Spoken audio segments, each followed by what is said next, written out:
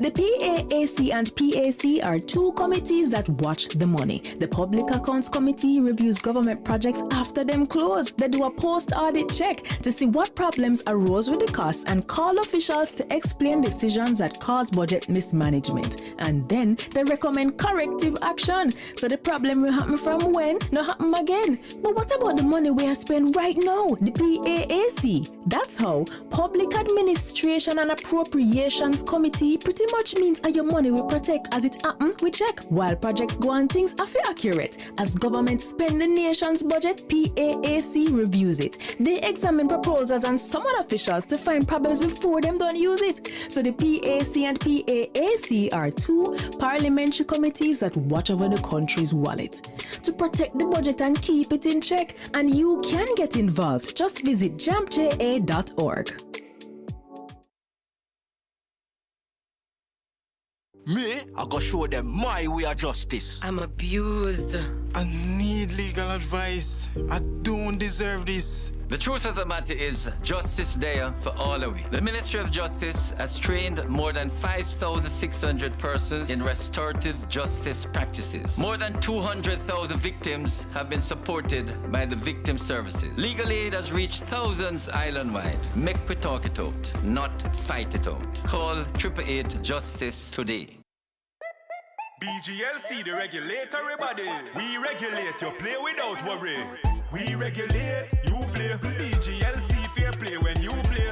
For the fun of the game, you know when they are. BGLC, keep it fair for the player. You play the game and we are the rules that keep everything fair so the game play better. The Betting, Gaming and Lotteries Commission. We ensure fairness, integrity and responsible gaming practices. Keep the game fair and fun for everyone. We regulate, you play. Come July, your NHT home improvement loan will increase to $3.5 million for qualifying applicants. Your government is caring for you. Cook it up and make we steam it. Fresh so me need it, tilapia a real fish. Cook it up and make we roast it. Farm fresh so me need it, tilapia a real fish. Grow smart at the best part. Food for thought so me have to eat smart. Easy catch, fully net. A tilapia so you don't know what's next. Cook it up and make we fry it. Fresh so me need it, tilapia a real fish. Bring home the best in freshwater fish. High content of vitamin B3, protein and potassium. Tilapia, simple, healthy, delicious. Most major illnesses that affect Jamaicans are caused by unhealthy lifestyles. Over 50% of Jamaicans are overweight. 1 in 3 Jamaicans has high blood pressure. 1 in 8 Jamaicans has diabetes. 17% of Jamaicans have high cholesterol. A healthy lifestyle can reduce the risk of most of these diseases. Things like regular exercise and adequate rest can play an important role in maintaining good health. The other major consideration is eating healthy. The question is, how do you walk into a restaurant or fast food outlet and identify the healthier menu items? Better For You is an initiative to help Jamaicans to eat healthier. Restaurants and fast food outlets can voluntarily participate by identifying the items on their menu that meet the food-based dietary guidelines for Jamaica. These menu items would be easily identified with the Better For You logo, so customers can quickly identify healthier meal options by looking at the menu or menu board. Once they see the Better For You logo, they can confidently order that menu item, knowing that it's a healthier choice. Better For You will help Jamaicans to make better choices and prompt restaurants to add better options to their menu. Better For You is better for everyone. Good health begins with better choices. Remember that big project the government announced them was going to from when? You ever catch yourself and wonder what happened to it? Stop wonder like an outsider and start move like the country belong to you. You have a right to publicly owned information, and the Access to Information Act gives you that power. I know you have enough questions about how government are run or not run, so let me show you how it works. Say mosquito spraying going on in the community, your children asthmatic and you want to know what chemicals are in it. Or what about that Auditor General report on a public official getting twice his salary with no proper approval? Is your taxes and you want to know if they paid it back? First, do some basic searching to see what is already on government websites. If you don't see what you're looking for, make a formal ATI request by completing the application form on the ATI site or sending a letter or email. And remember, you don't have to say why you need it. It is your right to know. Make sure you send your request to the right agency, and once they confirm receipt, they get 30 calendar days to provide the information, a maximum of 60 if extra time is needed. Yes, I know you want access to everything, but sensitive documents are protected from the public for up to 20 years. For example, documents that would expose a citizen's personal privacy, or those dealing with cabinet discussions, the Governor General's office, or information on the investigative activities of the security forces. Any public officer who tries to destroy or hide any official document can be sanctioned. And if you're having difficulties, the ATI unit will help. So, what if the chemicals in the mosquito spray are toxic? What if the agency did not even try to get back the money they paid out? Call or email your MP. Share the concern, because as your elected representative, they can represent your questions to the government ministers in the House. Remember, it is the job of parliamentarians to monitor and hold the government to account on your behalf. Is not every country gives citizens this kind of power, you know? And at 20 years we have this law, and we barely use it. So access information and mind your business, Jamaica. Visit JamaicaEye.org today to see what information we access to make it easier for you to hold the government to account. Let's do our job to make Jamaica land we love, Jamaica land we own, and Jamaica land we run well. A message from the Jamaica Accountability Meter Portal, funded by the European Union in partnership with the Private Sector Organization of Jamaica. Na, na, na, na, na, na. We want a peace for Jamaica. Yeah, yeah. We have to be our brother's keeper. Yeah, yeah. Jamaica live good, yeah. I make we enjoy life. What we feel safe at night. Jamaica live good. I better you and I. No say we future bright. Jamaica live good. Come together as one. I make the violence the world. Me, I go show them my way of justice. I'm abused.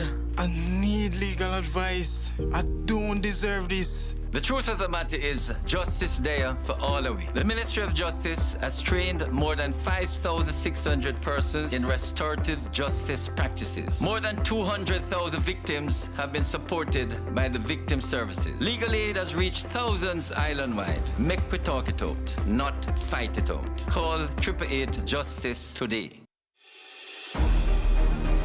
Join the conversation focusing on Jamaica's development. Tune in to the post-cabinet press briefings, Wednesdays live at 9 a.m. with a rebroadcast at 9 p.m. right here on PBCJ, the People's Station.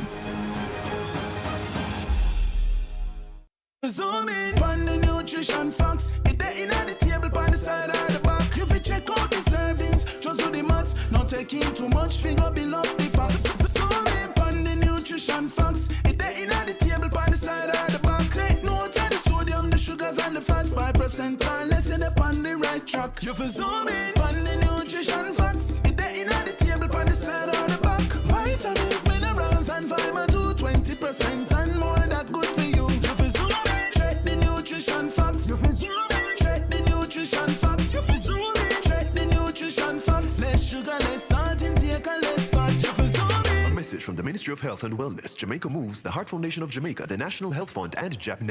Diabetes is high glucose level in the bloodstream.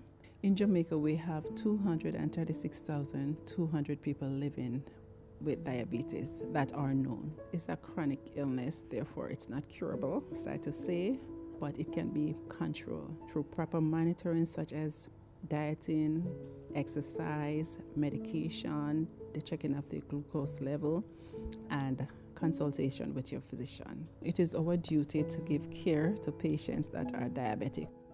Whether you're a member or non-member, you can see our consultations. We have a wide range of services that we offer to patients, such as diet plan, our diabetes education, also to teach patients about diabetes, how to monitor themselves and to manage diabetes, to check their blood glucose level and how to treat themselves. At the DHA, we have our Life for a Child program that's for patients 0 to 25. What we offer to them is free insulin, free Lancet, free blood sugar machine, also education and support group for them. You can call us at 927-6774 and you can speak with Nurse Nicorine Knight. She's a clinic coordinator and she will educate you and walk you through the step of what is to be done.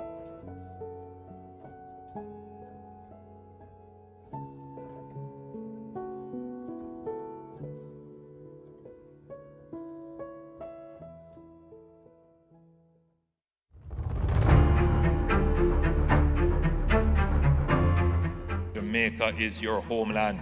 You are not homeless or stateless. What we are trying to build here is a place where every Jamaican can feel proud and comfortable to come back home. That's what we want to build here, your homeland. And if you're finding it difficult where you are, come back here. Ackee and saltfish was always good. It's on the tree, you can get it.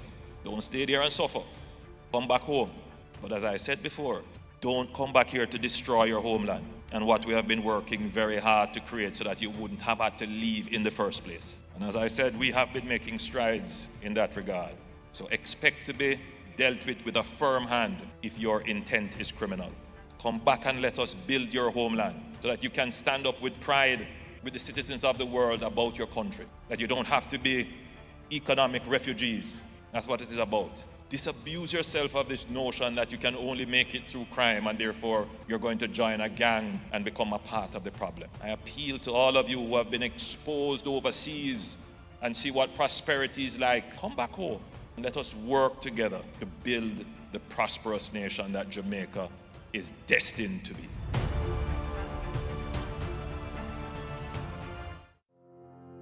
What if I told you that you own thousands of acres of land, more than 100 companies with over 100,000 employees and billions in the bank? Well, I have news for you. You do. Jamaica belongs to you, and you need expert protection to safeguard those assets for your future, your children, and your children's children. And you already have it.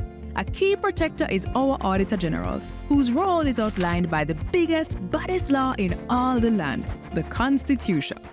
The Auditor General's main job is to examine the financial reports of all public entities to ensure that they are accurate and that public funds are used appropriately and effectively to deliver public goods and services without waste, theft, and mismanagement. Here's how it's done. A team of highly trained auditors reviews and verifies that the right amount of money is spent on only what's approved in the national budget and in accordance with the laws and policies that protect public resources. Now, the right amount of money can be spent on the right things and Jamaicans still no benefit. So the Auditor General assesses the outcome for programs and projects as well. Audit reports will also contain recommendations to improve the operations of the audited entity, and the findings are submitted to the Parliament's Public Accounts Committee, the PAC. Every year, an annual report is submitted by December 31. Both government and opposition MPs serve on the PAC, and they summon public entity managers to answer questions so that they and the public, the real owners, yes, you, can understand what went wrong and how to prevent a recurrence. What are some things that can and do go wrong? Cost and time overruns, missing financial reports, unreported losses, unauthorized spending, unsupported payments, unlawful contracting, undisclosed conflict of interest, and more. Though the AG identifies the abuse of laws and policies, the law does not empower that office to penalize or sanction, but it does empower the Financial Secretary in the Ministry of Finance. It is also the duty of other anti-corruption and law enforcement bodies to grab the baton and investigate to ensure penalties are applied when appropriate. But the AG alone can't watch all. So when things don't look straight, the Minister of Finance, members of Parliament, Cabinet, public servants, and importantly, you must blow the whistle and the AG will look deeper. So this is where you come in, with 4 things you can do to strengthen those who are fighting to protect our future. Tune into PBCJ on Tuesdays for the PAC and mind your business, Jamaica. It's our belongings, but we have to move like we understand that. And next time you hear a news report about the AG, you just left it up to the media. Visit the AG's website at www.auditorgeneral.gov.jm and check out the findings yourself. Then, keep track of how government has fixed the issue or not at www.jampja.org's accountometer. And if you're not happy with what you see, it's your job to contact your employees. It's easy when you visit the MP tracker on jampja.org. This is how we can do our part to make Jamaica land we own, Jamaica land we love, and Jamaica land we run well. A message from the Jamaica Accountability Meter portal, funded by the European Union and UK Aid. Dengue is ordinarily a mild disease. Persons may get a fever, headache, joint and muscle pains. The illness is often resolved through rest and adequate hydration along with paracetamol to treat the accompanying fever. However, on occasions the illness can progress to severe dengue, which can result in organ failure, bleeding and severe fluid depletion that can lead to shock and even death. Therefore, it is important for persons who are experiencing fever, vomiting, severe abdominal pain, bleeding under the skin, feeling very weak, or getting confused to seek immediate attention. Let us work together to protect ourselves against dengue. Today, we can report 2 consecutive years of reduction in major crimes and murders, with a significant reduction of almost 20% in murders for 2024. Between January 2022 and January 2025, we have reduced murders by 51%, and January 2025 had the lowest monthly murder count since September 2014. Our efforts have also resulted in the reduction of active gangs by 50%. We continue to increase firearm seizures, and in more communities, we are experiencing less violence. We will realize our vision of Jamaica as the place of choice to live, work, do business, raise families, and retire in peace and prosperity.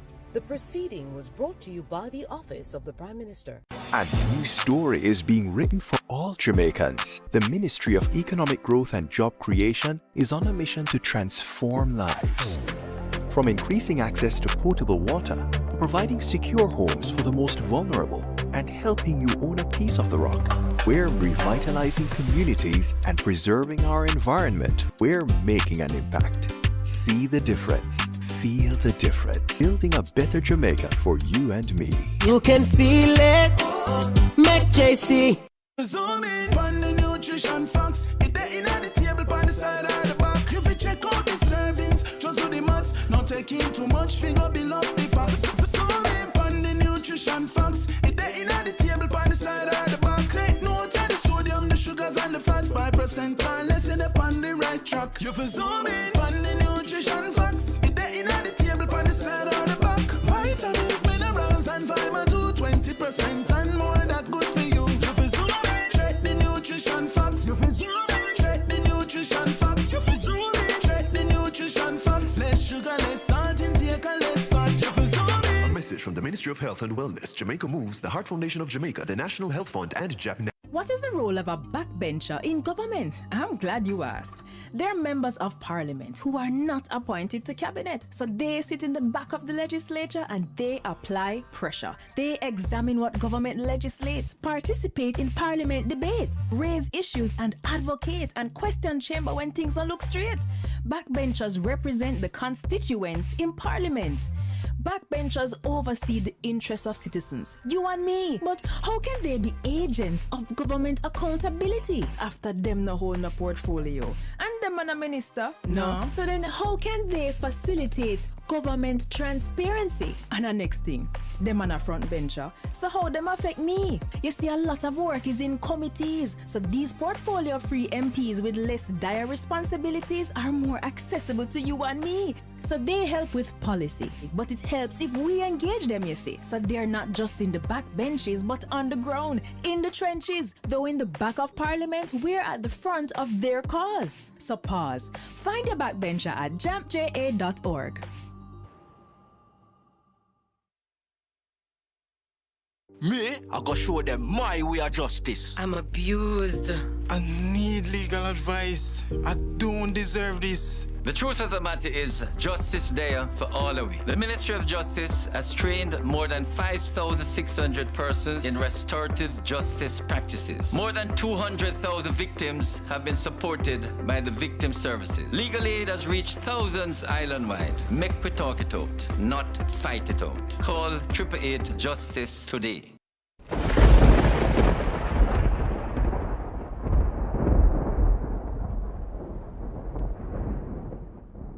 The hurricane season runs from June 1 through November 30.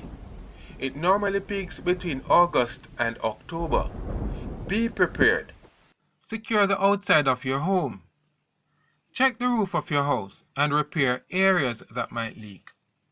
Also, make sure that zinc sheeting is properly fastened. Trim all large trees within 10 feet of your house. Remove patio furniture, potted plants, garbage bins and toys and place them inside the home. The wind can turn them into missiles. Cover windows with storm shutters. If you don't have storm shutters, use plyboard to cover windows and glass doors. Monitor your radio or television for weather updates and instructions. Be prepared. JamaicaEye can help you protect our citizens. JamaicaEye will play a part in increasing your public safety.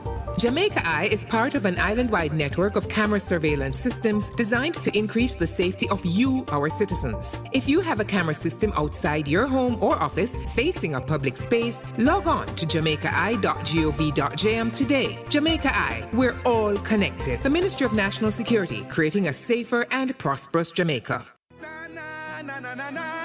We want a peace for Jamaica. Yeah. We have to be our brother's keeper. Yeah. Jamaica live good, yeah. I make we enjoy life. What we feel safe at night. Jamaica live good. I better you and I. No say we future bright. Jamaica live good. Come together as one. I make the violence the one. Most Jamaicans will tell you corruption in politics is deep-rooted, and I just saw it said, and nothing can do about that. But actually, there is, and another 152 countries are doing it. It's called asset declaration, and it works best where citizens themselves understand it and help to ensure the law is enforced. Corruption happens when public officials abuse their power to benefit themselves, family, or associates. Jamaica's Integrity Commission Act was designed to prevent corruption, and here are 5 things you should know. 1. Under this law, every year MPs and senators must report what they earn, own, and owe, and if they don't, they'll be sanctioned. 2. Their report must include the same kind of information for their wife or husband and children. 3. If they get a gift worth more than $100,000 from anyone who's not family, they must declare it. 4. A summary of the declarations of our Prime Minister and opposition leader must be published where the public can read it. 5. Parliamentarians can now be prosecuted by the Integrity Commission. They can be fined up to $2 million or serve up to 2 years in prison if they don't file their declaration or if they give false information, and $500,000 for not filing on time or ignoring requests for information. Unfortunately, our parliamentarians made changes that prevent the public from knowing when they've broken the law or when they're being investigated. We really need to change that. Visit jampja.org to find out more about the Act and to track if your MP is obeying this law. If they're not, JAMP's MP Tracker will help you write, tweet, or call your MP. Ask them, you submit your declaration yet? The Integrity Commission clear you? Let's help the Parliament stay honest. A message from the Jamaica Accountability Meter Portal, funded by the European Union and the Inter-American Development Bank in partnership with the Private Sector Organization of Jamaica. Do your part to prevent mosquito breeding. Mosquitoes will breed in any container that holds water. Tightly cover water storage containers such as drums, barrels, buckets and tanks. If this cannot be done, pour cooking oil on the water surface. Punch holes in all tins, plastics and beverage boxes to prevent the collection of water before disposal. Cover all tires or fill with dirt to prevent water collection. Scrub all vases once per week to remove mosquito eggs. Use mosquito repellents to protect yourself from mosquito bites.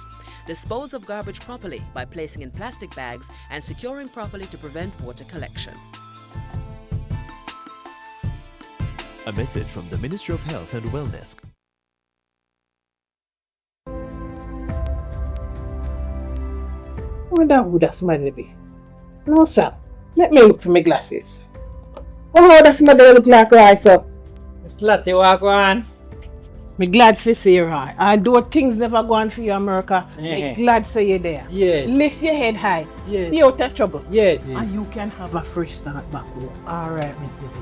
Thanks, you hear? Let's all work together for a fresh start back home. The following is brought to you by the Office of the Prime Minister.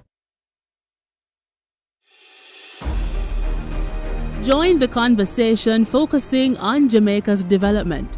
Tune in to the post-cabinet press briefings, Wednesdays live at 9 a.m. with a rebroadcast at 9 p.m. right here on PBCJ, the People's Station. The following is brought to you by the Office of the Prime Minister. To fight crime and violence in your country, your government has invested over $9.7 billion into national security systems. This includes the construction and renovation of dozens of police stations, the acquisition of critical security equipment such as patrol vessels and police vehicles, the recruitment and training of more police officers, and the build-out of the Jamaica Defense Force. Your government is investing in your safety. We are building Jamaica. The proceeding was brought to you by the Office of the Prime Minister. Jamaica has more than 28 species of birds, land snails, reptiles, amphibians, and hundreds of flowering plants that are only found in Jamaica. I am Marlon Samuels. Join me to learn more about Jamaica's native and endemic flora and fauna. Know your natives and endemics. Sundays at 11:15 a.m. exclusively on PBCJ, the People's Station.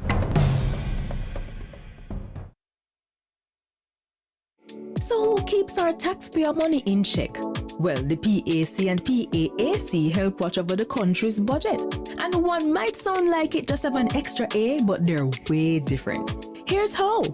The PAAC and PAC are two committees that watch the money. The Public Accounts Committee reviews government projects after them close. They do a post-audit check to see what problems arose with the costs and call officials to explain decisions that cause budget mismanagement. And then they recommend corrective action. So the problem will happen from when, not happen again. But what about the money we are spending right now? The PAAC. That's how Public Administration and Appropriations Committee pretty much means your money will protect as it happen, we check. While projects go on, things are accurate. As government spend the nation's budget, PAAC reviews it. They examine proposals and summon officials to find problems before them don't use it. So the PAC and PAAC are two parliamentary committees that watch over the country's wallet to protect the budget and keep it in check. And you can get involved. Just visit JamaicaEye.org.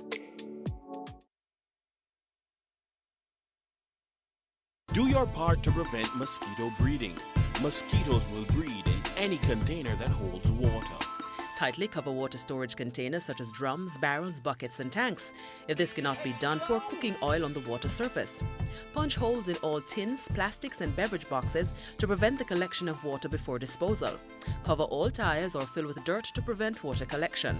Scrub all vases once per week to remove mosquito eggs. Use mosquito repellents to protect yourself from mosquito bites. Dispose of garbage properly by placing in plastic bags and securing properly to prevent water collection. A message from the Ministry of Health and Wellness. Today, we can report 2 consecutive years of reduction in major crimes and murders. with a significant reduction of almost 20% in murders for 2024. Between January 2022 and January 2025, we have reduced murders by 51%, and January 2025 had the lowest monthly murder count since September 2014. Our efforts have also resulted in the reduction of active gangs by 50%. We continue to increase firearm seizures, and in more communities, we are experiencing less violence.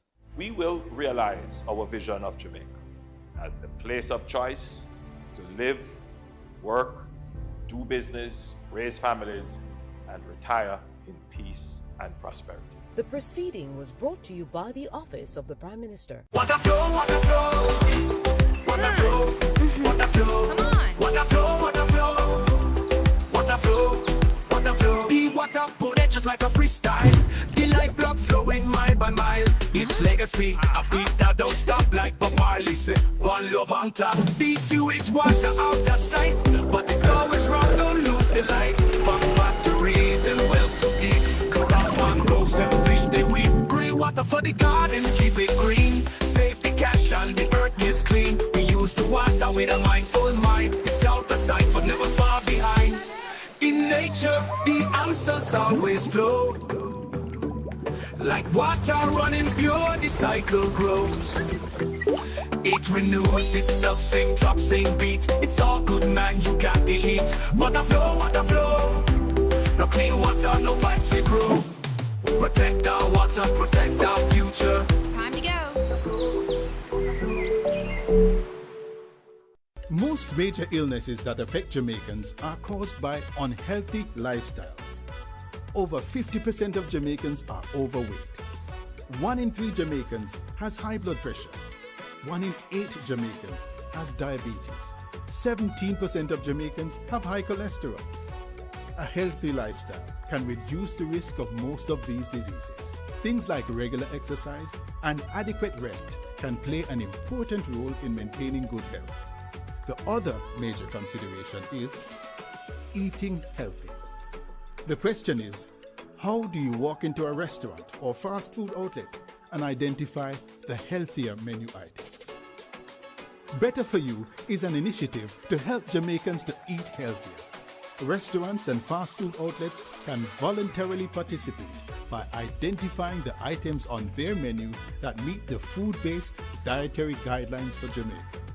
These menu items would be easily identified with the Better For You logo, so customers can quickly identify healthier meal options by looking at the menu or menu board.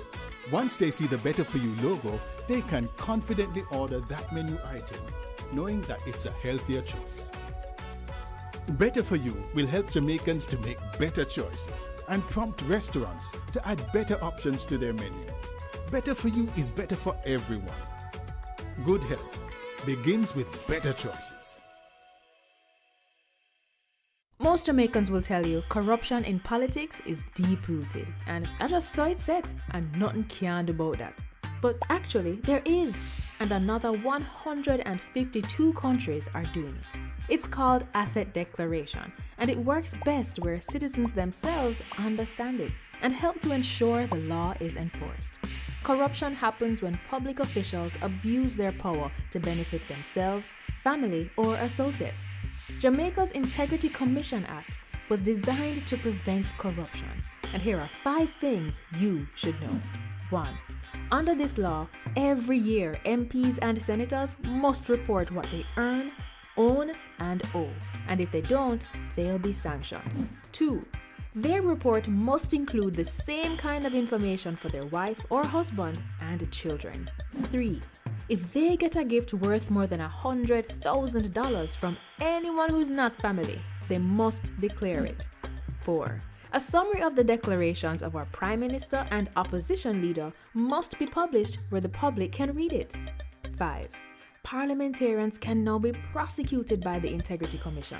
They can be fined up to $2 million or serve up to 2 years in prison if they don't file their declaration or if they give false information, and $500,000 for not filing on time or ignoring requests for information.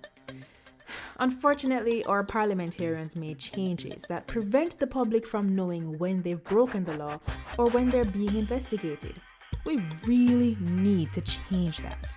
Visit jampja.org to find out more about the Act and to track if your MP is obeying this law. If they're not, JAMP's MP Tracker will help you write, tweet, or call your MP. Ask them, you submit your declaration yet? The Integrity Commission clear you? Let's help the Parliament stay honest. A message from the Jamaica Accountability Meter Portal, funded by the European Union and the Inter-American Development Bank in partnership with the Private Sector Organization of Jamaica. Cook it up and make we steam it. Fresh so me need it. Tilapia a real fish. Cook it up and make we roast it. Farm fresh so me need it. Tilapia a real fish. Grow smart at the best part. Food for thought so me have to eat smart. Easy catch, fully net. A tilapia so you don't know what's next. Cook it up and make we fry it. Fresh so me need it. Tilapia a real fish. Bring home the best in freshwater fish. High content of vitamin B3, protein and potassium. Tilapia, simple, healthy, delicious. Na na na na na. We want a piece for Jamaica. Yeah, yeah. We have to be our brother's keeper. Yeah, yeah. Jamaica live good, yeah. I make we enjoy life. Want we feel safe at night. Jamaica live good. I better you and I. No say we future bright. Jamaica live good. Come together as one. I make the violence the world. We want a piece for Jamaica. Yo, what are you? Oh man, none of that. Yo, no brother, no man, mash up that man. You see you ever play ref? Dirty game, yeah, but like a bad game. No, I said place you come from brother, I want to live good man. I want to live good brethren. No shake hand, I can play like a bad brethren. Really have to shake hand? Yeah man, and no badness brethren, just live good man. Come together as one. I make the violence done. Understanding. We thine own word. Regulate everybody. We regulate you. Play without worry.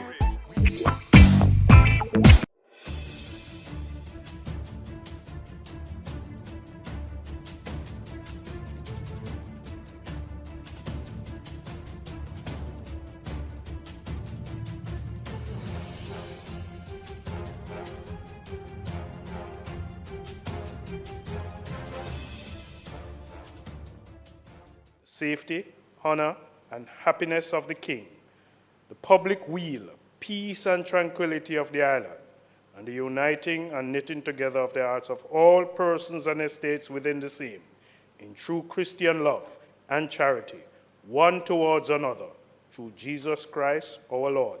Amen.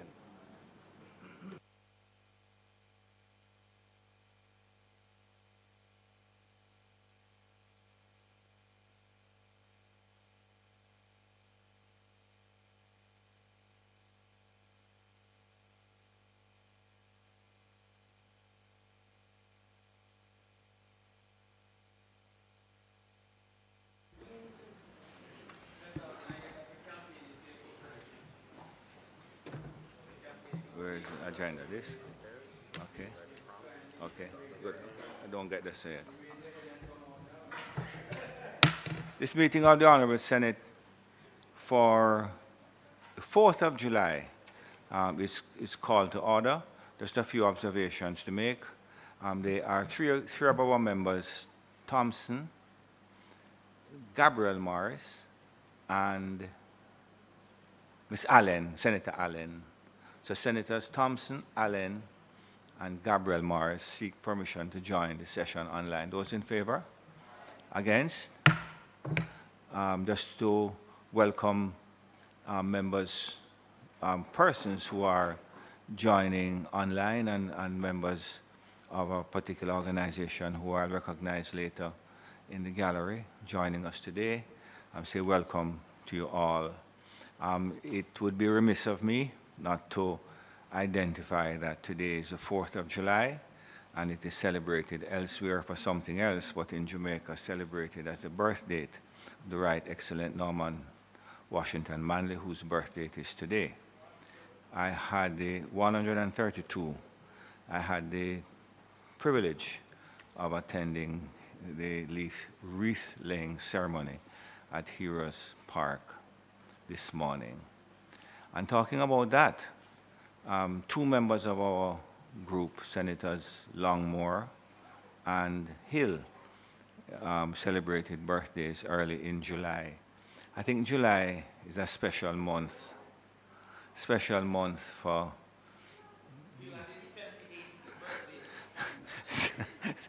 special month for persons in July. And just a bit of housekeeping. I wasn't here on the last occasion, but I observed the session online, and I have a copy of a Hansard here as it relates to Senator Brown, where Senator Brown said, the member is misleading the Senate.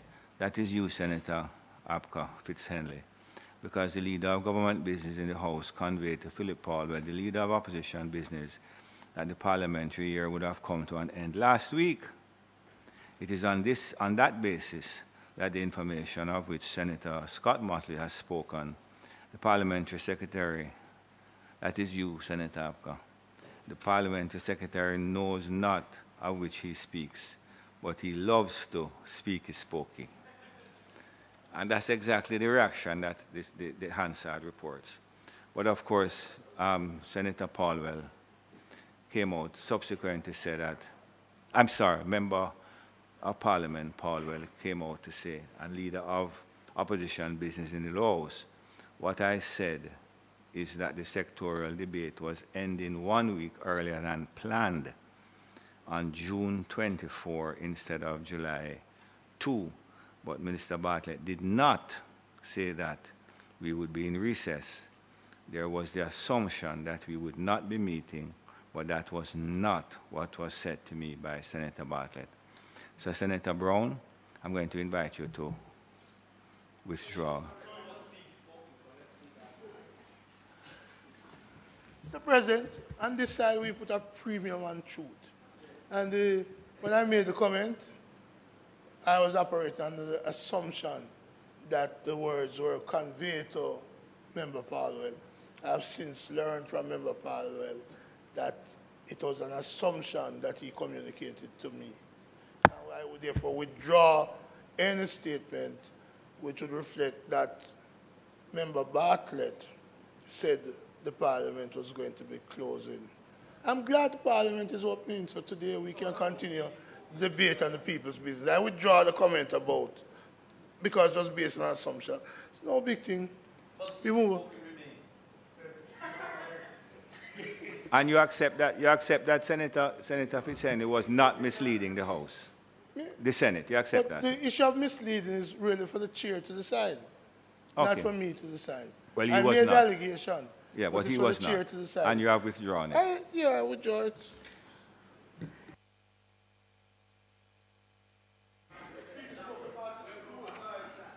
Senator Crawford, you know that word reaching us was that you would not have the time to be with us today, you know. But you need, if you just, you need to just.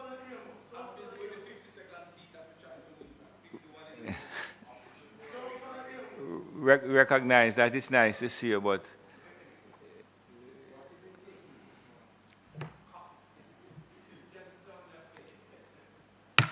statements by ministers, announcements. Laid on the table of the Senate are the following: annual report and audited financial statements of the Sports Development Foundation for the calendar year 2021. Planning Institute of Jamaica, Economic and Social Survey Jamaica 2024. First supplementary estimates for the year 2025-2026. And finally, the Education Amendment Regulations 2025, Schedule C under the Education Act. Thank you, Mr. President. Thank you, Madam Clerk. Bills brought from the Honorable House of Representatives. The following is a message from the Speaker of the House of Representatives.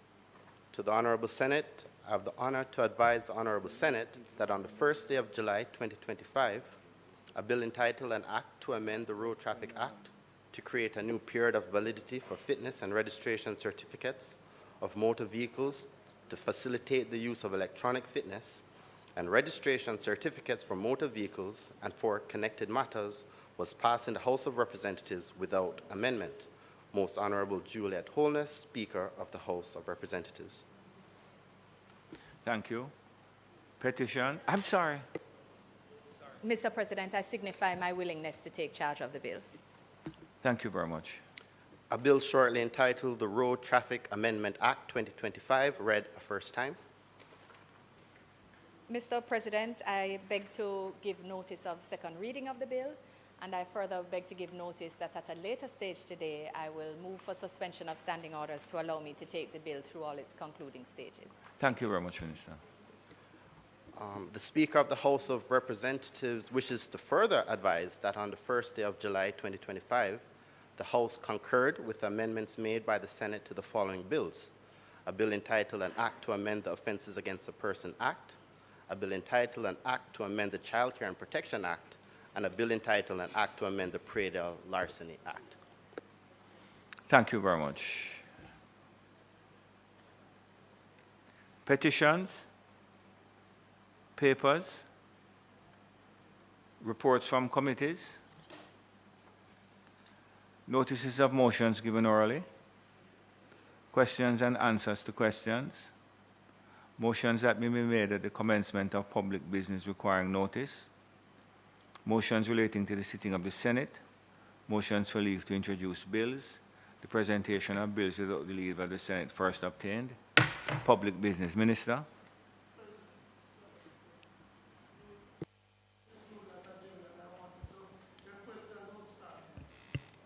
One minute. The question is that the issue, item 9, questions and answers to questions, be revisited. Those in favor? Aye. Against? Yes, Senator Brown. Mr. President, before he answers, before he asks the question, I can answer that. Regrettably, I don't have answers for you from the line ministries with the relevant information. So my regrets are all that I can table this morning. May I cannot speculate on the timing of those ministries. Thank you. That item having been recommitted back to public business. Minister. Thank you, Mr. President. Mr. President, today we have a full day, so I know members will be minded to ensure that we have an active and efficient use of time. We will start with the approval of the motions which were tabled last week for affirmation of the GCT Amendment Regulations 2025, the motion to affirm the Public Procurement Amendment Regulations 2025, and the motion to affirm the regulations under the large-scale project taxation relief application regulations, Mr. President. Thereafter, it is intended to take the motion, notice of which I gave earlier, which is the for us to suspend standing orders to take the amendments to the Road Traffic Act to deal with a more efficient process for certificates, license certificates and registration. Thereafter, so if we deal with those efficiently, that will then allow us to segue to the motion in respect of the report of the Special Select Committee to consider and report on private members' motion proposing the creation of legislation for the care and protection of older persons. Mr. Senator Aubin Hill will be piloting the regulations on the first 3 matters named. Thank you. Senator Hill. Minister Hill, I'm sorry.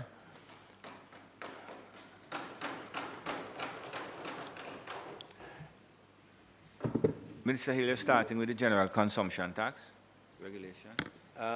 Yes, sir, that's the one I'm starting, Mr. President.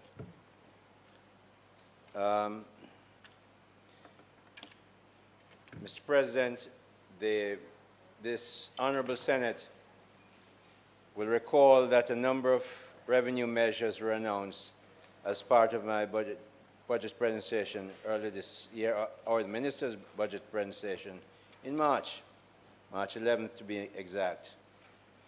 Revenue measures related to, among other things, amendment in the general consumption tax as outlined in Ministry Paper 09/2025 as follows. An increase in the GCT threshold and the reform of GCT treatment applied to the supply of electricity. These measures were implemented by the Provisional Collection of Tax, GCT, Order 2025, which was confirmed in the House on the 10th of June, 2025. Mr. President, all that we're really seeking is a form, the amendment of a form, the acceptance of a form that has to be followed. Given what I've just said, I'm quite willing to move on to ask for the affirmation of this matter because it's you could do that, but I would invite. Please. So you're finished with the introduction? That's it. Okay, Madam, may I ask you to sit one seat over, and I recognize you from a seat other than that which is your own.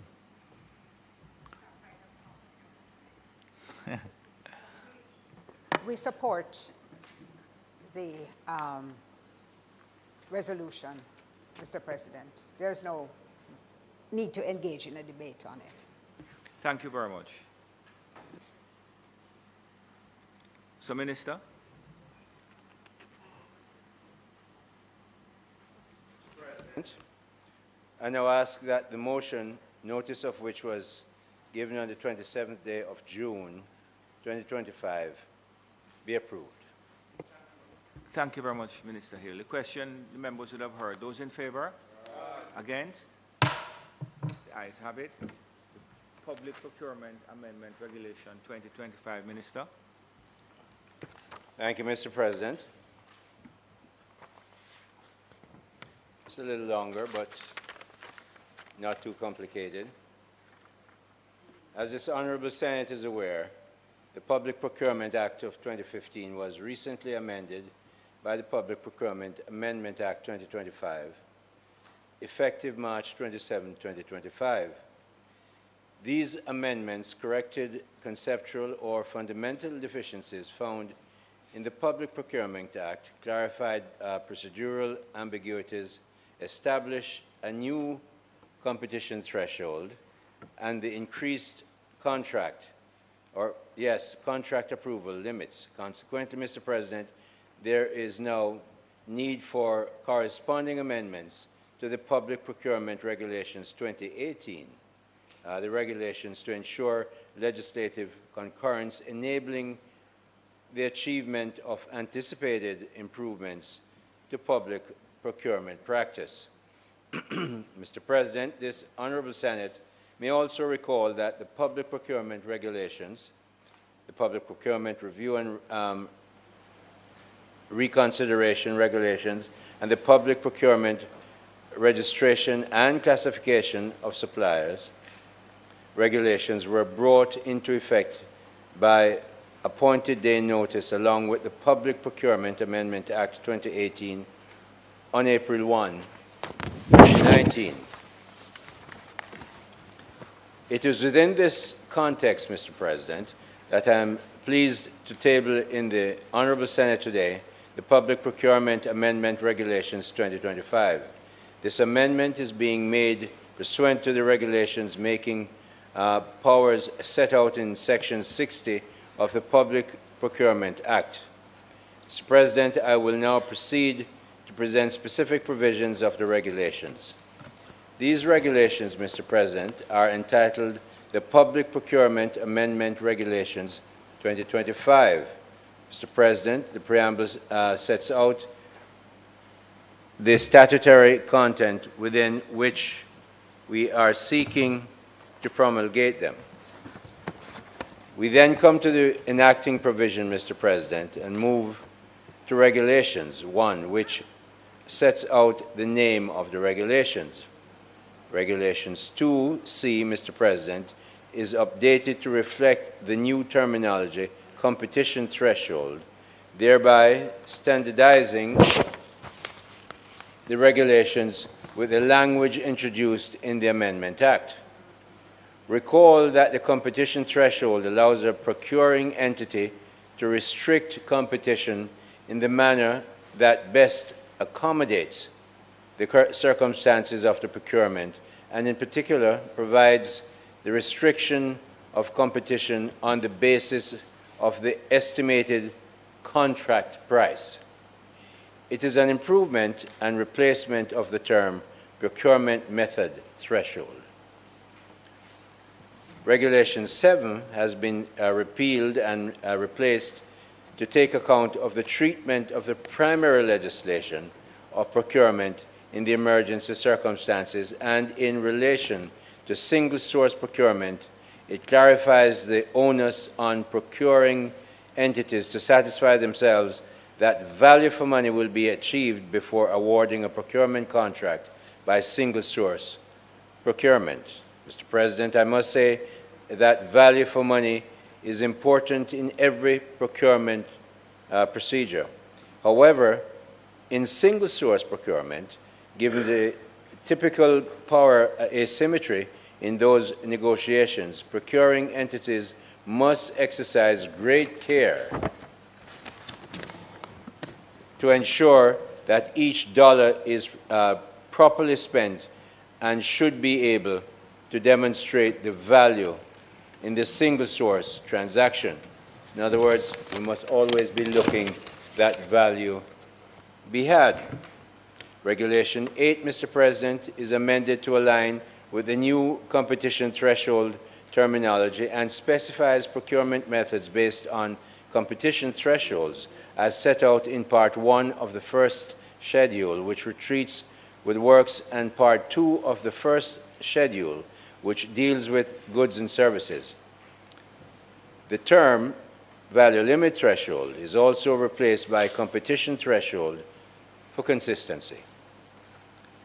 Mr. President, Regulation 17 is amended to clarify that for the purposes of assessing a bidder's eligibility, determination of its tax compliance is to be made on the date of the deadline for bid submission and not the date on which the supplier submits the bid.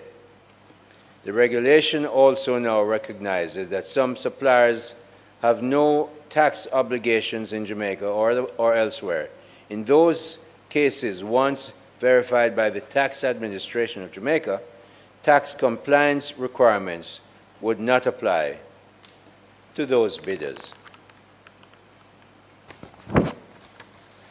Regulation 33, Mr. President, which treats with advance payment and security, is repealed and replaced with clearer provisions that outline the process for advance payment requests and the conditions under which they can be made. In summary, contractors may request advance payment from procuring entities in respect of the procurement contract or contracts awarded. The advance payment security must match the amounts requested by the contractor, and it cannot exceed 50% of the contract value unless approved according to the tiered thresholds, Tier 1, Tier 2, and Tier 3, which have been individually increased in their value and set out in the second schedule of these amendment regulations. Additionally, Mr. President, Regulation 33 now reflects that where the contractor defaults in the completion of the procurement contract, the procuring entity reserves the right to forfeit the advance security payment in accordance with the terms of the advance payment security.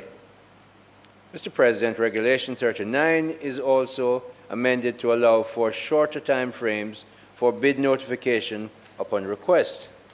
In writing, it must be, to the Public Procurement Commission.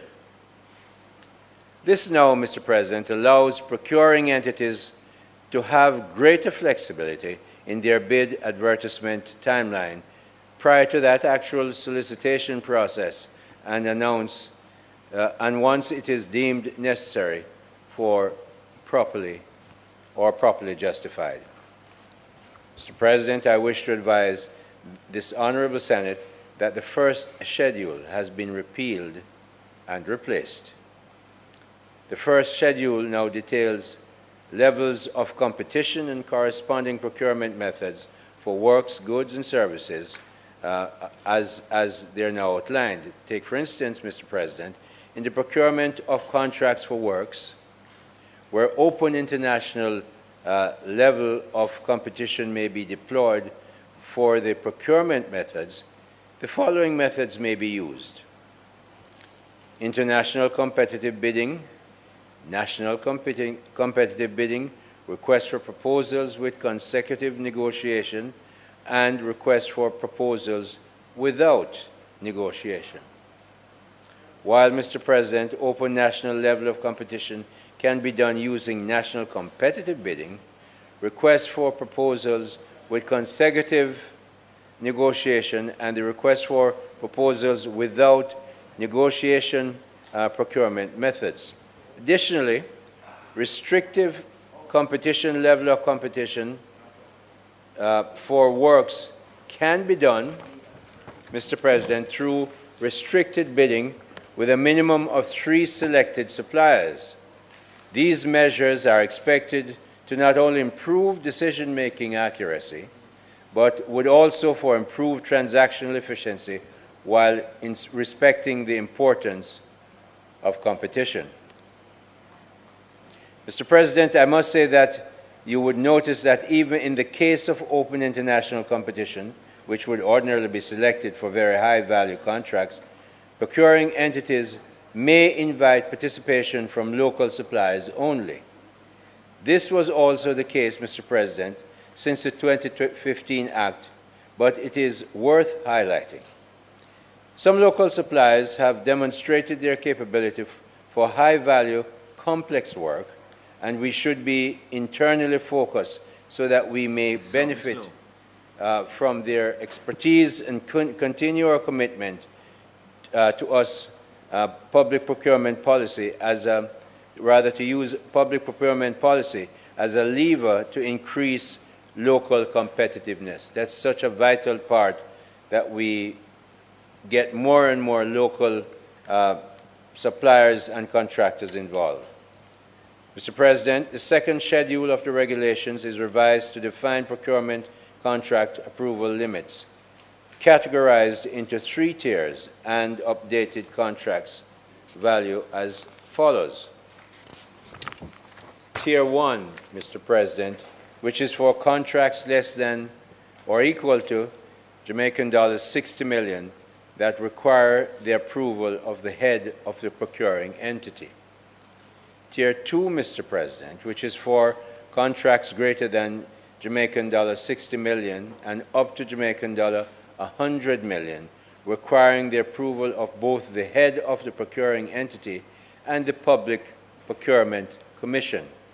And Tier 3, Mr. President, which is for contracts worth over Jamaican dollar 100 million, requiring the approval of both the head of the procurement entity, the Public Procurement Commission, and the Cabinet. So, Mr. President, the Public Procurement Amendment Regulations are a proactive response to the evolving demands of public procurement in Jamaica. So many times we've heard them say the limits were too low over and over for the years, and now these are being changed and the regulations are being adjusted to accommodate the changes. They align the country's procurement practices with international standards, improve confidence among stakeholders, and support Jamaica's broader goals of sustainable development, institutional integrity, and fiscal prudence. As public procurement remains a cornerstone of national development, Mr. President, these reforms ensure the system is more robust, equitable, and capable of withstanding scrutiny, particularly in high-stakes or emergency situations. Mr. President, I therefore ask this Honorable Senate to affirm these regulations. Thank you very much, Minister. Senator Brown. Senator Sinclair. Thank you, Mr. President.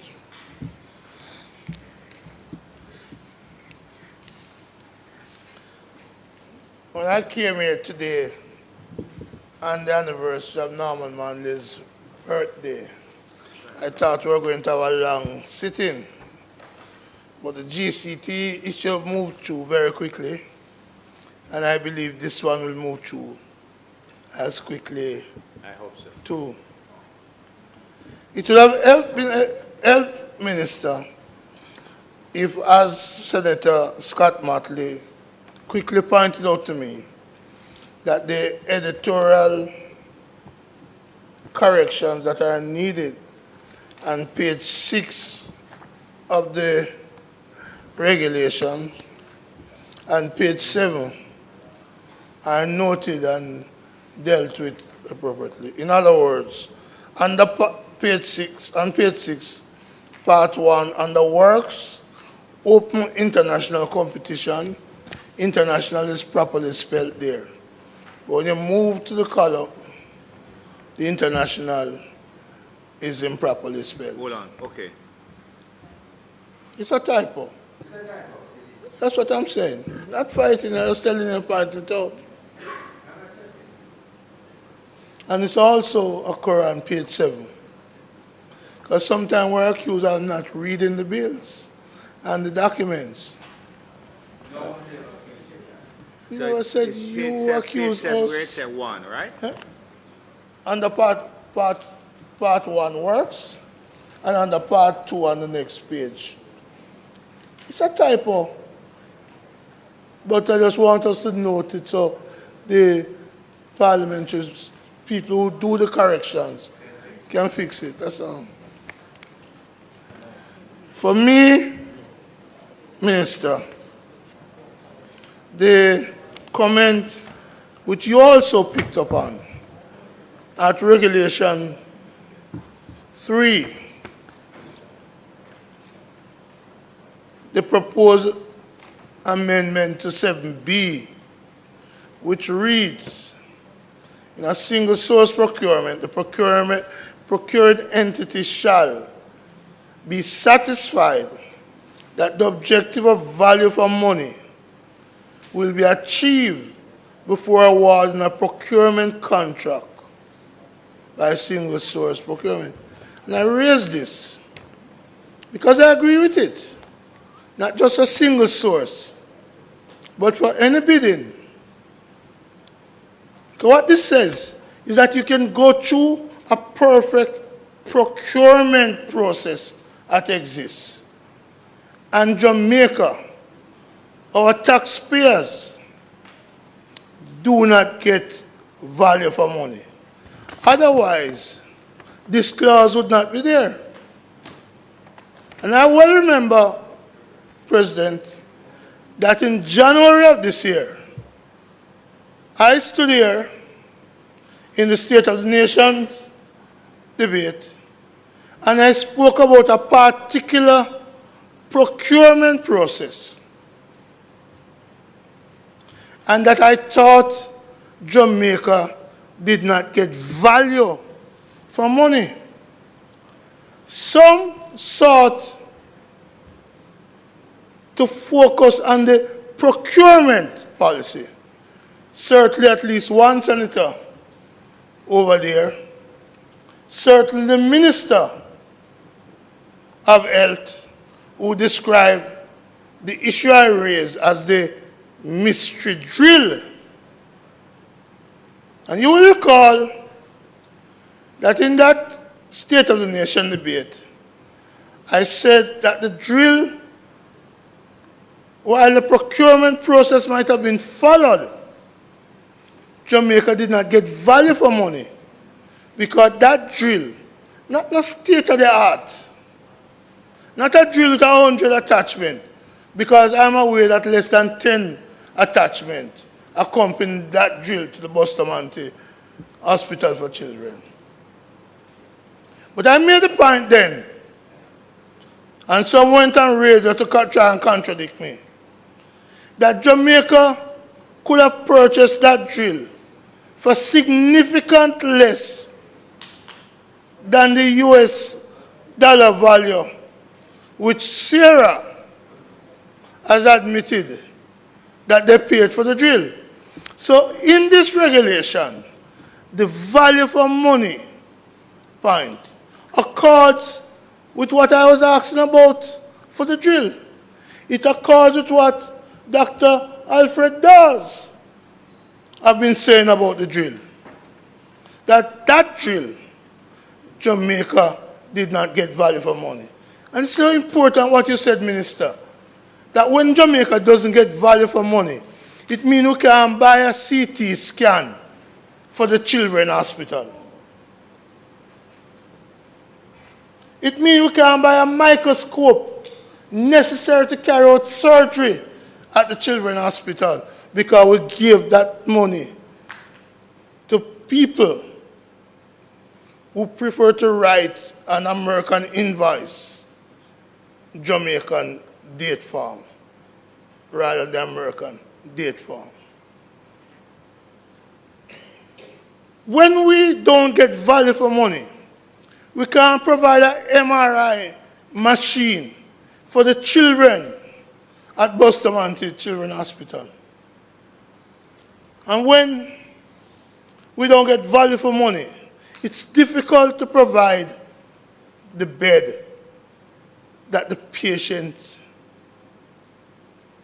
need, whether that's Sablamar, KPH, Port Antonio, St. Anne's Bay. It means when we don't get value for money, the medication that poor people need from the hospitals, they can't get it. Put another way, when we don't get value for money, it leads us to say we need to kick down corruption door, stepping out of darkness into the light and to kick down corruption door. When we don't get value for money, it means that we have to build back and build back better than before. So I am pleased to see that the government has taken the point I was making about the importance of value for money. Because some are up to say it doesn't matter the cost. It matters to me and the poor people who I associate with and who are deprived of benefits, that we do not corruptly exploit the procurement system and deny people. So value for money is important. And on that we will support the resolution because it begins to move in the direction of recognizing that the whole procurement system did not always guarantee us value for money. And we must, like you said, Minister, put a premium on value for money because they're not only in the pre-national place we have 2-foot posts, but in government contracts we also have 2-foot posts.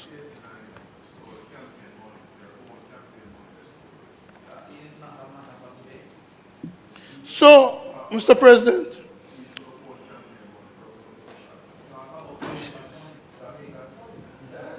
let me finish now. Fly, let me finish. Because I don't think what I'm hearing coming from there is dead baby crying. That's what I hear coming from over there. Mr. President, another part of this regulation. Yeah. I'm like the Prime Minister when he was in opposition now. He had the ability to hear the spirit of dead baby crying. I have now gotten that, and I hope it will lead me to victory too. Mr. President. So you say you plan to ride the dead baby? No, I'm not riding dead baby. I am outlining, I'm highlighting the hypocrisy. But Mr. President, I want to deal with this. No, but you're not dealing with that. You're Miranda. I deal with this. You're Miranda all over the place, you know. No. I am, President. So we have some visitors up I here. come into this. You and the visitors are participating in the hearing. I want to come to the next item on this. Just stick to the script, man. Well, you expect Marlon not to interrupt me then, no? No, but Marlon is not speaking on the mic, you know, so I don't hear him. I know, that's why you don't know. Unfortunately, I'm hearing the dead baby crying. You stay there. Unfortunately, I'm hearing the dead baby crying. Yeah. Item 5. Item 5.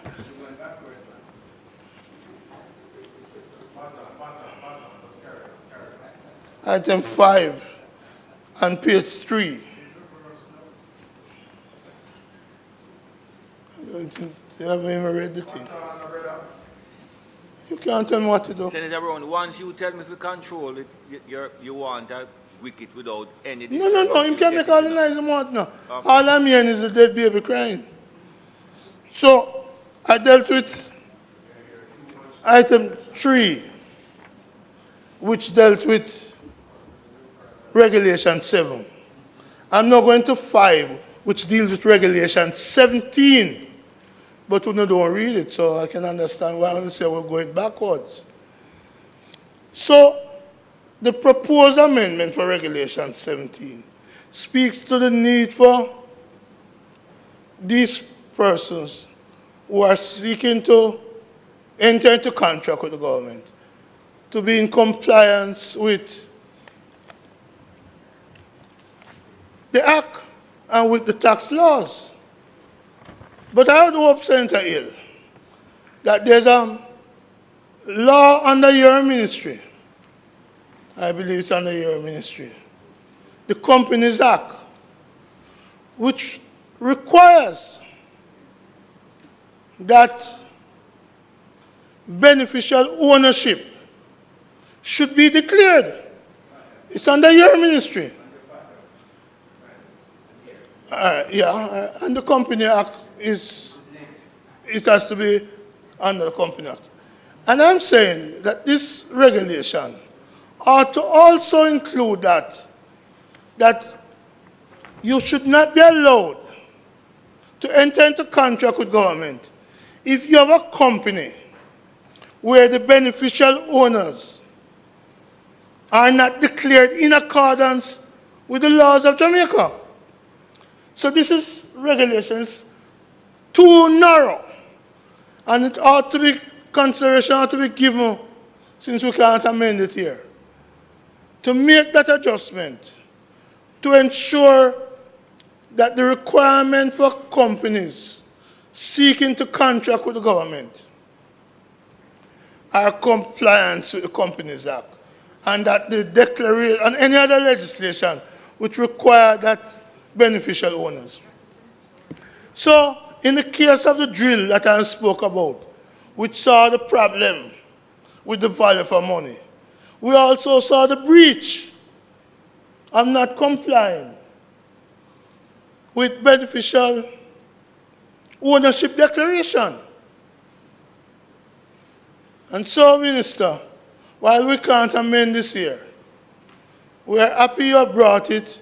We are concur with the issues raised, but we are confident that with just a few more weeks at most to go, that we will make the change in these regulations when we become the next government to ensure that there's compliance with the Companies Act, and that those, whether members of Parliament, members of Senate, or high society, who fail to comply with the acts of Parliament will not be allowed to get lucrative or any government contract.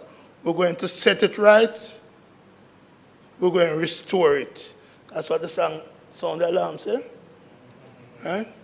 So we will set this right. But we're giving you notice, if in a few weeks you have leave, you choose to fix that because it needs fixing. so that taxpayers are not shortchanged by those who want to play wise and those who employ lawyers who are well connected to hide the fact that they are the ones getting the contracts from taxpayers. And so, with that, Mr. President, confident that I am not going backwards because we are marching on to victory. May it please you, Mr. President. Thank you, Senator Brown. I want to put on the record that I'm going to miss you. I'm going to miss you. God knows. From the bottom of my heart. Let's see. 1 minute, Senator Morris. Senator Morgan.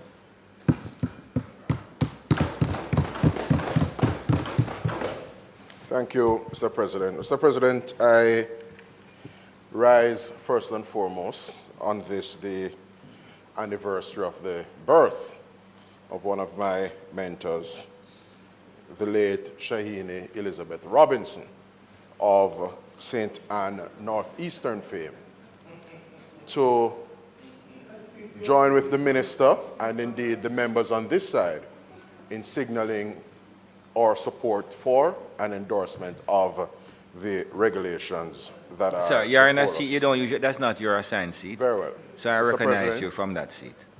Thank you for recognizing me to speak and venture these brief remarks in this intervention from a seat other than my own. Mr. President, public procurement bears that we have had is quite frankly the snail's pace with which a number of projects in the country move on account of what is loosely described as bureaucratic red tape and procurement challenges. So I welcome the regulations before us because they are moving us, advancing us, Mr. President, in that regard. Public procurement, Mr. President, turns indeed on value for money. For the foremost reason and the principal reason that ministries, departments, and agencies of government are not stewards of personal funds. They are indeed presiding over public funds. And it is for that reason, Mr. President, why through our Procurement Act and the attendant and accompanying regulations, what we have is an entire ecosystem and framework governing the stewardship and expending of public funds to ensure that we have appropriate checks and balances and appropriate layers of protection. And so I take considerable umbrage, Mr. President, to the suggestion from the senator opposite just now on the question of value for money in relation to what was characterized by him as a drill.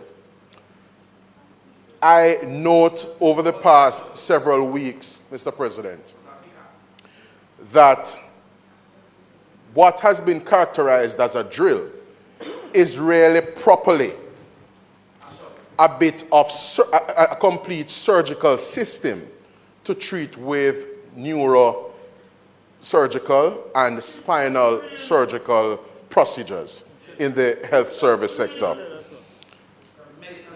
Mr. President, the system comprises a console, it comprises a drill, and it comprises scores, quite frankly, of attachments. At least with this procurement, the referenced procurement opportunity.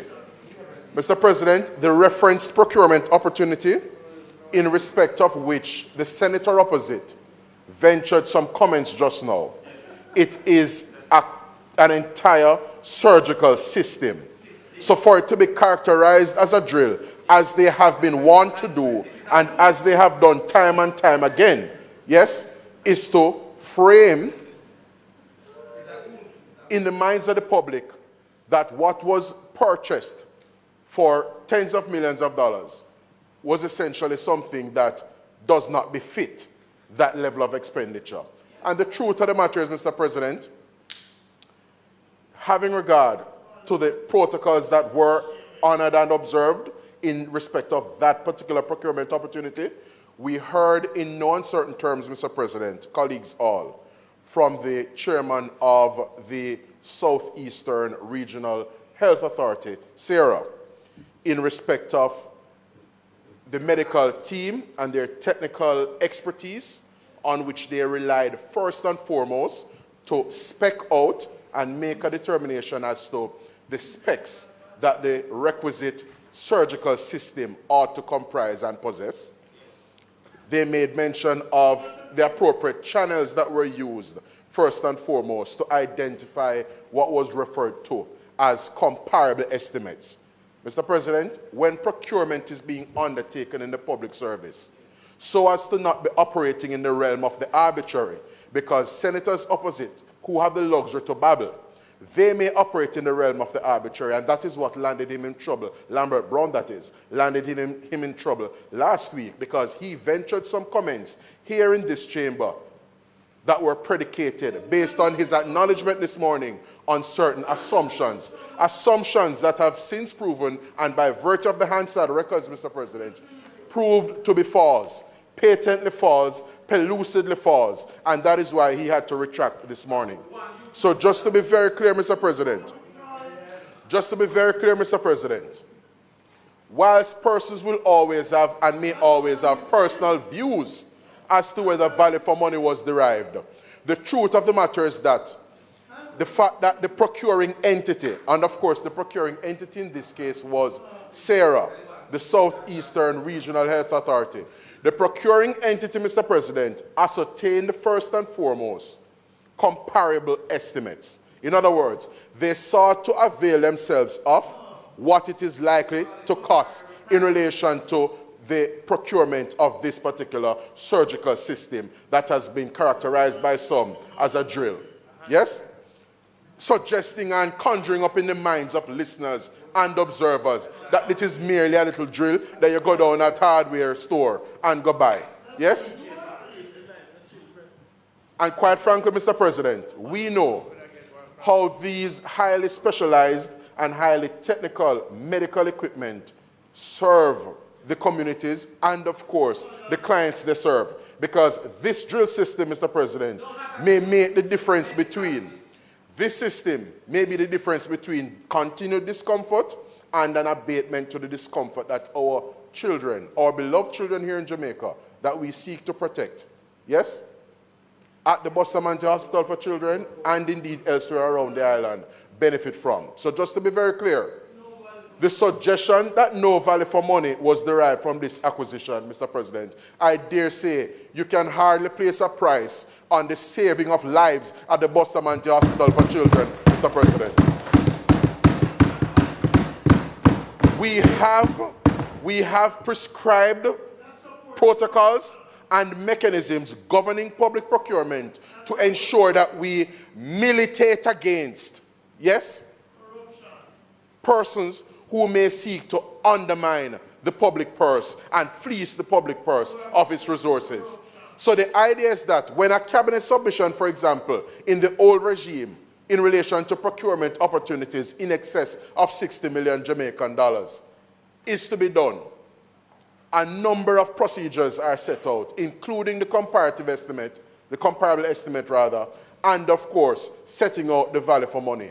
And whereas the senator opposite may have a divergence of views on this matter, the truth of the matter is that the Jamaican people are better off this morning for having situated at the Bustamante Hospital for Children this morning that bit of neurosurgical equipment, yes, that is actively engaged and at the disposal of doctors and surgeons in the discharge and conduct of surgeries to make our children better and healthier, Mr. President. May it please you.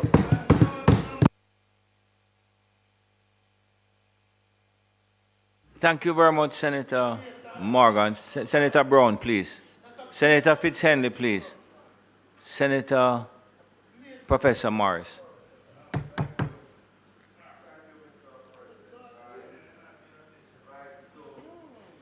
Participate in the debate on this resolution. And in doing so... Sorry, Senator Morris, take off the other one. Okay, go ahead now, Senator Morris, I recognize. Thank you very much, Mr. President. You need the No. And in doing so, Mr. President, you know, I just want to say two things in regards to the prefacing comments made by my colleague who just completed his presentation. And, you know, not because a piece of equipment is secured and is in fact contributing to the saving of lives of individuals means that the process of acquiring that equipment should not be contested or spoken about. Because if it is that individuals identify a corrupt mechanism to acquire that piece of equipment, it means that we have a right to speak about it. Have a right to speak about it. And then I want to say, Mr. President, you know, I hear people talk about individuals babbling. Senator Morris, you know, Senator Brown raised the issue of the drill, what he referred to as a drill. Senator Brown, come on, man. So consequently, having introduced that, Senator Morgan responded. About that system. And concerning a system.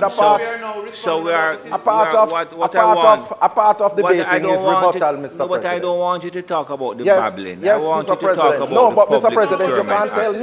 me. You can't tell me what to speak about. And the system. Respectfully, you know, you can't tell me when the opposite number spoke extensively about something that is unrelated to the bill. But, Mr. President, you know, I'm saying, when individuals talk about babbling, it makes no sense that every week you come to the Senate and you read speeches, which goes against the cut and thrust of the standing orders. And then at the end of the day, you are not even recognized in your presentation publicly in the media landscape. So that is it in terms of babbling. But Mr. President, I want to say in terms of the substantial procurement regulation, Mr. President, on two separate occasions when we debated the substantial legislation relating to procurement, I've made an appeal for considerations to be made for special provisions for persons with disabilities, because it is one way in which we can integrate the members of this marginalized community in the economic activities of our country. And I remember the last time when we were debating the amendments to the Procurement Act, an express commitment was made from the minister piloting the bill that this would be taken into consideration into the whole procurement architecture of the country. And we come today with a regulation that has no consideration of that commitment that the minister and the government made then. And it leads me to wonder if it is that the government only think that the only thing they can do for persons with disabilities is to include persons with disabilities in welfare programs. Welfare programs like the Solidarity program that they have mentioned persons with disabilities. And persons with disabilities want much more than that. Not to be just considered for welfare program, because we have long passed that welfarist approach to the disability agenda. And in 2018, I remember moving an amendment to a legislation in this parliament to the HART NTA legislation. And the entire government bench, the only person who never voted against it was the president, because the president was in the chair and wasn't a constitutional motion. But everybody, including my friend Cavan Gale, who is well schooled by his mother towards persons with disabilities, everybody over there voted. And that was a progressive amendment that was put forward to make sure that it was mandatory for HART to put in place the systems to accommodate persons with disabilities. And we come now again in this parliament with this regulation after the minister committing that they are going to include persons with disabilities in the procurement architecture, and not one sign of any inclusion there. And we talk about in this chamber, you know, who are honorable in terms of their words and their commitment.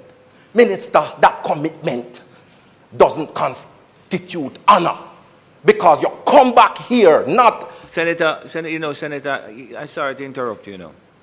The commitment was to consider, or the commitment was to include? What is it? The commitment was to include in the future, because he commended the suggestion. As a matter of fact, my friend, Senator Audrey Marks, said that she would ensure that this be included. And you know, I have a great deal of regard for her. But the minister is here now. No, you can't talk about big friend when me and Audrey Marks is concerned, you know. You know Audrey Marks yesterday. You know Audrey Marks yesterday, so you can't talk to me about begging friend. Mr. President, Mr. President, I am very disappointed. I am very disappointed. And, you know, Minister, me personally, I'm going to reserve my commitment to this, supporting this regulation on behalf of the disabled community. I may not talk for the whole opposition benches here now, but I am reserving my commitment because I'm tired of the lame promises and commitment to the disabled community. May it please you, Mr. President. Thank you very much, Senator Professor Morris. Minister, I wouldn't even I'm sorry. dignify you with a response because Sapphire soon come to take care of you. Minister, Senator Sinclair, 1 minute. Senator Hill, just give me a minute. Just have a seat for me, please. I just asked Ellie here to come into the chamber, so I just...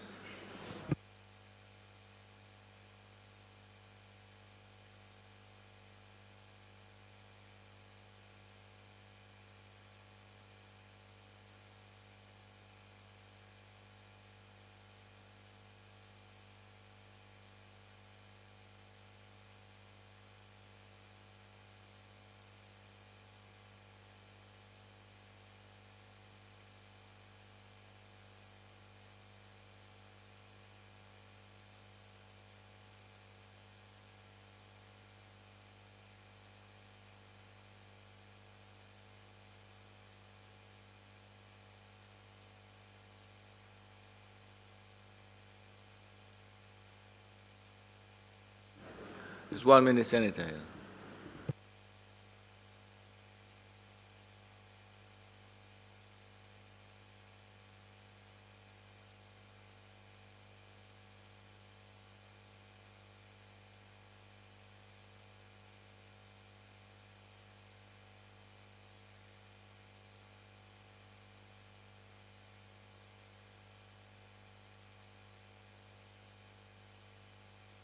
Thank you very much. I will acknowledge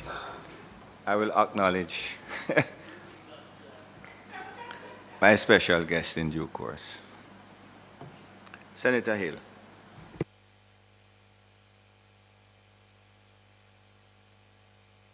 Senator Hill. Thank you, Mr. President. Mr. President, I listened with interest the comment from the venerable senator from across the way about value for money.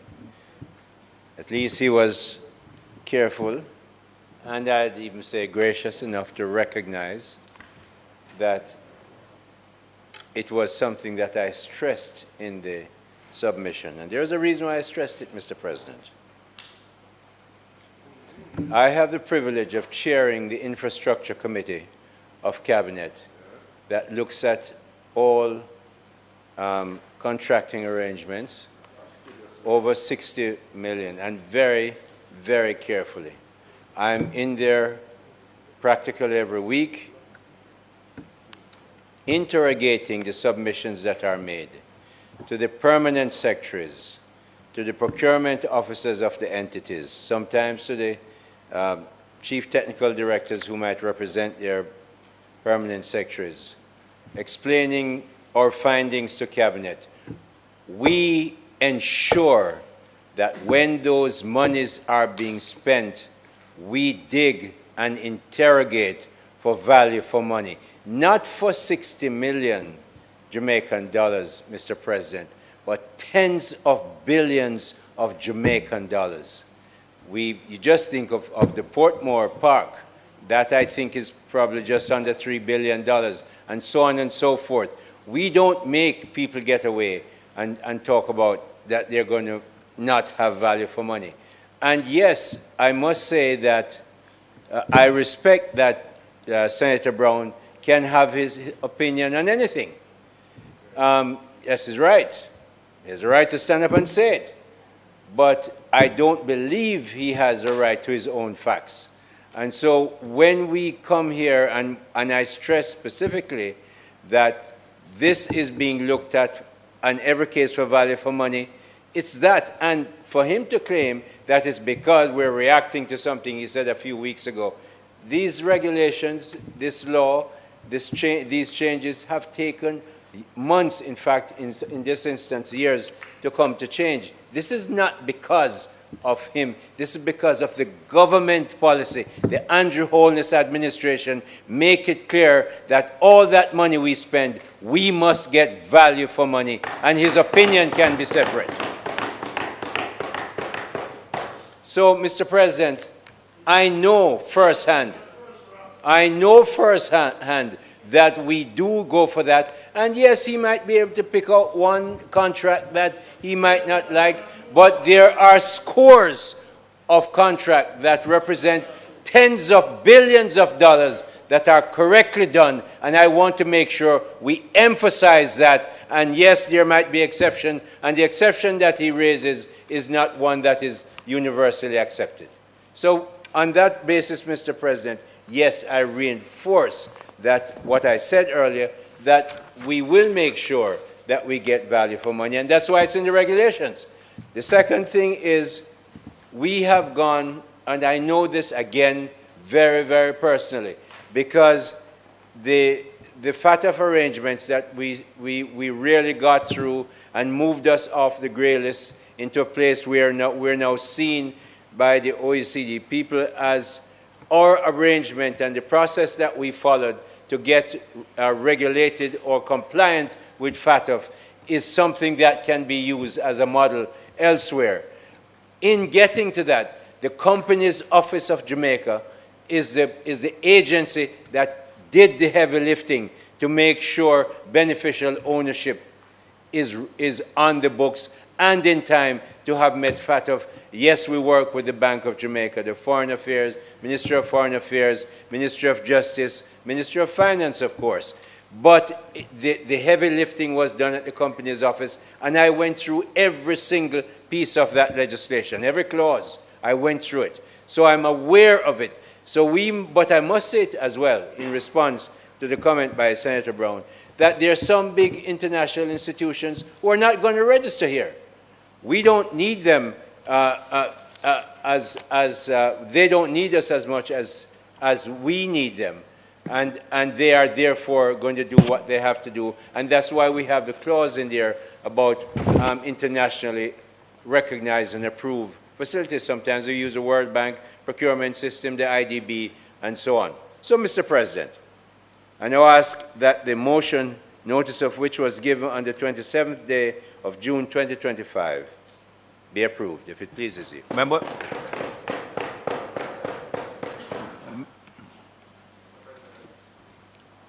Senator Morris.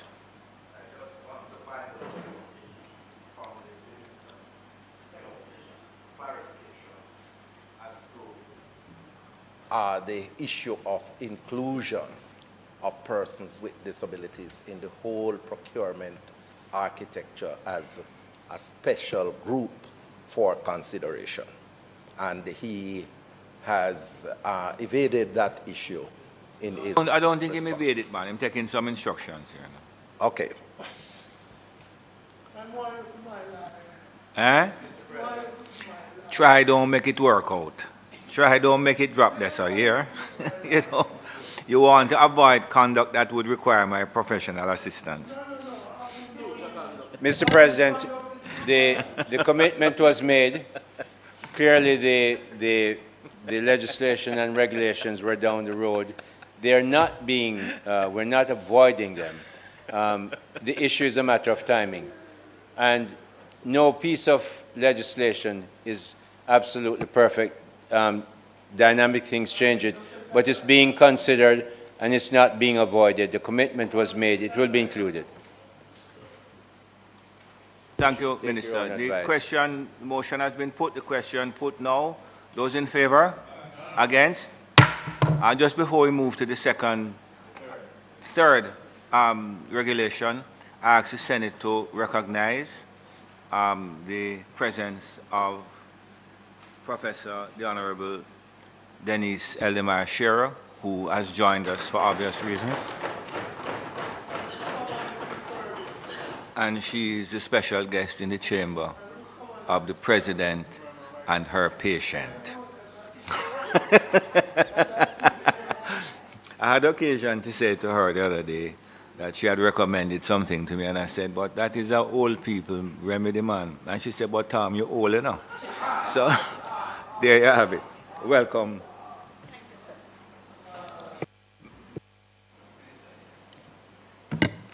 Mr. President, this Honorable Senate is reminded that the large-scale projects and pioneering industries Tax Relief Act 2025 was passed in both houses of Parliament in May of this year with no amendments and support from both sides of the aisle. During the debate, Mr. President, it was indicated that regulations would be tabled in the House and Senate, of course, to support the large-scale projects and pioneering industries Tax Relief Act. In this regard, Mr. President, the large-scale projects tax relief application regulations 2025 rather, is hereby being presented in the Senate today. Mr. Speaker, Mr. President, the Senate should recall, not even running,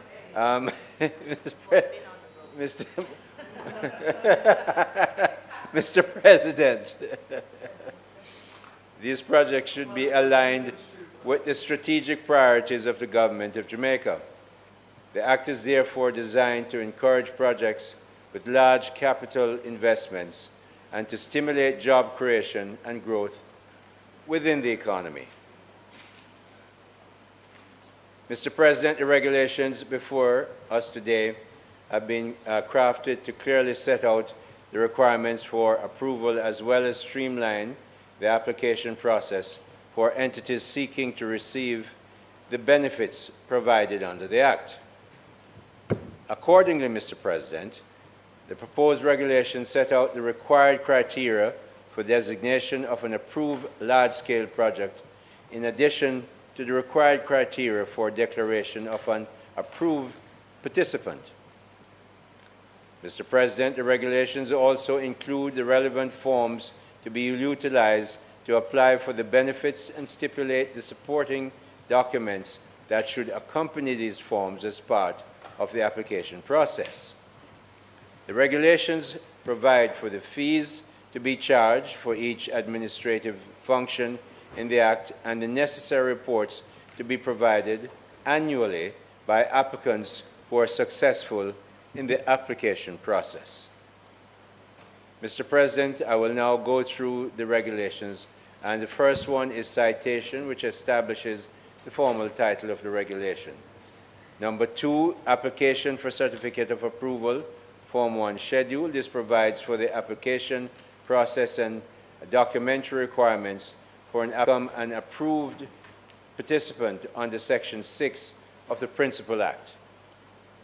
3, an application for designation as approved large-scale project, and that's Form 3, provides for the application process and documentary requirements for the designation of a project as a large-scale project under the Principal Act. Also, Mr. President, provides that administrative, procedural compliance or transitional provisions under the regulations. Number 4, notification of grant or refusal of certificate of approval after conditional approval. This provides, Mr. President, timelines, 120 days, for the notification of a grant or refusal of a certificate of approval. Number 5 concerns fees, Mr. President, and it prescribes the relevant fees for major change, amendment of the certificate of approval, or additional fees for additional investigation or review. Number 6, Mr. President, deals with the breach of conditions or other obligation. This provides the penalty for breach of conditions or any obligation under the regulations. Number 7, Mr. President, is about reporting requirements and provides for the reporting requirements of approval participants approved participants under the Act. Number 8 is transitional, Mr. President, and this provides that any large-scale project already approved by the government will be obligated to pay the application fees imposed by the regulations. So, Mr. President, I now invite members of the Senate to support the passage of the large-scale project tax relief application regulations 2025. If it pleases you, Mr. President. Senator Brown, turn on your mic and talk now, man.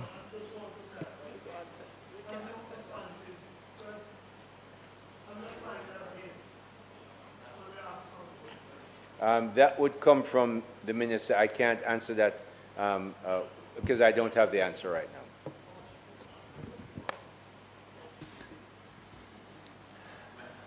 Senator Crawford, you're speaking on this?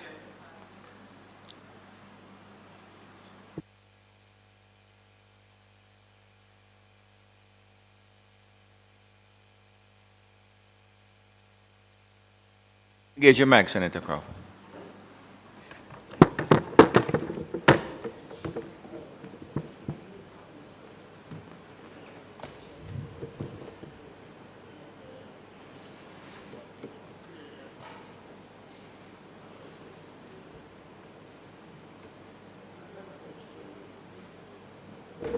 Thank you, Mr. President. Why don't leave me alone? All right. So, Mr. President, I stand to speak on the large-scale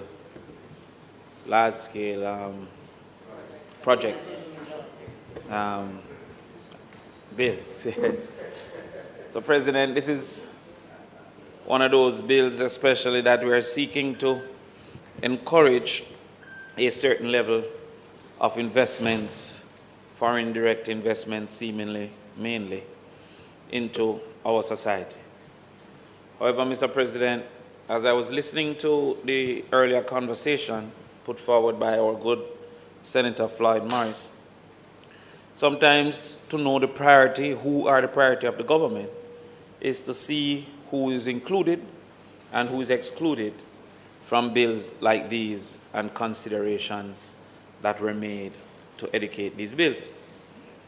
The first concern I have about the bill, sir, is the continued discretion given to the minister without real guardrails from the Parliament and no seeming referee that exists between the minister and the committee. This committee being established would make recommendations to the minister that could choose, it seems, from the lack of communication, could veto those recommendations. And in vetoing those recommendations, I believe that that middle ground, without any further consultation, without any referee, without indicating to Parliament, may be opening the door for corrupt activities and the sale of influence. Additionally, Mr. President, I recognize that there were mainly two concerns or considerations for qualification. The first was that there was $1 billion, and the second was that it would engage high levels of employment. However, Mr. President, there are some things I believe that were lacking in what could be beneficial to the general society. For example, there is no mandate for linkage with local industry. So many times we have seen, and let us first establish the context that these investors are going to be beneficiaries, profit subsidized by tax exemption and tax alleviation. And so to benefit from these tax exemptions, we believe that there should be requirements for local engagement where it is possible. This local engagement and linkage is very necessary, as over time we have seen that even within our highly developed tourism and hotel sector, that there's high levels of leakage and a very low multiplier effect. To that extent, Mr. President, I believe that consideration should be for qualification to include linkages to the local industries and consumption of produce and labor from our local entities and MSMEs. Indeed, sir, developers can come and ignore local architects, local engineers, local experts, and also ignore local producers.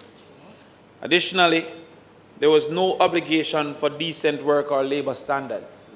And so while it is that it mentioned a consumption of labor, there was no obligation about, contract work and the level of contract work. There's no obligation for insurance and the types of treatment. For those labor standards, there's no obligation outside of what is legal, for example, minimum wage, but there is no obligation. And it carries my mind immediately, Mr. President, to an entity that we, and I hear the good senator say labor laws. There's also encouragement. There's law and there's encouragement. So within our labor laws, unfortunately, we have allowed for many persons to be employed almost into perpetuity on contracts. Within our labor laws, we have allowed for persons not to receive pension. Within our labor laws, we have allowed for persons not to receive health insurance. If it is that we're going to subsidize these investments by giving up taxation, then we should be able and at least willing to suggest to them that this is the type of labor engagement that we are encouraging for them to move forward.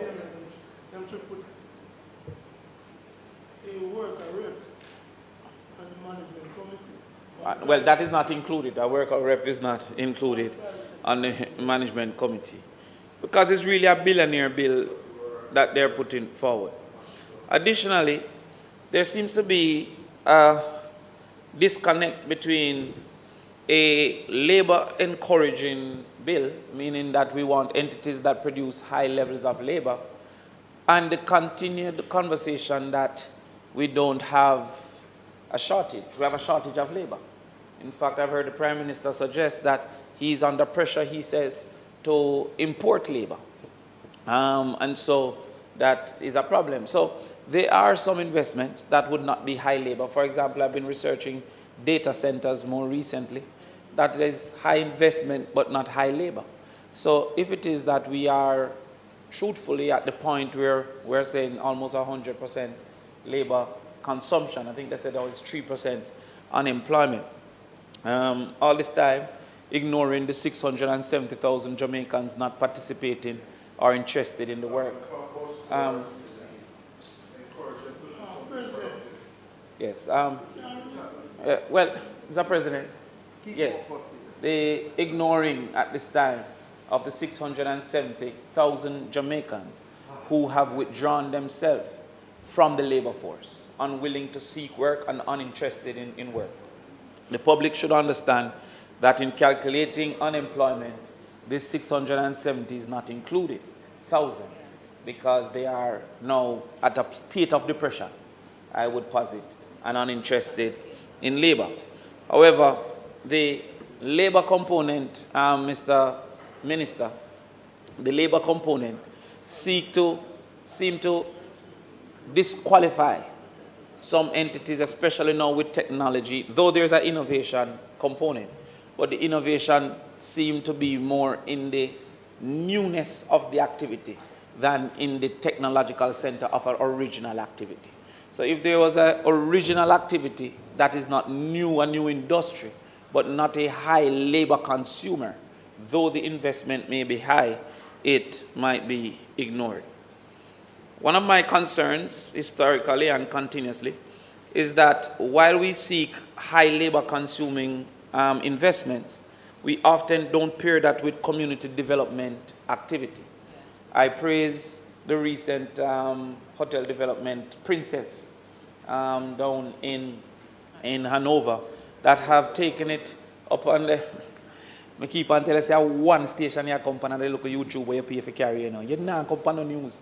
You understand? So stop delaying newsmakers, right? No. yeah. You just want to hear him voice by TV later. But there's this hotel called Princess that has developed a full housing facility for their workers. It has two benefits. One, it reduces the probability of squatting communities evolving, as we have seen in Lilliput and in some other areas of Montego Bay. But two, it also opens the probability of creating opportunity for non-proximity workers, meaning people that don't live directly within that space. And those spaces are getting short of available people. In fact, the hotels are now in competition among each other. As a future member of Parliament, and I see my friend Delan over there too as a future member. I don't want him to take my ideas, you know, but we have sought to rent houses in some of these high tourism spaces so that our residents of Northwest St. Catherine can get to go into these rental spaces, in particular for the period that they're not full-time, because there's an engagement 6 weeks that they are on training, etc., would not qualify to be in these housing provided. And we have sought to rent some spaces to create those opportunities. However, with these investments that are supposed to be attracting high levels of labor, I believe that one of the commitments should be worker housing facilities, so that the social negatives that come with that don't get entrenched. And most of us know that squatting communities comes with some other negatives, especially because it is undesigned and policing is difficult, and there's often violent activities that evolve, etc. So we would hope that that is included. As it as it relates to as it relates to food security, You look at brother, do your mother tell you to take care, right? So you have to just take care, right? And Prime Minister only said, tell me if you look out for you, but he coming, so I gotta look out for you.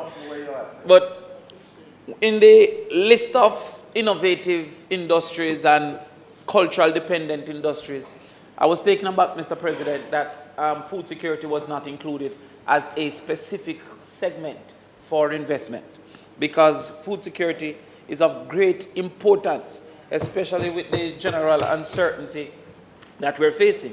And I also found it, again, that energy should have been a declared category, in the same way that cultural industries was a seemingly declared category. So while it is that they stated about innovation and innovative businesses, I'm not sure if those qualify under what I understood to be the categorization. It seemed that innovation meant new industries to our society, as versus innovation within current industries.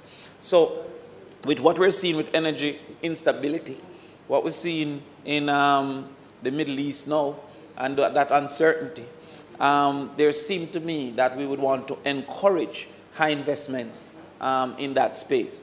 But again, when we look at food insecurity, when we look at importation bill, almost a US $1 billion importation, I can indicate, for example, that milk, we are importing milk powder to basically function our milk factories, because we're not producing enough milk. And you know that the True Moo and Surge is now in close proximity to Northwest St. Catherine. And as soon as we win the next election, I intend to be on a plane to Brazil and to encourage Brazil to come and invest in milk production so that we can start to supplement the importation. My research has indicated that there is no real price benefit to the importation of the powder, but to do the quantum that will make the factory make sense, you have a supplement. Yeah, no, you see, there's a difference between knowing and understanding. So you might know, but he doesn't understand. So therefore, we would want to do that. And it would give us an opportunity to use some of the original cane lands that are all across Jamaica to start to do animal feed, and then to feed our children in schools more than the $76 that the JLP has indicated, with nutritious meals up to 33% of their daily nutrition intake. So I was concerned that they were not there. There also seemed to be a discrimination because there was no consideration for scalability. Senator Delano, you would know, Senator Seabright, you would know that Rio came, and then Rio started expanding and expanding and expanding. There are some investments that the scalability can be proven, even if the initial investment isn't up to the standard. So you're saying this investment should be $1 billion. What if a person has an investment of 200 million, proving that over time it can grow to be $1 billion? So therefore, do they qualify, or do they not qualify because they don't have this initial $1 billion? And equally, what about entities that started before this facilitation existed and can come to prove that our middle scale chicken business can become $1 billion chicken business over time? There's nothing in it. It's a one-off billionaire bill and not a builder's bill, not a person growing and being able to grow. So I believe that within this there should be a caveat for persons to be able to show scalability and to almost be obligated to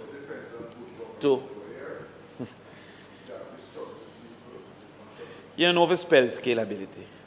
But the bill should consider that, so that mid-size and community-based projects can show possibilities of growth, so that ideation stages can go through testing, and having gone through testing, it can eventually grow. Ganja, for example, might not start with $1 billion, but it might eventually, once getting the patents and all of that, can grow to that $1 billion. and therefore I believe that there should be some encouragement from that. I also felt that the pioneer industries didn't speak clearly to human capital development activities. Again, Mr. President, you know, when we see a high demand for our nurses, a high demand for our teachers, there might be opportunities to partner with universities to train for export some of our nurses and our teachers. And while it is that we would train for export, the short-sighted individual will not recognize that that would mitigate from some of the competition within our current schools for our teachers and in our current hospital for our nurses, if we can supplement the global desire, global demand.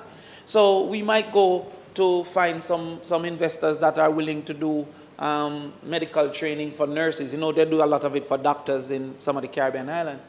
Medical training for nurses down in St. Elizabeth, down in,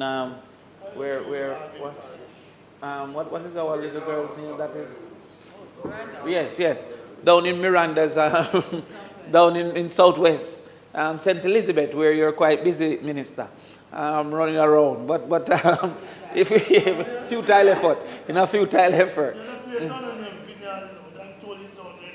It's in vain, he's in vain. The leader of government business is planning to endorse my candidacy next week. I've heard about it. But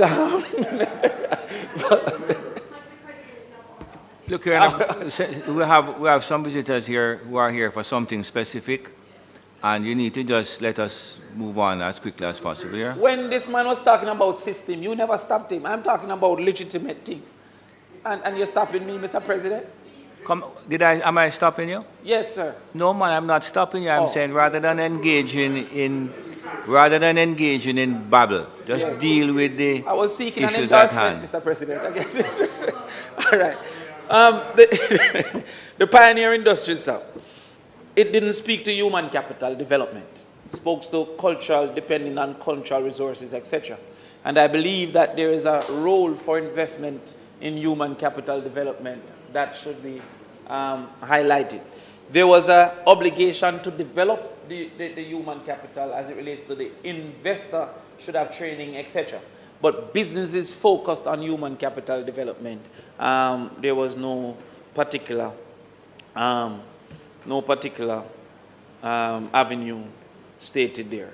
So generally, Mr. President, while it is that we encourage investments, and I know that this one is seeking to facilitate something that I'm quite concerned about, which is the gambling. I'm not enthused by this full speed ahead in gambling activities and allowing for Jamaicans to participate in those gambling activities. I've highlighted here my concern about the negatives that come with that from the individual and the social realities. I see one of the gambling lobbies over there talking about gambling already exists. We have also seen it seeping into our schools because we have allowed it to be prime time in our society. However, Mr. President, the gambling advocates. But I said to you, Mr. President, that this bill doesn't seem to... It's a regulation. These regulations doesn't seem to facilitate the country's development sufficiently for what we will be giving up in our taxes. I believe we should add the linkages. I believe we should add the human development probabilities. I believe we should add the standard of work that they provide. And in that case, I believe that they would then reasonably qualify for the exemptions that we are considering. With that, I thank you, Mr. President. Thank you very much.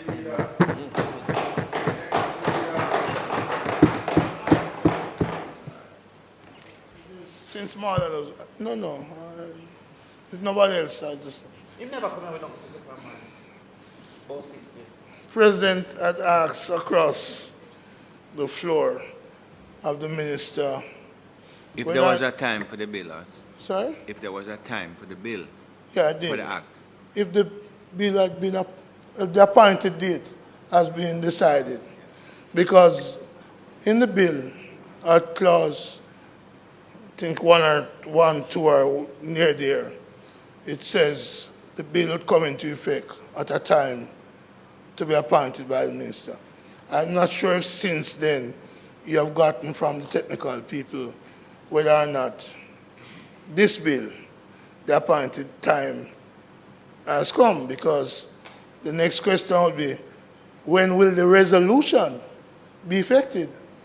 We're passing it, but if the bill is, if there's no appointed date for the bill, then the resolution is not of any effect. And given the reality that we're talking about, to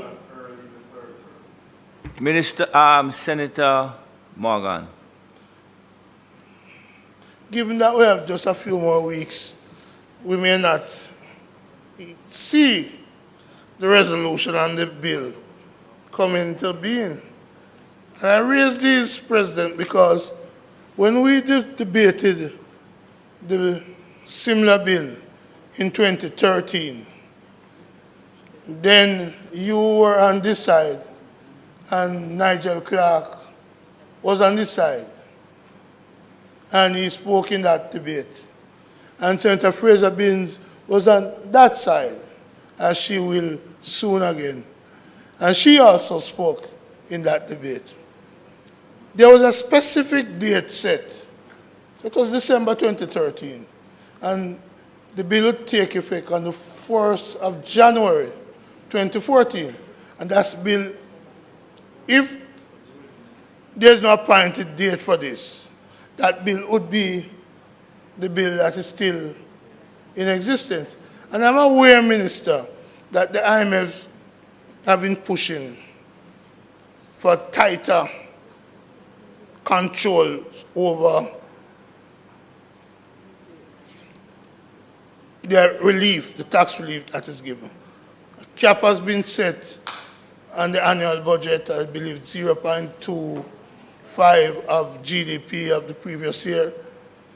So this bill has some specific control, and in fact, it is so tight that I wonder how many large-scale investors are going to really benefit from these tax things, because I believe the IMF doesn't really want the tax relief to be given. And I'm sure successive government in 2013, Mark Golden piloted the bill in the Senate. And that bill would be the bill that we're looking forward now. And I remember promise of a big electric plant. And I thought that that big electric plant was part of the new and pioneering and large-scale industry. But instead of the big electric plant that was promised in 2015 coming, we have seen a doubling of the light bill charge.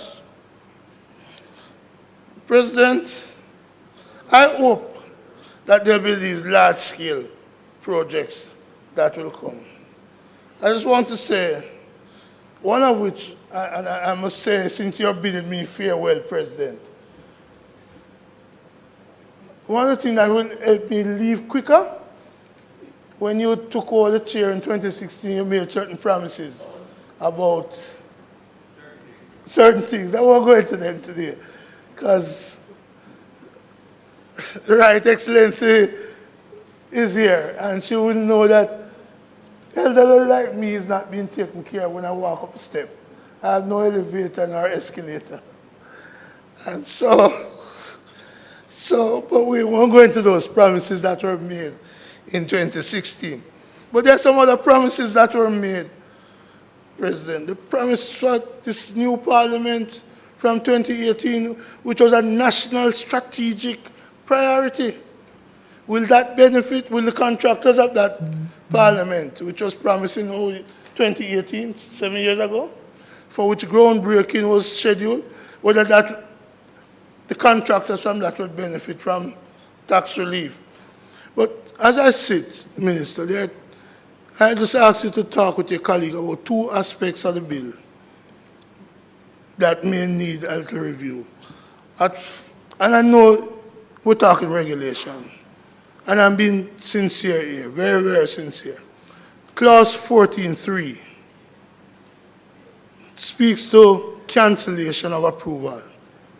But I believe the wording of 14.3, and I thank the Deputy Clerk for sharing the bill that with us this week. 14.3 says, if a false statement is made to get the approval, that could disqualify. But 14.3 goes on to say, there has to be a false statement and intention to deceive and bad faith shown. So you could see the elements are cumulative rather than being separate elements.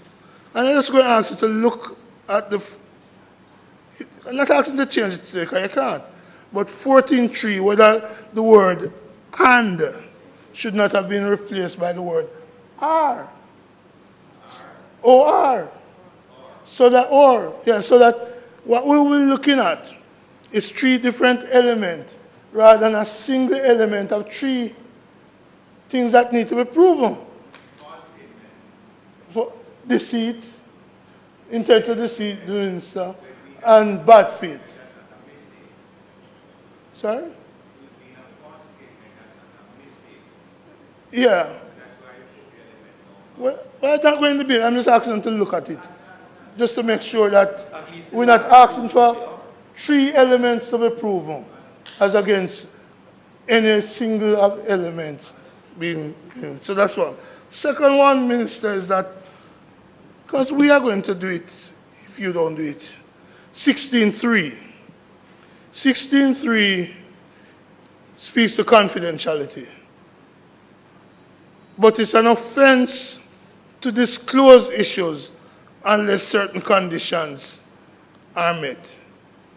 And it strikes me that one of the conditions that it is left out and for which somebody may very well face a criminal sanction is if somebody acted in accordance with the Protective Disclosure Act. I believe that 16.3 should include a whistleblower acting in accordance with the Protective Disclosure Act, and that such a person should not be penalized or punished. And the final thing I wish to ask you to, because I'm going to ask the PNP to do it, is Senator Gale, the Management and Application Committee, number of government appointees, 2 members from the private sector, but the body that you, I, and HL has given our lives to have no trade union representation, and that committee yet, as you said, Damien, Senator Crawford, it is going to deal with a condition of workers, and that's a factor to decide approval. And I'm sure Senator Gale will support me in saying, just as Senator Golden Campbell supported me on the amendment last week, to urge them to say, don't leave out the workers. The workers played a role with the private sector and government in EPAC, in the energy sector as well, in the crime CMAC or whatever it's called, CMAC. So what I'd suggest to the government, consider as part of your policy the working class. Don't let the working class feel of you that you take away the increment and you give them zero increase. Include them as policy. May it please you, Mr. President. Thank you, Senator Brown. Minister.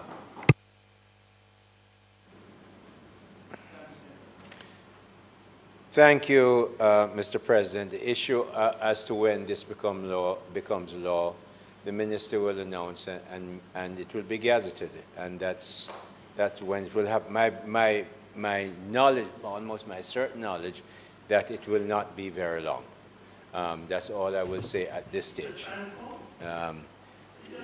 It will be done very quickly. In the case of Senator Crawford. Just want to remind him the playing field in which we're playing. There's no restriction on whether you have 200 million or 300 million or 600 million US dollars. To get the particular benefits, you have to come in with $1 billion US dollars. Why? Because we really want to move the economy to a higher level. And also remember, as I said, the playing field. We have the biggest economy in the world offering billion-dollar investors all kinds of benefits and a huge market that we can't compete with. So it's in that field that we're playing, and we believe that the rules that we've set, discussed from as long as 2005, this has been going on. I think we have reach the right balance. And in the case of what the amount we can give, read that clause again that says 0.25. You'll find that there are additional issues there. So, Mr. President, I now ask that the motion, notice of which was given on the 27th day of June 2025, be approved. If it pleases you. Members would have heard the question. Those in favor? Against? Minister? Mr. President, thank you very much, and thank colleagues for their efficient conduct of the matters before us thus far. It is now intended to take the amendments to the Road Traffic Act after first, of course, asking for suspension of standing orders to allow us to take it through its paces. Thank you very much. Members would have heard the question. Those in favor? Against? Thank you, Mr. President, and thank you, colleagues, for your cooperation. I think it's fitting that as this bill addresses matters of efficiency and new ways of doing things, that I appreciate the cooperation of the opposition in allowing us to go forward without extending the debate on the proposal to take everything today. It's appreciated.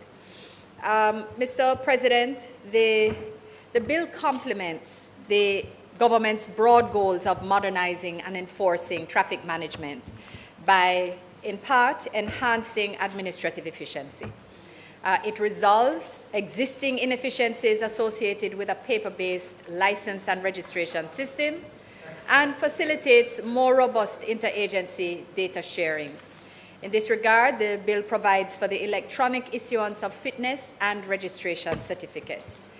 The approach aligns well with global trends, as physical decals and paper-based documents are costly, inefficient, and globally are on the verge of becoming obsolete.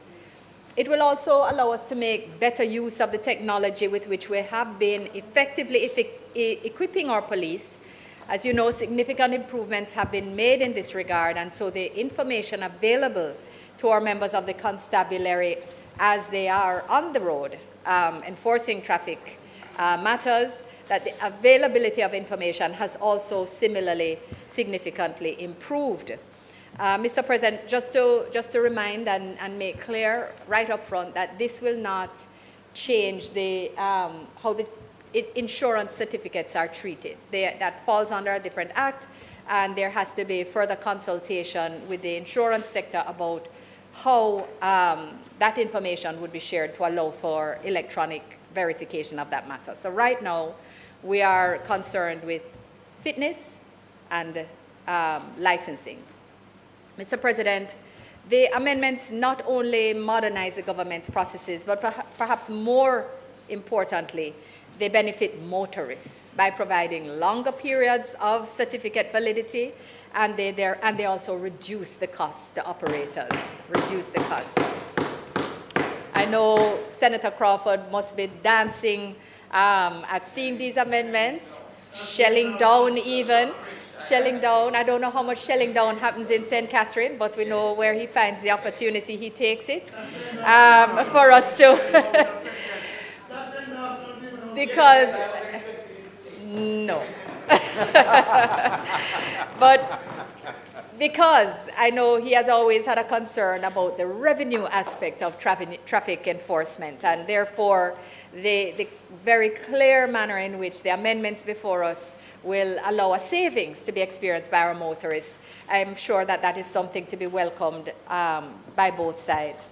Mr. President, the focus is clearly then, while not on revenue, on the improvement of service delivery and looking at how we integrate technology to better serve our citizens, to better allow them to access more efficient service delivery.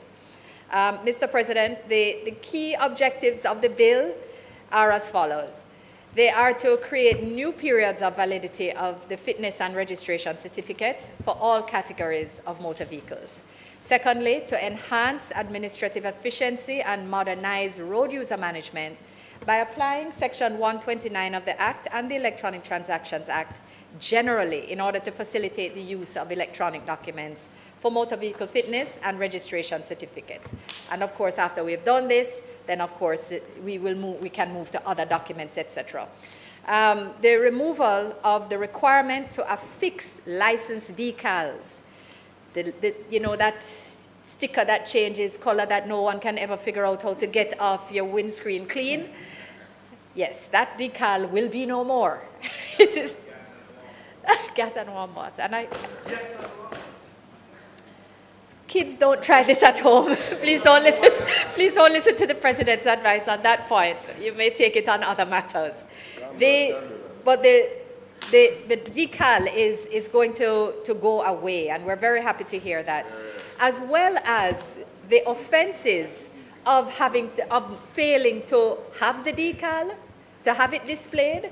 You know, it has occurred where people have simply not put it on, and it's not necessarily now or at any particular point in time, and you get pulled up.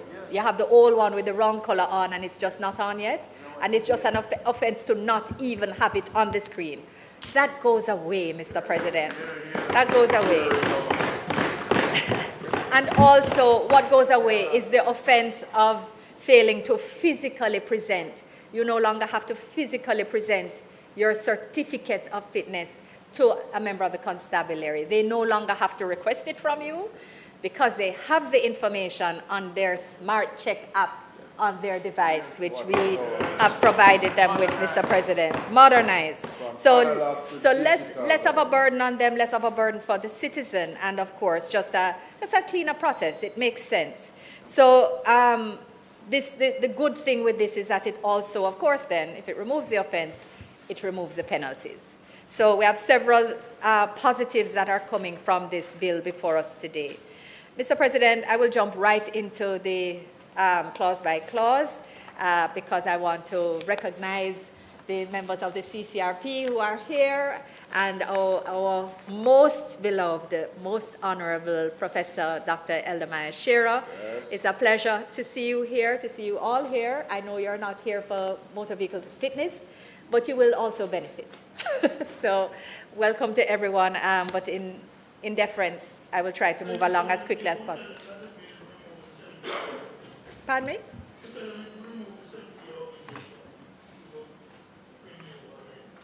They would tell you that it is important to ensure that we verify that all senior persons are still well able to navigate a vehicle, because we know life changes occur as well. And everyone is reasonable about these matters. We all look forward to the debate, Senator, at the appropriate time. Clause 1, Mr. President, is the short title and has the name of the bill and the short title. It, of course, will be cited as the Road Traffic Amendment Act 2025. And, of course, as always, it will be read and construed as one with the Principal Act and all amendments to it. It also provides, Mr. President, that the bill will come into effect at an appointed day to be given by the Minister by notice and published in the Gazette. It also allows for different days to be assigned by which different provisions in the bill will come into operation, just out of an abundance of caution. Clause 2 deals with the amendment of Section 2 of the Principal Act, Mr. President, and that is where we remove the the term license decal, and we also remove the term license decal from several provisions through the acts and regulations. In particular, just name for ease of reference, under the Principal Act, we remove it from sections 2 and 13, and from the 2nd, 3rd, and 5th schedules, as referenced in clauses 2 and 5 of the bill. Regulations 18, 20, 26, 77F, and 98, as set out in the schedule to the bill, will also be amended because, of course, these are all places where the license decal is referenced. Clause 3 amends Section 7 of the bill, Mr. President, and this is where we remove the mandatory requirement for drivers to provide evidence of motor vehicle registration and fitness certificates for inspection on demand by a constable. So I don't know if members recall that when we were debating the bill, the question was, why can't we just provide it on our phone? Why are we modernizing the bill and still having to produce these things? Can't we just produce an image? Now you don't even have to produce the image because the police will have that information. So it's not changing the requirement to provide your license. We are not there yet. So it is still an offense to drive without a license. But they will know if they're driving an unlicensed vehicle, which is a different offense. They will know that from the information on their smart check device. Mr. President, it's flowing from that, of course, is a consequence that a driver will not be penalized for not providing these documents to a constable. That is in respect of the motor vehicle registration and fitness for inspection, as those offenses will go. Mr. President, Clause 4 deals with it's actually an editorial, but it's just to remove the word act from 12(2)C. I think that's been addressed already. Clause 5 deals with amendment of Section 13. And 13, again, we have the deletion of the reference to the decal. But what happens here, however, is a preservation of the requirement to affix your license plate and to acquire the license plate, to affix it, and to ensure that it is affixed in a way that it is not obscured, so that it's easily distinguishable. That's provided for here. Mr. President, Clause 6 amends Section 14, which deals with the new validity periods, therefore allowing for a motor vehicle license to be granted for a period of 24 months, 12 months, or 6 months, as the case may be, commencing from the first day of the month in which the license first takes effect.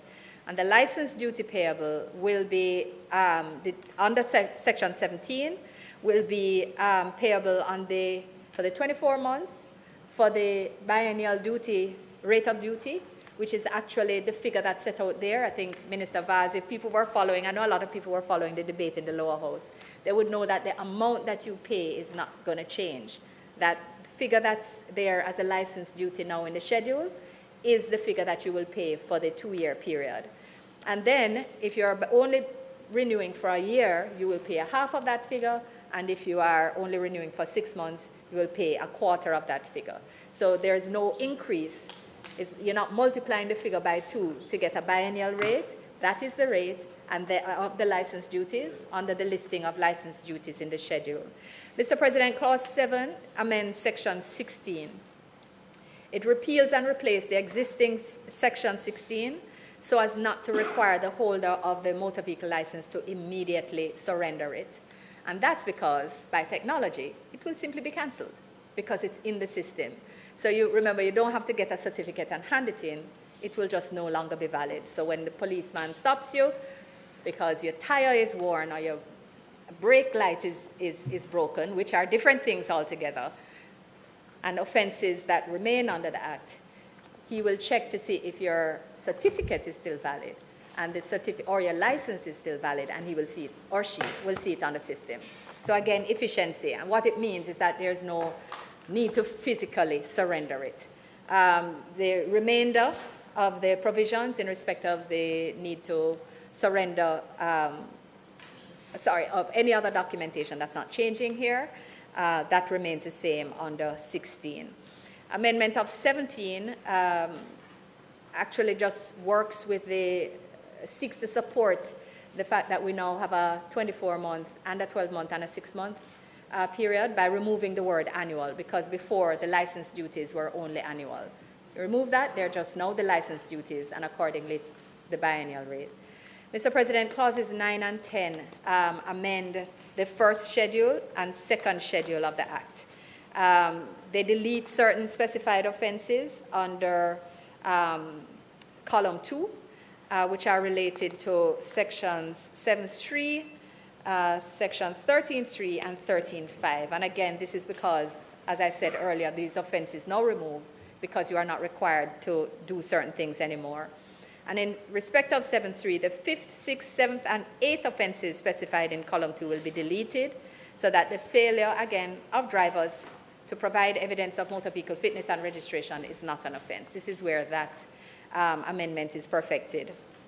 Mr. President, in the offenses under column 2, in relation to sections 13.3 and 13.5, the words license decal are again deleted, so that the use of the decal in respect of motor vehicles or other new motor vehicles or other motor vehicles in relation to a license decal not affixed, that doesn't constitute an offense.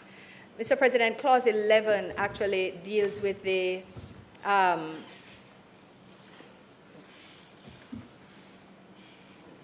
regulations. This is where, Mr. President, where we will be amending certain provisions of the Road Traffic Regulations 2022, and the specific sections highlighted for modification are listed in the first column, and modifications in the second. So I just want to remind colleagues that clauses 9 and 10 amend the first and second schedule of the Principal Act. When you turn the page to page 6, this is a new schedule, so it's referring to the schedule to this bill. I do recall on a first read that I had thought that it was actually the amendment here. But the first and second schedule are amended by 9 and 10, and then 11 actually takes us to the schedule to this bill. So I'm giving more detail than I might normally, since it was turned around at short notice. And I'm sure that colleagues are following the changes.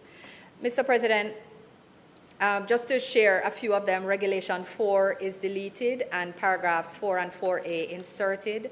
So they provide about the certificate of fitness, the periods for which it will be provided or available for the different types of carriers. So new commercial carriers, public passenger vehicles and trailers, they will be valid for a period of 3 years. Used commercial carriers, public passenger vehicles and trailers will be valid for a period of 1 year. So if you have a used vehicle, you still have to go back and check within 1 year. But if you have a new vehicle where you're likely to have a manufacturer's warranty that's still in play, or a service warranty that's operating in any event, that will apply here, and that's why it was thought reasonable for a reasonable period of validity of the certificate of fitness. New private motor vehicles shall be valid for a period of 5 years, Mr. President, 5 years.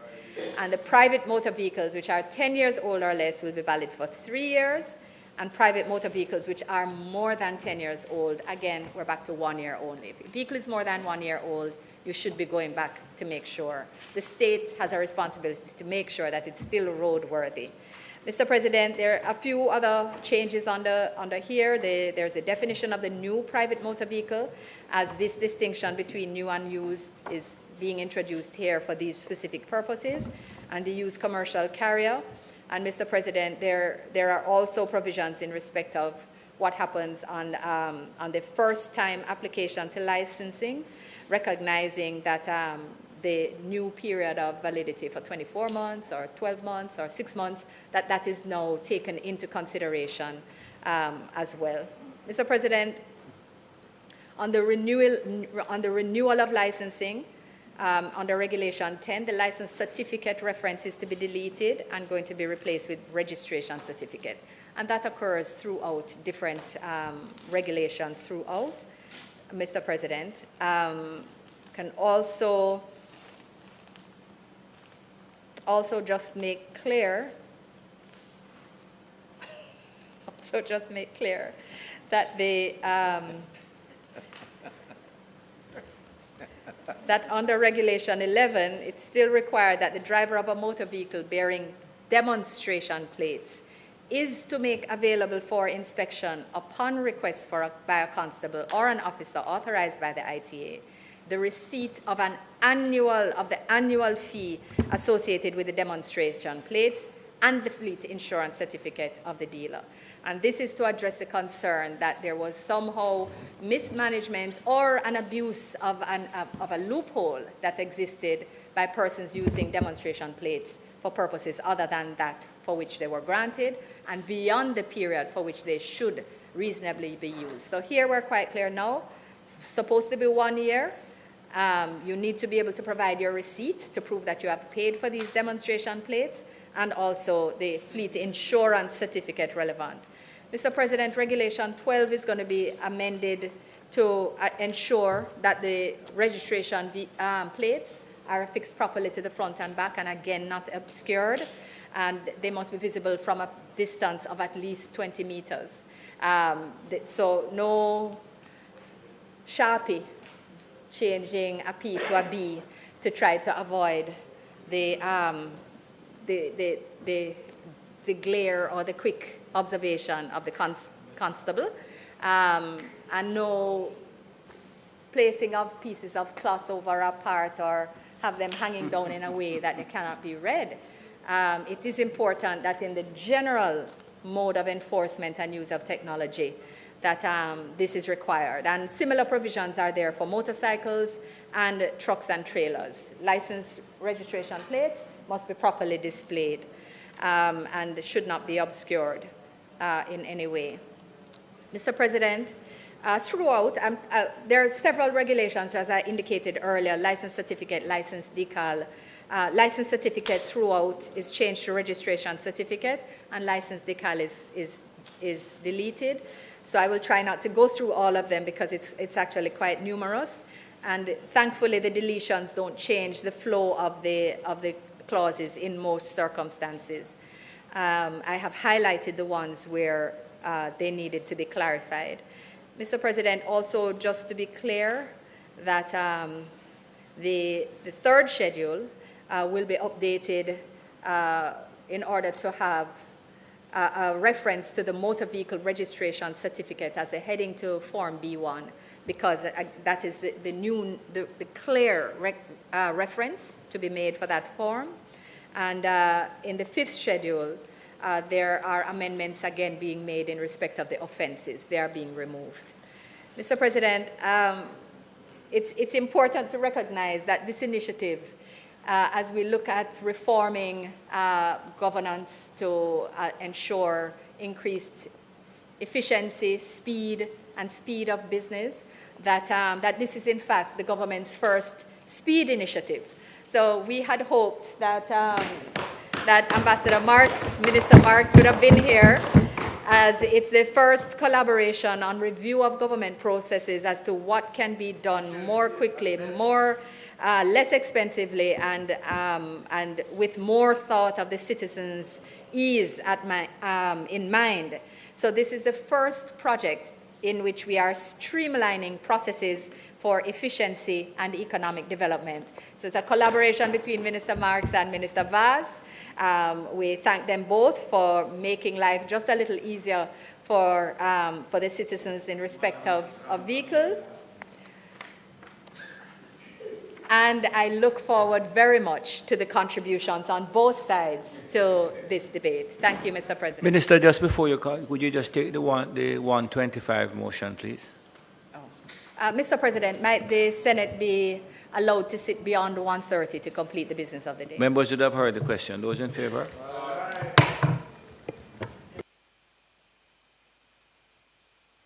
Just a quick question as it relates to this bill.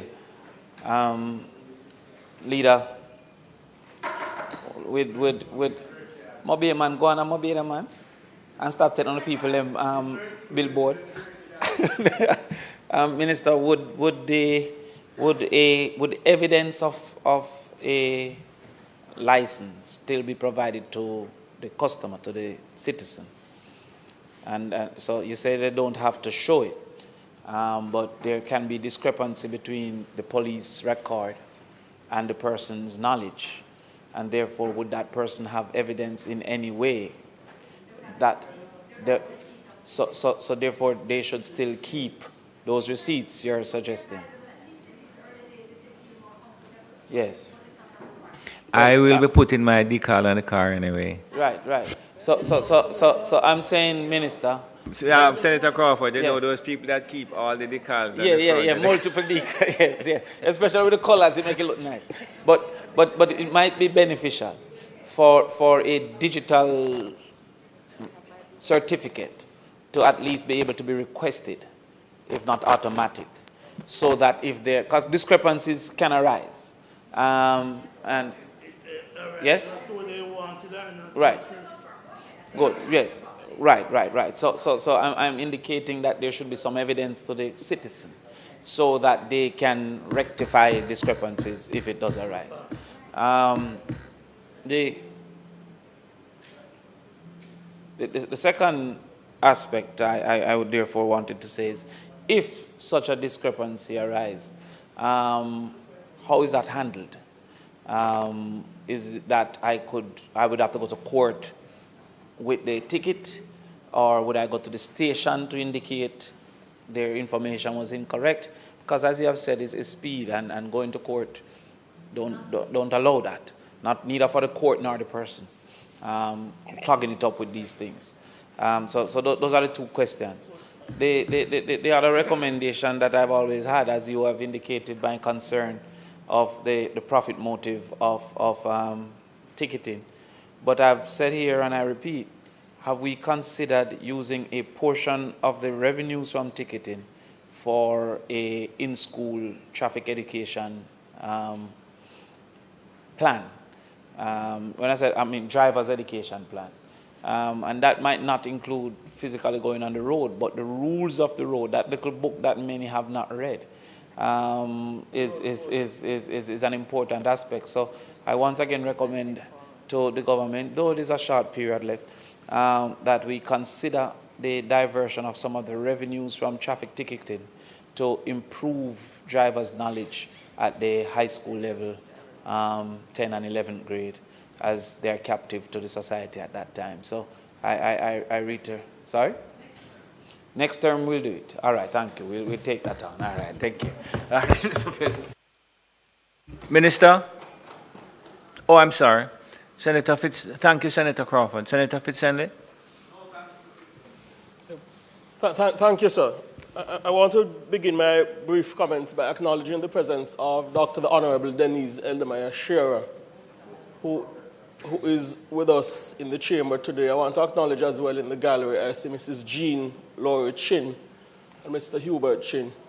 I'll endeavor to be on my best behavior for the rest of the sitting, sir, because indeed we are in the presence.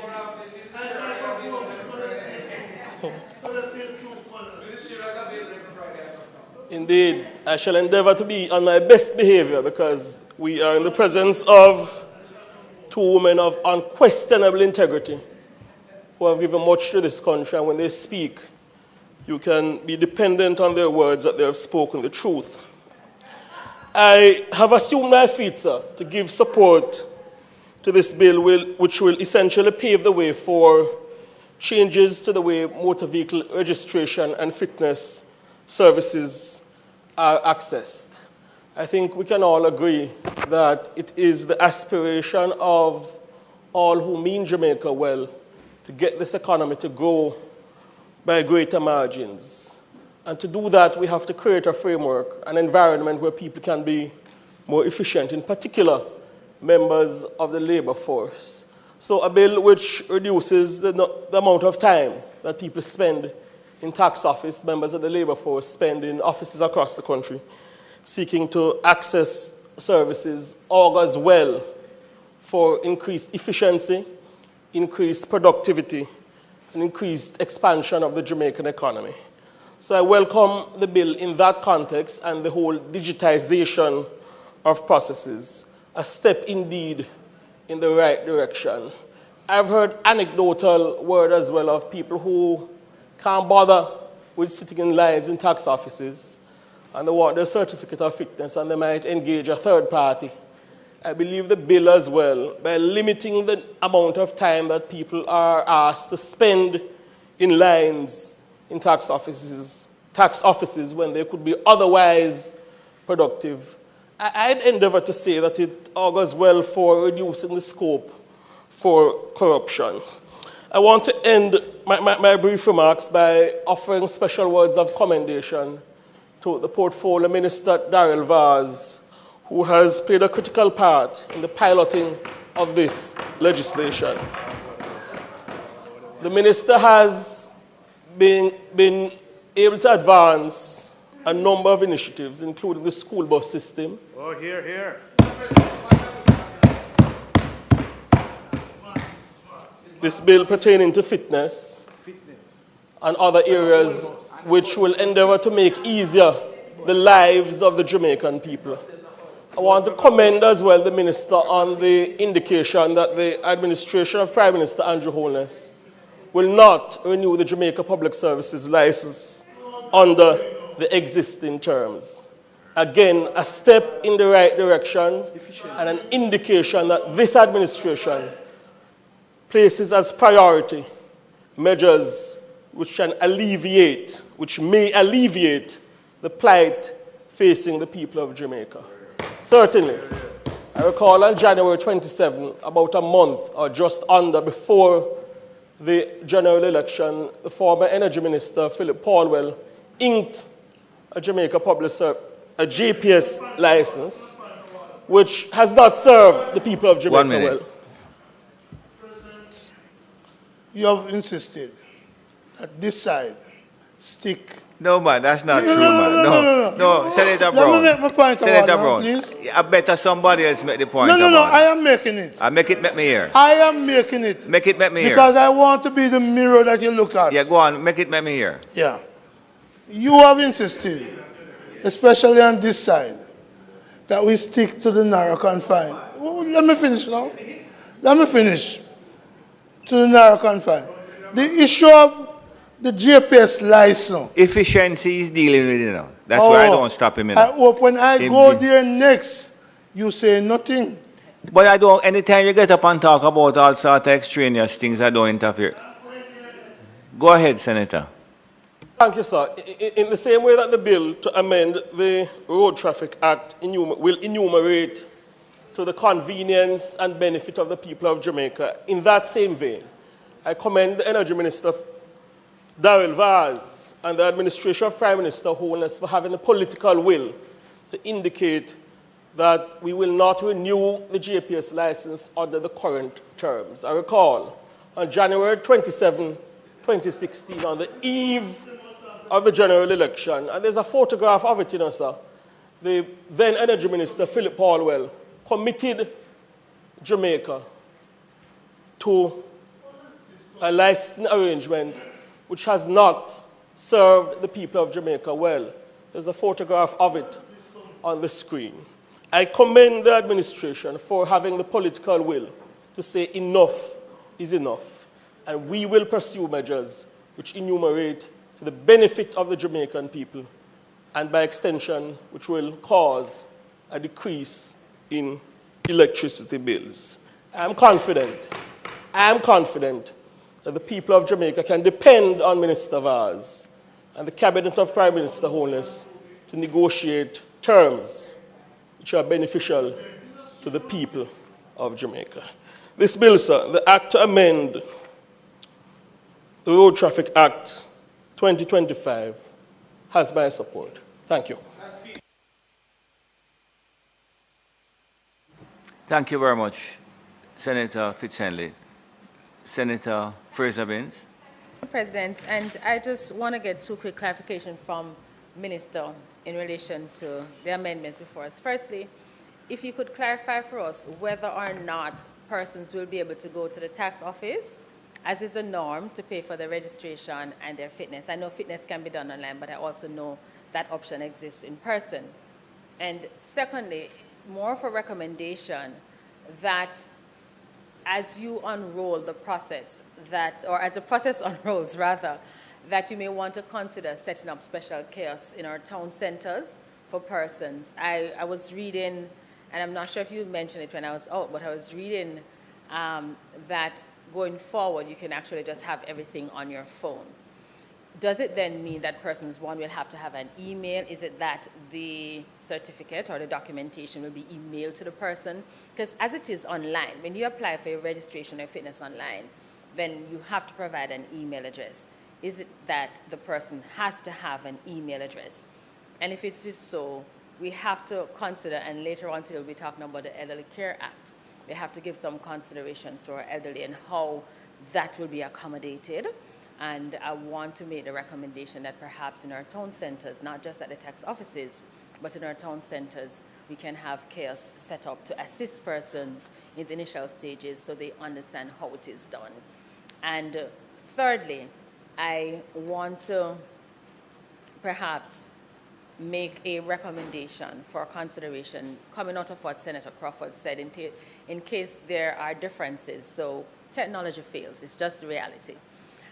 But you do not have the documentation, the receipt, or maybe the soft copy of the license on your device, that perhaps there needs to be a further amendment. Do you remember when we were doing the Joint Select Committee, we had that you have a period of time within which to provide your driver's license. Perhaps we need something along that line that states that in the event of discrepancy, that you have 3 days within which to attend the police station in your area to provide proof of payment or proof of registration. So with that being said, I understand and I support the initiative for greater efficiency.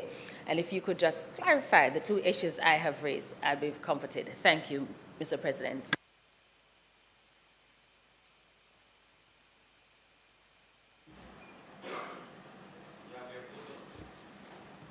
Senator Brown. I don't need photos. The people of Jamaica have a great photographic memory of what is happening. And among that photographic memory is that in 2016, under Philip Paulwell, kilowatt cost was 20 odd cents. Today, under Darrell Vaz, it's 40 odd cents. But it can't come to 40. It can't come to 9. So that tells you that if you want to play politics, the Jamaican people know where they are paying more as against less. I don't need to comment Philip Paulwell. The people knows that the 20 odd cents is better for them, and it was cheaper than the 40 odd cents under the man they are commending. 100%. So, President, I don't need to go much longer in the JPS thing. But let us be clear. This announcement that we're coming with today is predicated on a date to be announced. I suspect it may be this month. Election next week Sunday. It may be this month, 22nd or something like that I'm seeing. But until that happens, the experience of the Jamaican people is that when this government says they're going to do something, it takes a long time for it to be done. And let me give you some example. The Prime Minister made this announcement in his budget speech in March.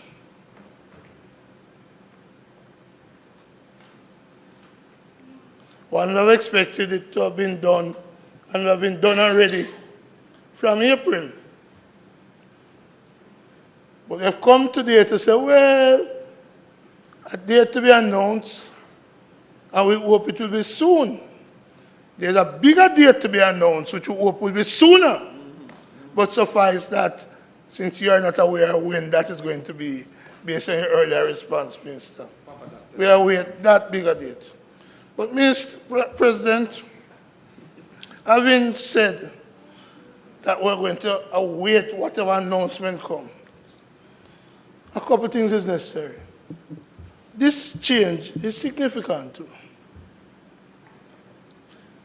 There ought to be, and I hope there is, a rollout of public education so the public can understand that yes, if you can only afford 6 months license, it's still allowed. I know it's still allowed. But we need to educate the people because they're here in 2 years. And as you have said, we're not sure where we're going yet with the insurance. With the insurance, yeah. You're not doing it yet.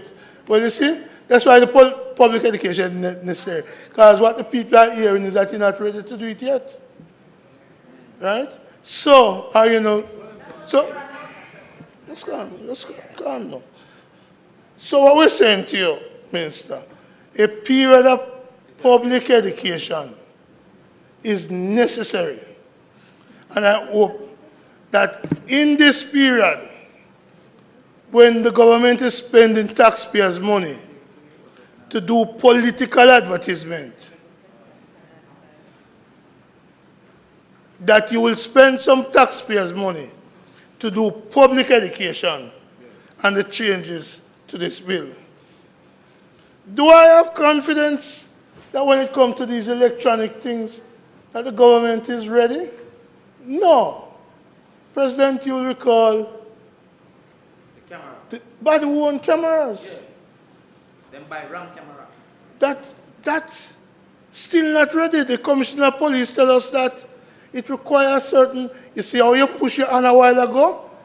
You see how you push your hand, Sinclair? Yeah, because I'm dealing with electronics.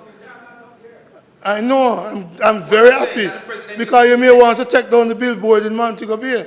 But suffice it to say, President, suffice it to say that the government, yes, I am, beside you, suffice it to say that the body-worn camera technology is not in place. I can tell you something that I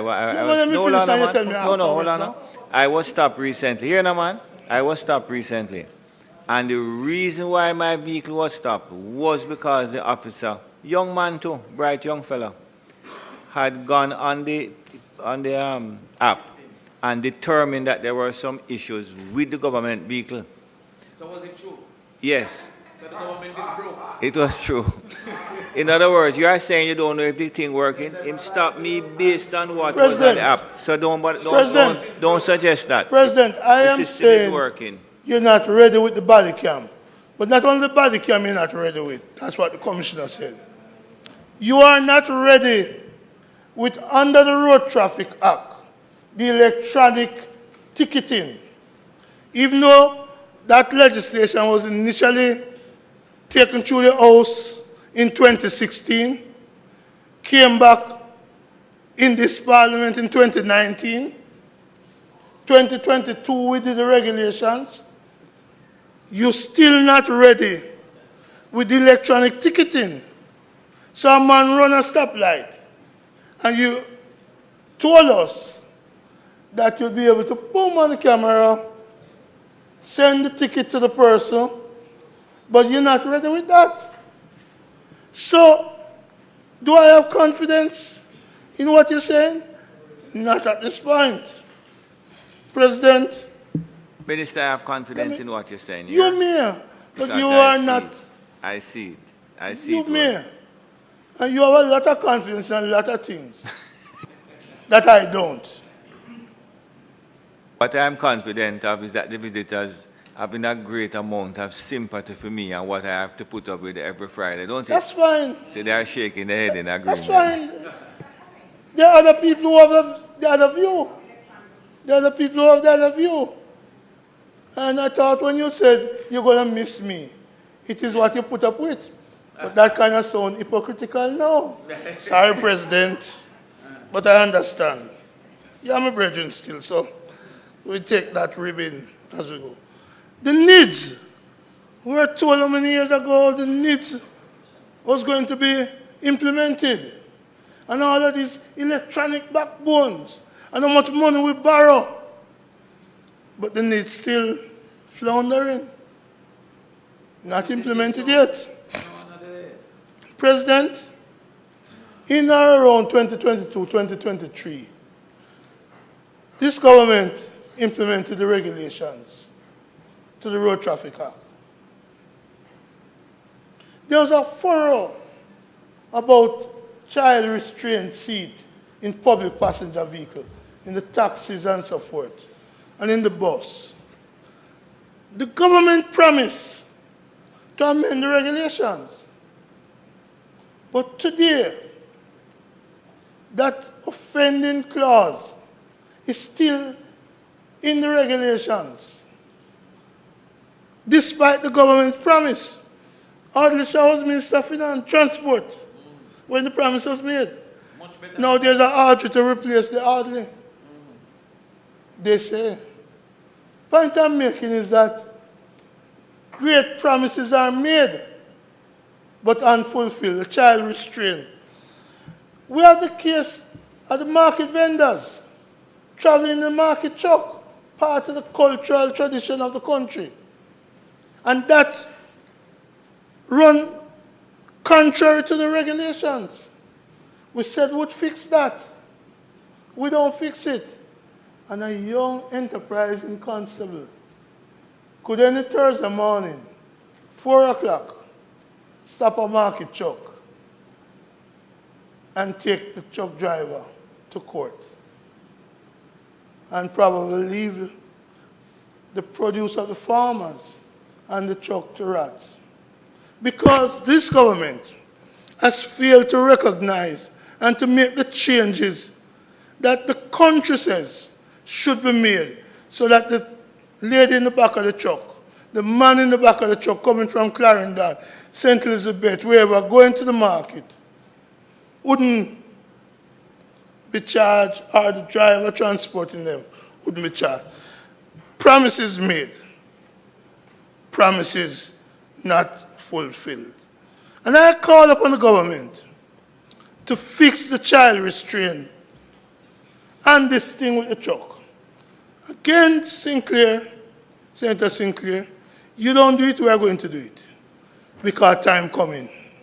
And what I told them all I was going to come with a cup. And what is so predictable.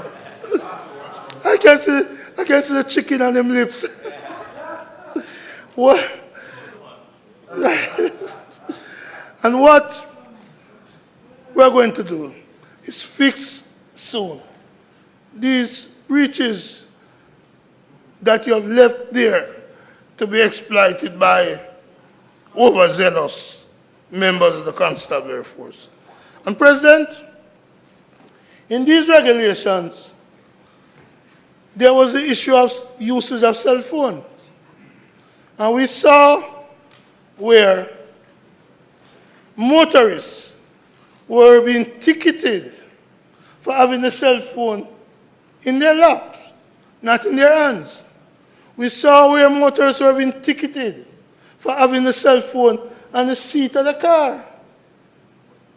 It was so egregious that the Commissioner of Police had to issue a policy statement.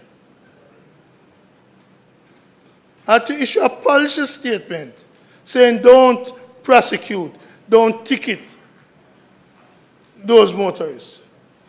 Time since we are amending this law and the regulations to change that and make it clear. Let policy connect with the legislation. In this case, the regulations. So that's a change which the next government will have to set back, set right, and restore. Because clearly this government has no intention of doing that. So let policy and the legislation be one. And don't have the legislation saying one thing and policy saying another thing. Another issue with the regulations, President, and lawyer, you may get some of the clients coming to you. But you're the bad word. You're the bad word. You remember that expensive case, right? So you may get a traffic case too. An expensive traffic case. So you and I are brethren, so we know what is going on. President, I've seen motorists complaining that they pull over for eating an ice mint, eating some peanuts, that the regulations oppress drivers who may be eating or who may just need to, as they say, catch up their stomach. So why should we be oppressing the driver for putting some peanuts in his mouth? But that's happening. It's happening out there. And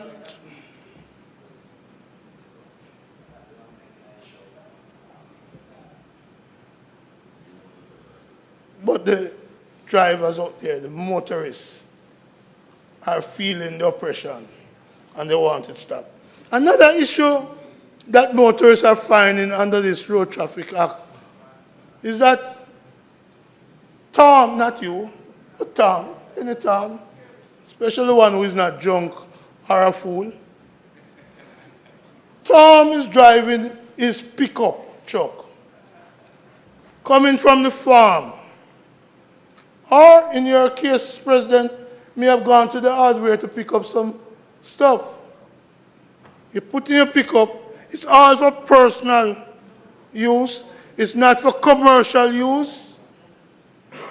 But you are stopped and you are charged and ticketed for using your vehicle as a commercial vehicle. This is something that is unfair. And it's something that we need to, as parliamentarians,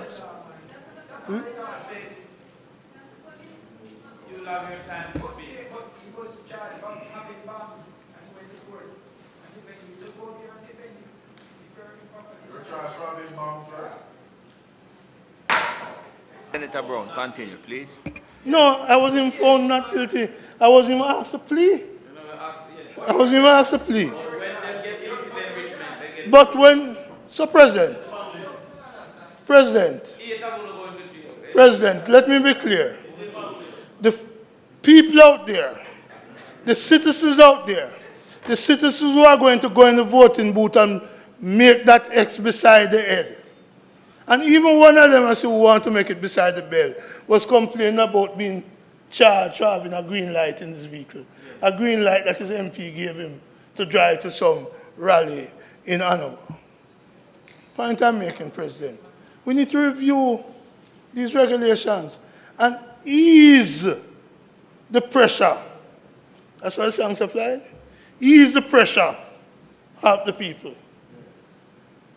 So the way we treat the commercial vehicles are what is called green plate. When the person is not operating a commercial situation, need to be considered and relieve such person of the burden and the money that they have to go pay in court because of overzealous constabulary. So we are saying very, very clear that the Road Traffic Act is in need of further review. Not just tell us, oh, you're going to ease us from going once a year to twice a year.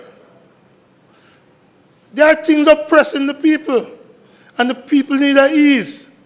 And I am convinced that the Mark Jefferson-led government, you soon get it. Call it and you'll get it. So we are clear that the task of the future and the near future weeks, PNP government, weeks to come, will have to address these issues and ease the pressure that this government has brought down on the motorist, be they taxi driver, minibus driver, or ordinary motorists. The time has come for the people to pay you back. And I make one call which will please you. Because that call may be the one that says, this is my last day in this Senate. Is to ask the Prime Minister a prime minister who, since APCA went there, the last election was big up on the billboards. Now him catch up in a little tiny corner on the billboard.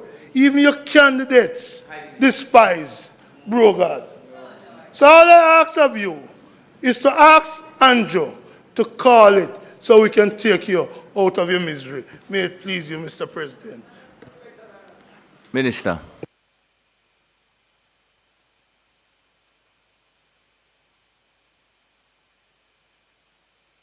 Thank you, Mr. President. I think he received the level of applause that that presentation deserved. Mr. President, Mr. President, just to take us back to the matter at hand, but to start at the end of the past presentation, and just to indicate that I know that each and every member on this side is entirely proud to serve under the administration of the Most Honorable Andrew Michael Homeland, a Prime Minister that has delivered more for the people of Jamaica in his tenure as Prime Minister than any Prime Minister in recent history.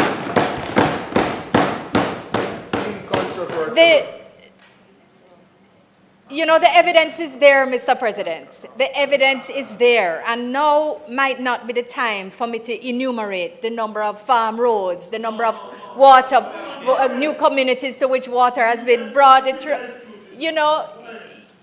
Mr. President, there is... Mr. President, the time may not be for me to enumerate all the achievements because there will be sufficient time. Safe to say that the evidence is there. The accomplishments of this administration have been transformational by any objective standard. And is you I'm hearing over there? Mr. President, please. Allow me to engage my dear friend. Next opposition leader. To say, Mr. President, that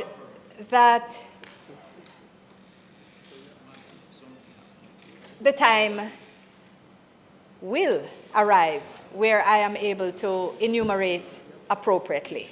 And I think the people know. I think that's the important point. But, Mr. President, because I am considering the guests who are present, I just want to very quickly respond to the points made. So if you apply for your fitness, or if you pay for your fitness online, then you're going to get an electronic receipt, which you will have and always have reference to.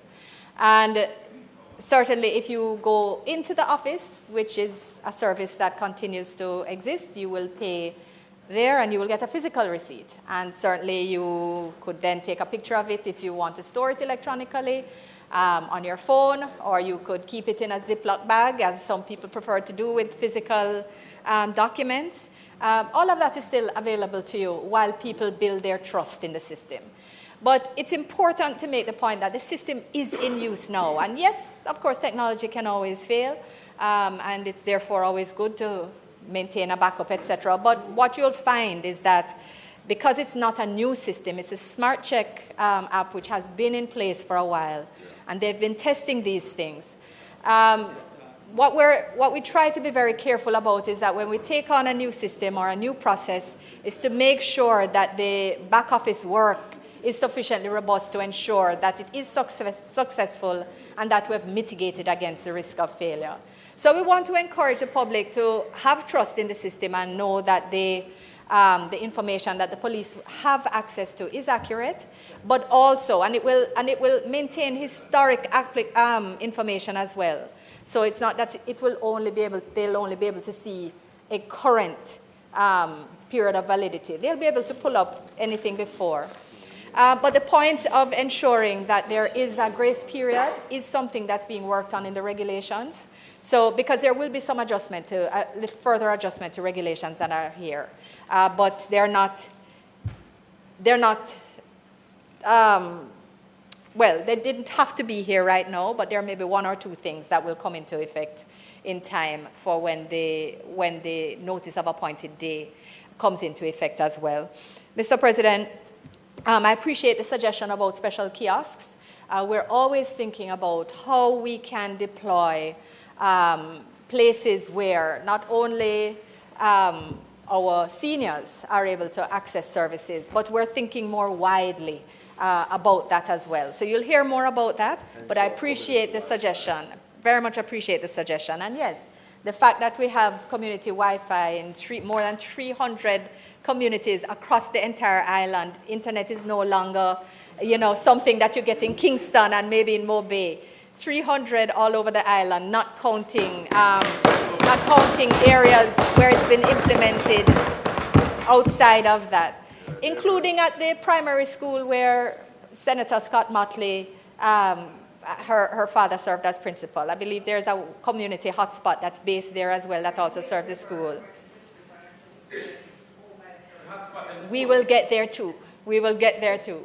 But I will let Minister Morgan know. But Mr. President, the point is that accessibility is a widening concept for us, and we do want it to be universal. And this is why we're also, of course, thinking about digital literacy for our seniors, as well as, as much as we think about financial literacy for our juniors, we think about digital literacy for our seniors to make sure that no one is left behind as we move through processes that are improving lives and that deliver services more efficiently and more easily. So, Mr. President, I just want to remind that, again, when we try to do things, we try to make sure that they are done well. So, yes, there are some challenges that still need to be amended in the Road Traffic Act. And just to use this opportunity to reassure the public that it is the policy of the government and it has been communicated within the constabulary by their appropriate force orders and other means that the provisions in respect of market trucks, in respect of child restraints, and certainly in respect of use of cellular phones, that they are not, those offenses as currently enumerated are not currently prosecuted, Mr. President. And so the change will come, but I know they want to do them in a holistic manner, and accordingly we're awaiting that. Yes, taking a little longer than we would have wanted, but we are we're absolutely thinking about it, not only thinking about it, sorry, working on it. On the matter of body-worn cameras, I just want to place on record that the Commissioner has explained that anybody can put any camera on a suit and say they have on a body-worn camera and that they have complied. But if you want a proper fit-for-purpose camera with a data set and bandwidth within the constabulary system for not only storage but retrieval of the information, which is supposed to be streamed real-time, that all of that takes capacity building and it takes funding. So that has had to be phased as we balance the other investments in technology, mobility, training, and support that have resulted in the transformation of the force. So just to remind and assure the public that we recognize the utility of body-worn cameras in certain circumstances and that they are included in the policy of the government and indeed as translated by the Ministry of National Security and within the constabulary. And they are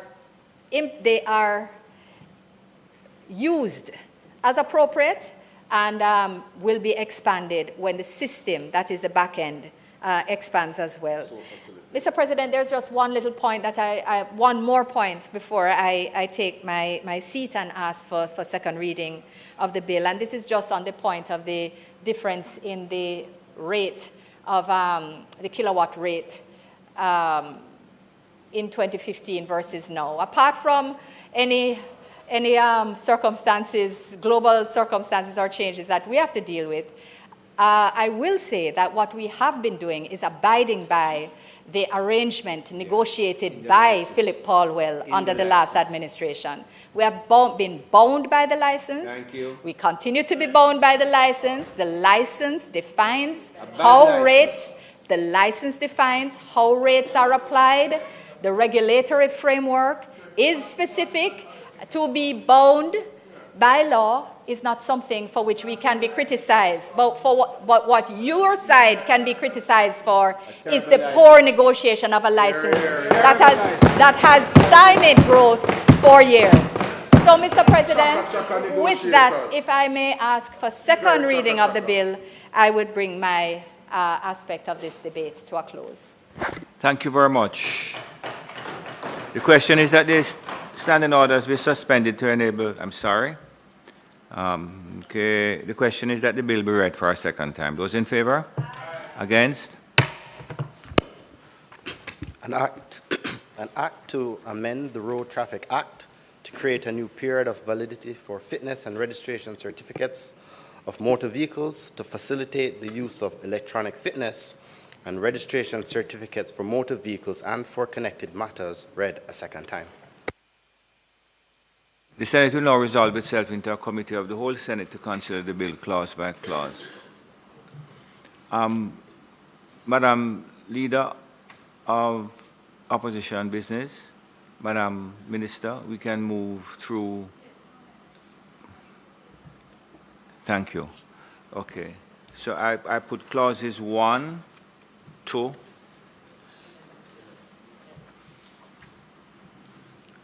10. I put clauses 1 to 10. Those in favor? Against? I put clause 11. Those in favor? Against? I put the schedule. Those in favor? I put the title and enacting clause. Those in favor?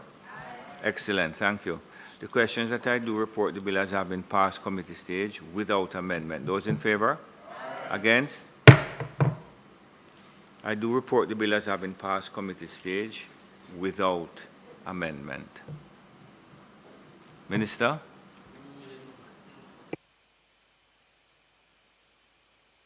To ask for third reading of the bill.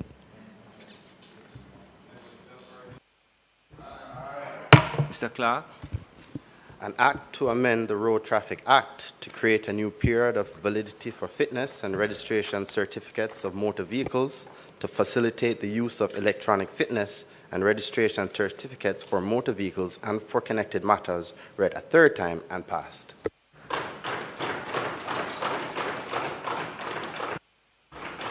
Thank you very much. And at this stage, I would just like to take the opportunity to formally welcome our guests who have been here. I trust that although the morning might have been a bit long, and in fact we have gone into the early afternoon, that you would have appreciated, maybe it's the first time you have actually seen the process of the passage of legislation and how we go about that in the Senate and the lower house, and I trust that you would have found the proceedings at least interesting.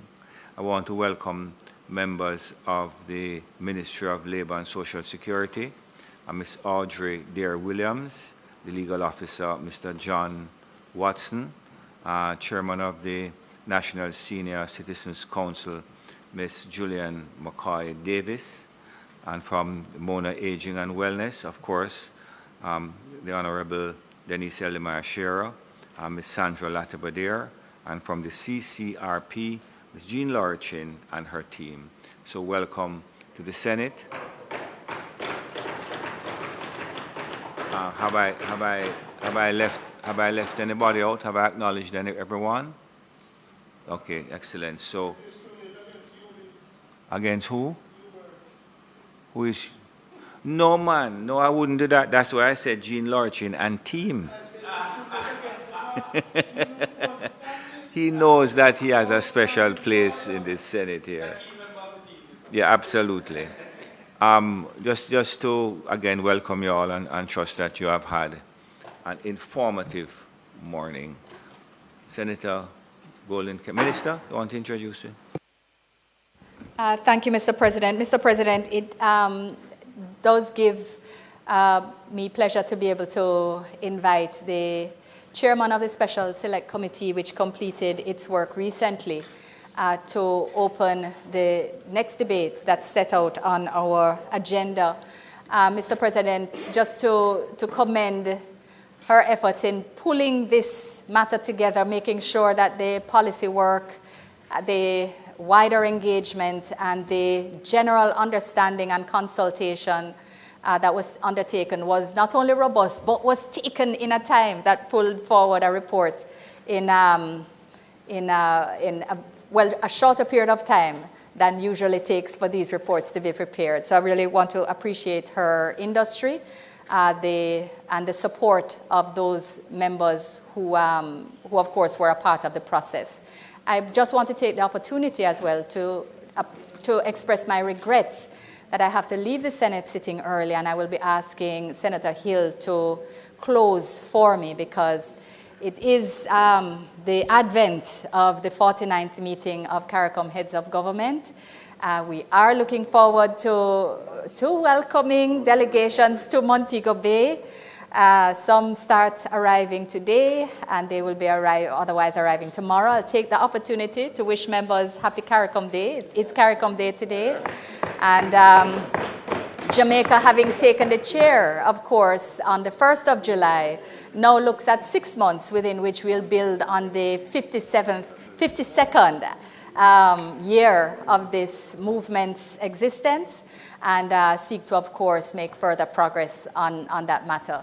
And I'm sure the Senate would take pride and notice of the fact that the Honorable Dr. Andrew Holness is now the chairman. He is now Caricom. the chair of Caricom, yes, sir. So when I say Jamaica takes the chair, of course. Across the aisle, I'm sure that all the members of the Senate would convey best wishes and pride. I trust they would so assessment. extend. So, Mr. President, I just take the opportunity for those who are so minded, of course, that the Caricom road race, the 10K and 5K, will be at 6:30 a.m. tomorrow, starting at the Montego Bay Community Conference Center and running along to Iron Shore and back. You may have missed the registration, but if you want to come and witness, or if you want to come and look at the awards that are being given out, athletes are coming from different countries to participate. But because of how we feel about sports and how we feel about road races generally, we're having a much wider attendance than was anticipated. So we welcome everyone to be a part of it. You know that I could be there and I could participate. We would look forward to seeing you at the starting line, Mr. President. Even if not at the finish. It's the finishing line, you must have gone. Even if not at the finish. But yes, so we just ask the Senate to take note of the chairmanship. Invited to the opening ceremony. What's that, sir?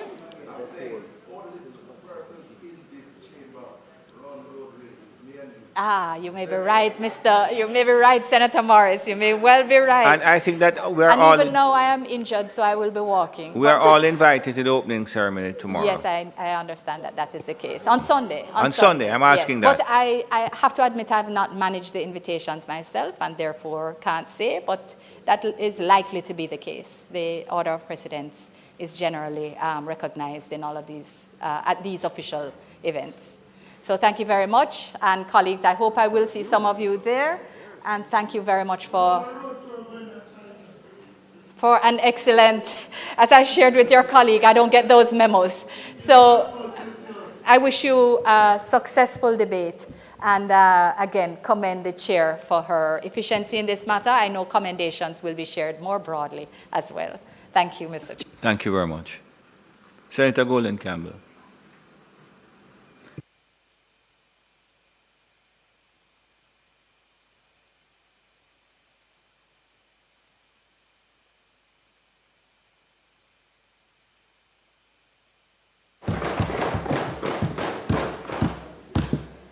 Thank you, Mr. President.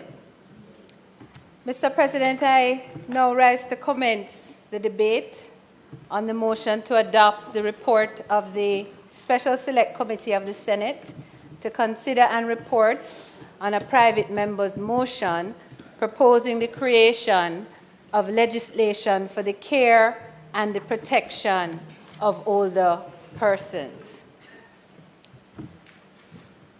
Mr. President, colleagues, senators, Jamaica.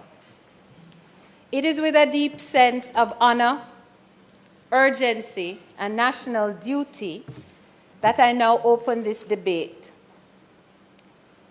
This motion, the private member's motion, leading to the constitution of this special select committee, I apologize, the report of the special select committee was tabled in this Honorable Senate on the 27th of June, 2025, a week ago.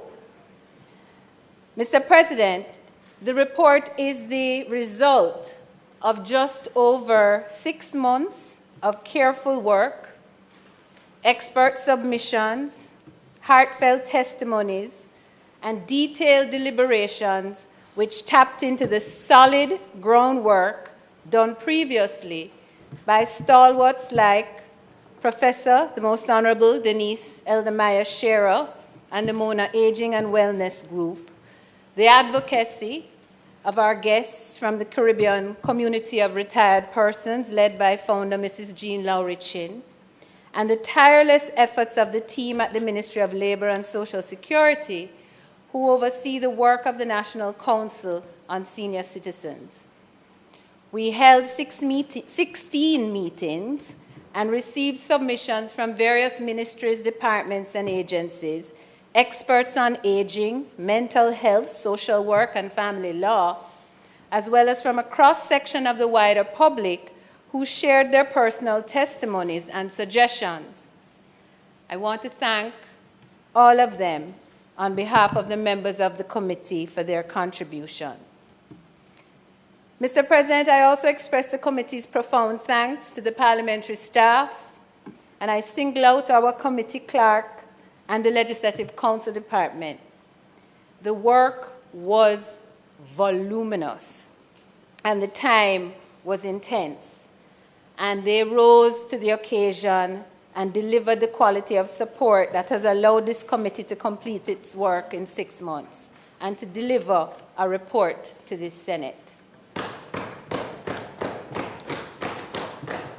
Mr. President, before launching into the meat of the report, I have to make note, too, of the collaborative approach of this committee.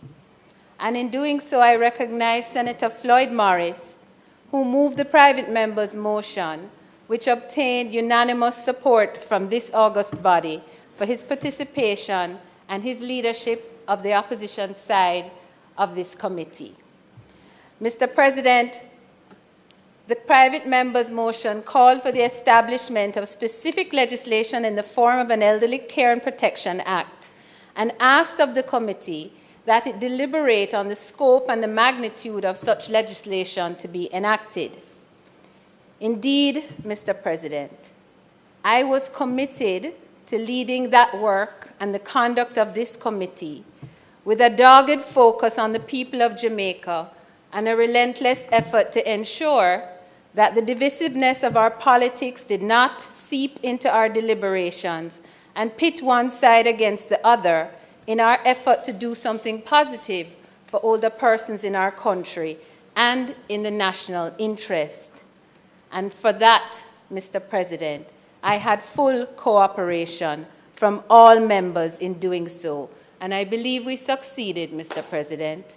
And I thank my colleagues on the committee for their active support of the work that has led to the production of this report to the Senate. And finally, Mr. President, I must extend my gratitude to the Minister of Labor, the Honorable Pernell Charles Jr., who I kept in close contact with throughout the deliberations of the committee, advising him of the developments as they occurred and the direction in which we were trending. He gave his support, and his team at the ministry was present with us at the critical moments of our work to assist our deliberations. It's my understanding that Minister Charles has already instructed that the work commence on the preparation of the legislation, and so we have all confidence that the work of this committee will evolve into something that should come back to this Parliament in the shortest possible time. Mr. President, we undertook this assignment with one goal in mind: to lay the groundwork for a comprehensive, modern legislative and policy framework to protect the rights, the dignity, and the well-being of Jamaica's older population. The context, Mr. President: Jamaica is aging. The facts are stark. Jamaica's population is aging faster than ever before, and we already have over 320,000 senior citizens, or about 12% of our population, and this number is rising steadily. The shift in demographics is irreversible, at least in the short term. This is not a trend that might happen, it's happening now. As a society, therefore, we must prepare ourselves for the impact of our population trends. The demographic trend that we are experiencing is not a Jamaican reality. It is a global reality. Indeed, Mr. President, the Second World Assembly on Aging, convened in Madrid in 2002, recognized the trends in population aging and adopted the Madrid International Plan of Action on Aging, guiding nations to a policy framework that could support its response to the realities of a globally aging population.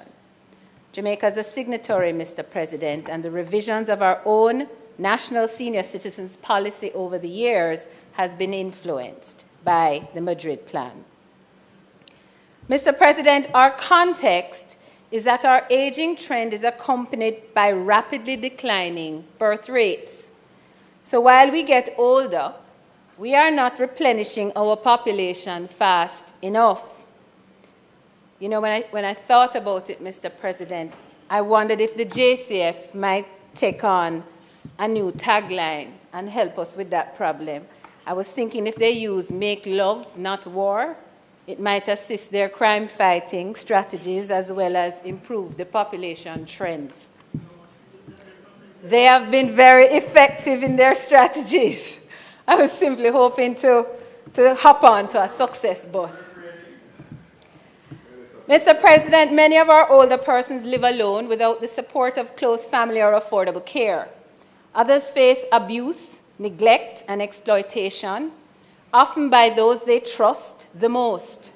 Some live in substandard housing. Much more need better access to adequate health care or community support. The committee believes firmly that we must reimagine the care and well-being of older persons as a whole of society responsibility. Just as we protect children and promote youth development, we must now develop the systems and institutions that safeguard and uplift our older citizens. To this point, Mr. President, Jamaica still does not have specific legislation dedicated to the protection and welfare of our older citizens. While we have enacted various legislation that address some aspects of the lives of older persons, there are gaps that remain unaddressed or inadequately addressed. And so, Mr. President, I will now summarize the report itself and the committee's recommendations on that score. The report of the Special Select Committee presents the background that informed the committee, and it sets out the raft of recommendations and a summary of the deliberations of the committee. But it does another thing. This committee has delivered to the Senate for its approval a document which we have called the Roadmap for Legislation on the Care, Protection, and Inclusion of Older Persons in Jamaica. It is our attempt, Mr. President, to guide those who will continue this work in another place to a clear pathway for the development, the drafting, and the enactment of a comprehensive law, along with amendments to companion laws. Mr. President, the report is organized according to the topic areas on which stakeholders addressed your committee. So it speaks to legal rights and framework, protection from abuse and neglect, freedom from discrimination on the basis of age, long-term care, health care and mental wellness, social protection and income security, housing and infrastructure and accessibility, family and community integration, institutional capacity and governance, data, and digital systems. The roadmap document further consolidates the recommendations of the committee in an even more reader-friendly way, presenting an overview of the policy context, the key demographic and social trends affecting older persons, identifying the key issues and challenges, reviewing the current legislative framework, outlining the proposed changes to current laws and policy, suggesting the way forward to develop the proposed law, including the purpose and objectives of the proposed law, the principles to be considered, the recommendations for policy improvement, the scope of the legislation to be developed, and finally, an example of what the proposed law should look like. We actually scoped out the law and suggested what kinds of provisions should be included in the law. Mr. President, arguably the most significant recommendation of the committee, as consistently urged by almost all stakeholders, is the inclusion of provisions establishing the rights of older persons in law. That being, Mr. President, the right to dignity, autonomy, and decision-making, the right to inclusion and participation in the society, the right to protection from abuse, neglect, and exploitation, the right of older persons to basic amenities, food, water, social security, the rights of access to appropriate care and support services, the right to institutional and community health care, protections for the rights of older persons with diminished capacity, the right to fair and non-discriminatory treatment, and the right to maintenance. Mr. President, the committee makes another very significant proposal in respect of the care of older persons. We have proposed that a duty of care of older persons be set out in law, and that a system of registration and certification of those with caregiving responsibilities be established. Such a system would include informal caregivers and care situations in the home. Mr. President, the committee looked at the current framework for the monitoring of care facilities and recommended that the applicable laws be updated and that provisions be established for licensing and accreditation of care facilities. Most importantly, Mr. President, the committee urges the robust reporting, monitoring, and inspection of care facilities to ensure the care and protection of older persons who reside there, with the powers granted to the appropriate institution to act when it discovers that the care of older persons is being compromised. And if you look at the report, you will see the report citing the information given to us by the Ministry of Health, that while there are over 200 nursing home and care facilities existing, only about 30 of them are actually registered and so fall on the radar of monitoring. So a lot needs to be reformed in terms of that act, the Nursing Homes Registration Act, in order to allow us to properly monitor and inspect those facilities. Mr. President, another very significant recommendation is the establishment of the Office of the Older Persons Advocate as a Commission of Parliament. The suggestion, Mr. President, is that lessons be taken from the structure of the Children's Advocate, an office which continues to perform credibly in the interest of our children. The proposed Office of the Older Persons Advocate would have the responsibility of monitoring the care and protection mechanisms established for older persons and would be empowered to act in support of or on behalf of older persons, to intervene in matters involving the care and protection of older persons, and to cause the investigation into the complaints of abuse of older persons, be it physical, emotional, or financial abuse. To that end, the committee also proposes that the law define the term elder abuse to encompass all forms of abuse against older persons, and recommends the imposition of strong penalties in circumstances where persons are convicted of abusing older persons. We also recommend that persons with a duty of care be required to report incidents of abuse, and that penalties be imposed where they do not do so, and in circumstances where they do so and the relevant authority fails or neglects to carry out its duty to act on a report. Mr. President, yet another recommendation to ensure the institutional framework for the protection of older persons is the establishment of a tribunal that could adjudicate in cases of breach of the proposed act that are non-criminal in nature. And though we deliberated on the possibility of such a tribunal dealing with cases involving the guardianship of older persons, the committee stopped just short of that recommendation and instead recommended the overhaul of the Mental Health Act, which makes provisions for guardianship orders, and further consideration of where the framework of guardianship should properly be placed, whether in the Mental Health Act or in some other law. Significant time, Mr. President, was spent deliberating on two very empowering tools for older persons, one being the tool of the power of attorney and also the guardianship orders that are received from the court. In respect of powers of attorney, the committee was led through the framework that exists to allow older persons to grant a power of attorney to someone to manage their affairs in general or in limited circumstances. But we were also made aware of the limitations of that framework, and in particular, powers of attorney become invalid once the older person becomes incapacitated, even where at the time of granting the power, they were mentally well and competent to grant such a power.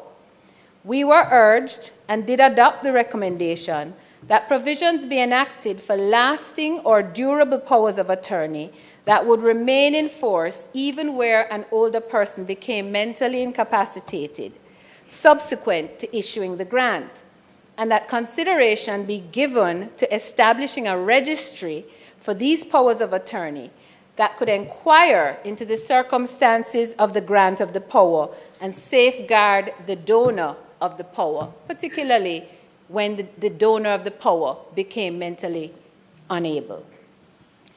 The committee, however, recommended that such a framework be established in separate legislation and not in this omnibus law, because the powers of attorney is not just a tool for older persons, it's a tool for anybody. Anybody can, over the age of majority, can grant a power of attorney.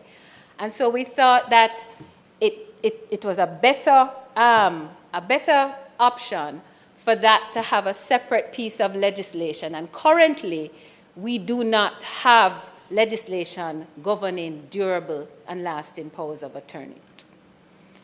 In respect of guardianship orders, the committee was advised that currently the law requires that guardianship orders can be pursued only by the nearest relative.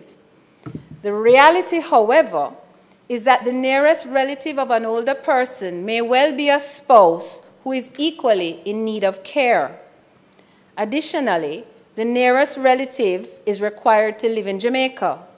And so, although you have circumstances of family members outside of the jurisdiction who may very well be the responsible parties for the financial management of the older person and may well be managing the care of the older person through caregivers here in Jamaica, that person is ineligible to apply to the court for a guardianship order because they don't live within the jurisdiction. Mr. President, the committee was persuaded to the recommendation that the categories of relatives who may apply for guardianship and the scope of the powers of the guardian over the person and their estate be reviewed and expanded to include cousins, step relatives, and possibly other suitable persons as determined by the court, particularly in situations where the older person has no relatives. And I'm going to pause, Mr. President, to just share a story that I have permission to share from a 93-year-old client of mine who had no living relatives in Jamaica, only had a niece in the UK. That niece was outside of the jurisdiction. However, we made an application to the court to appoint a guardian, a friend, who lived in Jamaica and the niece, through affidavit, joined that application and supported that application. The court appointed the guardian a couple weeks ago. When we received the formal order, we sent that order to the banks. The guardian took the order, court order, to the banks. And I just want to point out that for over almost 18 months, no bills were being paid for that senior who lives in a nursing home. The banks had paid maybe 2 months' bills and then stopped paying because they said she has dementia, and therefore the power of attorney that was in place was no longer valid. Well, I have had to write just this week to the particular bank because having delivered the stamped, sealed court order to the bank, the guardian was told that the bank is reviewing the order. Now, other than verifying that there was in fact a case, and the case is in fact finished, which is what the court order stamped and sealed is supposed to do, I have no idea what other review a body can do of a court order. But that is a circumstance. So it's not just the trouble of the powers of attorney, but even when you get the guardianship order sometimes, you have these anomalies. Now, almost a week later, we have no action. She still cannot access her funds. We were also persuaded, Mr. President, that the existing criteria for assessing mental capacity by a court be reviewed to take into account situations where an applicant for guardianship was unable to get the older person assessed by 2 physicians as currently required. So it's not, when you make the appointment, when you make the application for guardianship, it's not just 1 doctor's certificate you have to take in. It's 2. It's 2 doctors' reports you have to take in. And if anybody has been around persons who are suffering from dementia or Alzheimer's, but physically well, you cannot move that person to go and see a doctor if they don't want to. And if they even see 1 doctor and you have 1 report, you can't move forward without 2 reports. So we ask, Mr. President, that other criteria be considered by the court and outlined in the law guiding the court on the things that can be considered in making the determination. Suggestions were made to include, for example, affidavits by caregivers outlining their experience in caring for the older person as part of the considerations that the court would make in the process of issuing the order for guardianship. Mr. President, another important element that we considered was the provisions for maintenance of older persons. Currently set out at Section 10 of the Maintenance Act, older persons are entitled to be maintained by their children. However, in practice, we were told that very few maintenance applications are put before the courts in respect of older persons, and when we asked for statistics, there were none available. This presented one of the most controversial topics that we deliberated on. The committee expressed its concern that maintenance orders could be made in circumstances where children are forced to care for an older person who did not in fact honor their own parental duty to care for their children during their life. This situation is all too common in our country, Mr. President. The committee, while holding the view that older persons in need should be maintained where possible by their family members, we were mindful of the circumstances I've outlined and discussed possible remedies, such as affidavits to the court where an older person could establish that they in fact fulfill their parental responsibilities, or affidavits on behalf of the children or by the children where they could establish that the older parent did not in fact honor their parental duty.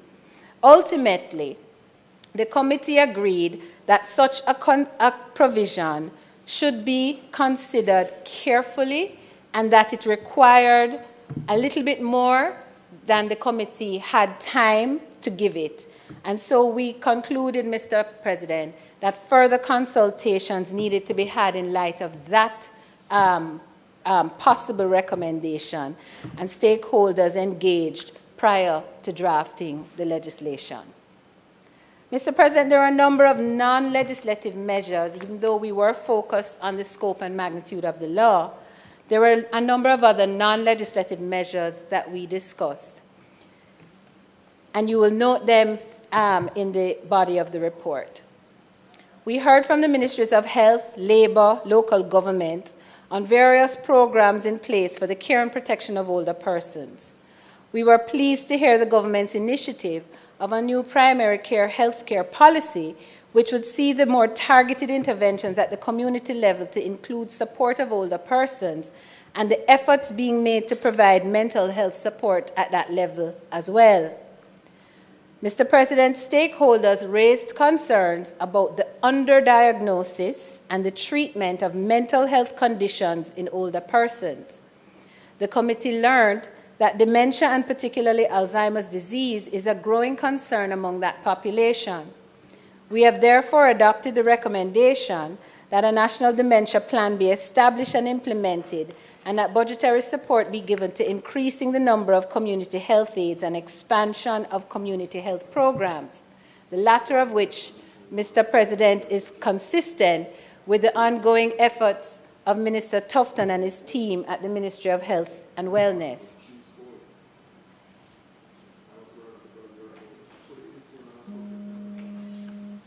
Mr. President, long-term health care was a major issue raised by stakeholders, and the committee supported the enactment of provisions and implementation of strategies that will allow older persons to age in place, recognizing that where older persons are able to be supported in their own homes, it reduces the burden on the state to provide care facilities. There were many other recommendations, Mr. President, that dived even further into solutions in a granular way. The committee agreed, for example, that consideration be given to providing financial support for the retrofitting of homes of older persons, especially those who were not contributors to the NHT, and that provision be made in the social housing program specific to older persons' needs. So we're talking about retrofitting with, like the grab bars and the kind of facilities in the home that, that older persons, particularly those with disabilities, would need. Mr. President, I will leave the rest to the detailed reading of our report. As I said, we have the normal report of the committee appending the roadmap document, which I think is an easy read, easy and logical read. But suffice it to say, Mr. President, the committee undertook its work in a very serious and organized way. We sought the counsel of various stakeholders with expertise in the area, and we relied on our team of technical persons in the Parliament and the Legal Reform Department, Statin, and others to guide us with reliable data that informed our approach and our recommendations. We had the benefit, too, of learning from other jurisdictions who have introduced similar legislation, courtesy of the research of the Legal Reform Department. So these recommendations, Mr. President, are not about our opinions or our feelings. They are driven by data, advice from experts, which itself arose from data and lived experiences. Mr. President, I believe my committee's members would join me when I say the contents of our report and the recommendations contained there form a moral imperative. It is a blueprint for dignity. It is a call to action. And Mr. President, it's overdue. I'm very proud of this work, Mr. President. I'm very grateful to my committee members for their input and collaboration and guidance too. And I want to make special mention of Senator Dr. Sophia Longmore, who is absent today and who I know would have wished to have been here to make her own contribution. But all members of the committee, Mr. President, participated robustly. I am humbled too by the support of my Senate leader and my government, and I'm ever so pleased that my government, even before the completion of this parliamentary work, has seen it fit to begin the process of establishing the law. The treatment of our elders, Mr. President, is a measure of our maturity as a nation. As our motto says, out of many, one people. But let us also be one people, all ages. We owe our elders not just gratitude, but security, care, and justice. And just popping into my mind, as she does probably 3 or 4 times on every day, is my grandma, Enid Louise Goulding, in whose name I conducted this work and who I still miss tremendously every day. The committee is confident that the recommendations in this report can form the basis of a draft elder care and protection bill. It is my fervent hope that it will assist the crafting of the new law and that the people of Jamaica will see the expansion of much needed support and changes that will make their lives easier and better as they age.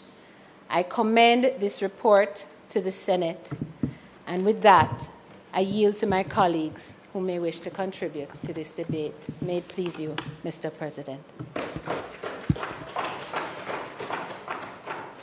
Thank you, Senator Woolley Campbell.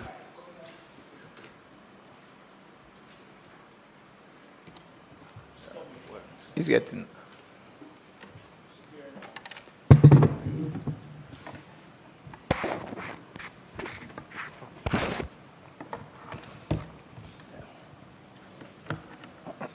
All right, Senator Floyd Morris. Thank you very much, Mr. President. I am a very happy man today. And I'm a very happy man because of the resolution, the motion that is before us for adoption. And I support, Mr. President, the comments made by the chairman of the committee for, first and foremost, the excellent work that she did in terms of navigating the work of the committee. But before I venture into my substantive presentation, I would like to remind the chamber of where we are coming from with this report. And in 2021, I tabled a motion which I will repeat for emphasis.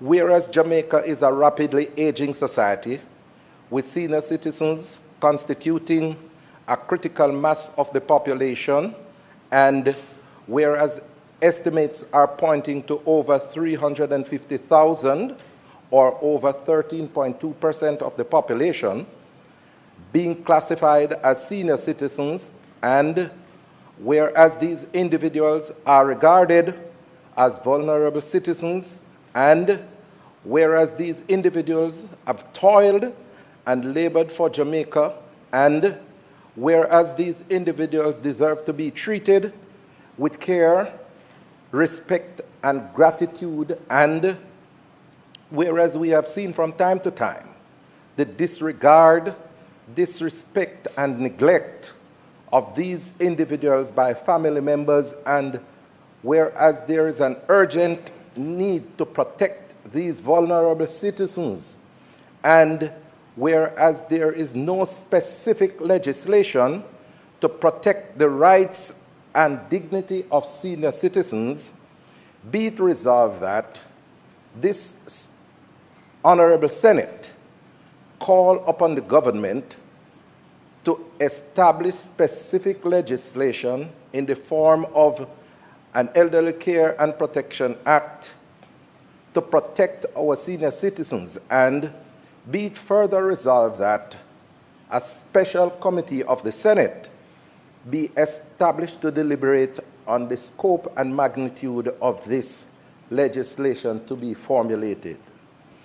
So that is the motion that was tabled in 2021, and the debate started in 2022 and completed in 2024, and was referenced to the Special Select Committee. And I want to point out, Mr. President, that before the resolution was tabled, because of the fundamental nature of what was being proposed, I had to have internal consultations with the leadership of my political organization. And it was referred to the leader, Mr. Mark Golding, who undoubtedly gave his thumbs up for the motion. And this is how we operate in terms of matters that are going to have profound policy and legislative effect on our society. So, Mr. President,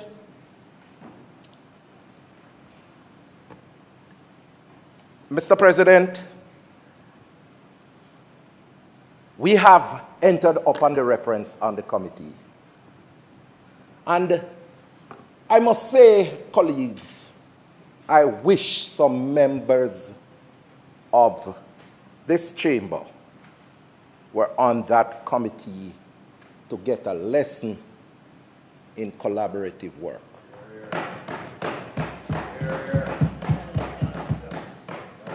A lesson in collaborative work. I wish you were there. I wish you were there. Because Senator Cavan-Gale, you know, very few times men covered have disagreements in this chamber, you know. Very few times. But I tell you, we worked together on this piece, this motion. And if there were differences in opinion, for example, when we were discussing Cavan, whether it be, what we should do with the elderly care advocate, or whether it's a commission or tribunal, and we consulted each other and discussed it, and we came up with our formulation and recommendation. And Mr. President, the hearings and what is contained in the report does not give an accurate reflection of the quality of presentations that were made. Exceptional presentations, starting out with laying the groundwork with data to drive our work. And then you have a number of individuals, and I could name a lot of people, you know, but I have to single out two. I'm going to single out two. I don't want others to think that I'm discarding their work, but, you know, their work is recognized in the general report. But I have to single out the seminality of the presentation from my colleague. Well, I should say colleagues. And I will tell you why I have to correct myself. Sandra Lati Bodier. You know, Mr. President, Sandra is now completing her PhD. But the work of Sandra is a testimony that she should be Dr. Sandra Latibodier long ago. Quality presentation. And then Professor Denise Eldemire Shearer, who nobody on the government side can talk to me about friendship where she's concerned. Nobody. Because some of them, when me and Professor Eldemire Shearer were interacting from as far back as 1991 when I came to Kingston as a country boy, my first doctor in Kingston. So nobody can tell me about Professor Eldemire Shearer on the government side because she is my friend. She is my friend. And she is my colleague as well. You know, and I mean, Professor Shearer has retired about 50 million times from the university. But because of the importance and the seminality of her contribution to research and development, not just for senior citizens, she just can't let go. She just can't let go. And I have worked with her over the years. When I was Minister of State in the Ministry of Labor and Social Security, and we introduced the Senior Citizens Games first in the island and still going strong. You know, I mean, a whole lot of work we have done together. And when she presented, we had to just sit at the feet. Gamaliel is a female, is a male name, right? So I would have to find the equivalent, right? But we sat at the feet of Denise, and it was a treat indeed. And, Mr. President, some very creative and interesting suggestions have been contained in the report. And I am looking forward to the Ministry of Labor and Social Security running with this report, because I see my friend Miss Audrey Dear Williams, and I can say these things, when I use the term friend, I don't use it loosely because Audrey was there as well when I was Minister of State in the Ministry of Labor and Social Security. So I know her work and I know her worth. And I know that she is going to ensure that we get the process moving, because based on what has been done here is for the ministry now to prepare the cabinet submission, to go to cabinet to say, give us permission to draft the Elderly Care Act or the Older Persons Act, whatever it is that we are going to call it. And then cabinet, based on how the legislative process works, is going to give that drafting instruction. And it goes back to the ministry now for them to engage the Chief Parliamentary Council. Mr. President, I think if you listen sometimes, my friend, you will learn a lot in the Honorable Senate. But, Mr. President, I must say that when the legislation goes back to, the instruction from Cabinet goes back to the ministry, then the ministry will engage the Chief Parliamentary Council. Significant work has been done, but there was one element of it that was not completed, which is we had hoped to go into the parishes and hold parish meetings. And, Madam Chair, I think that when the legislation is drafted, recognizing that we had done consultation and heard from the different groups, including another of my friend, Mrs. Jane Laurie Chin. Yes, because I live good with people. I live good with people. And Mrs. Laurie Chin made their presentation as well. But what we would want to see when the legislation is formulated or drafted, we have a series of consultations with the citizens across the country.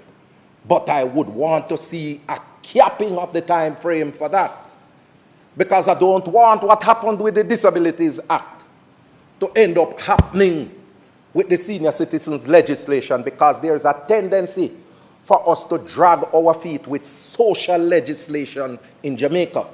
Money bills come to the Parliament one day and it passed the next day. Constitutional amendments. And so, Mr. President, I want us to ensure that we expedite this process and close the circuit in terms of legislation to protect the marginalized or vulnerable groups within our society. We have legislation to protect our children. We have legislation to protect persons with disabilities. We have legislation to protect our women. We need to close the circuit by enacting the legislation to protect senior citizens. And that was one of the major drivers behind me moving the motion. And the fact that doing research at the University of the West Indies on the population of persons with disabilities, recognize that there is an intersectionality between disability and aging. As you grow older, you are likely to develop some form of disability. And that's why I say to some, always respect persons with disabilities, because you might be able-bodied today and disabled tomorrow. Disability respects absolutely no one. And you see some citizens, senior citizens, they get older, they are not able to see clearly, and they say, my eyes dark. And they are walking up the stairs, and they see as a young man, they hold on to your hand and say, my young boy, help me to climb the stairs. Because aging process brings on things like arthritis. It brings on diabetes. It brings on glaucoma. It brings on hypertension. And those are contributing factors to individuals developing a disability. And that is the context based on research that I have been engaged in at the university that sounded the alarm that we needed to have legislation. And when Statin came and presented here, it even gives us further vindication to move post haste to have the legislation, because with our aging population, we are expecting to see by 2050 a significant jump in the population of senior citizens. And by 2030, it is expected to move from 13.2% to, I think, 18%. 2030 is just around the corner. It's just around the corner. So we have to make sure that we act with speed, expedition, to get this legislation. And I don't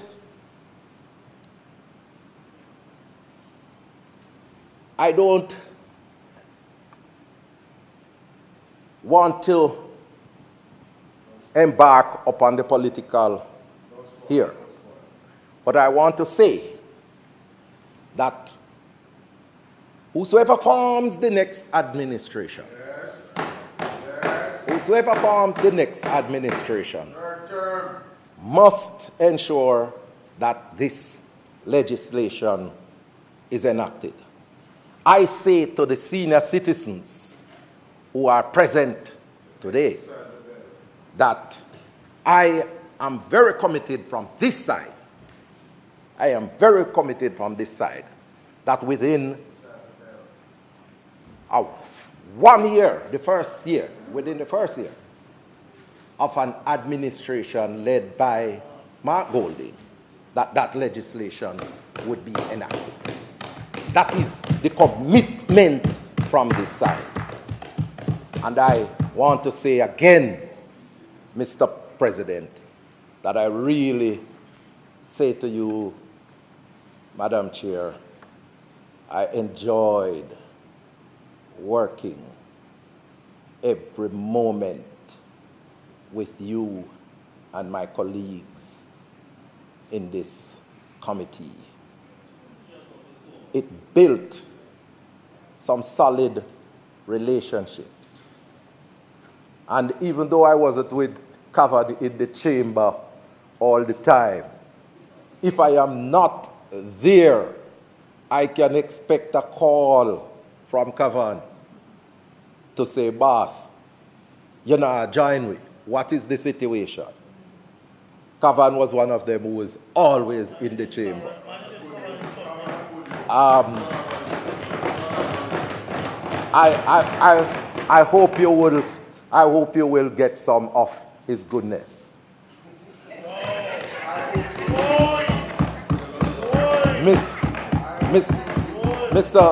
Mr. President, we work together as a team.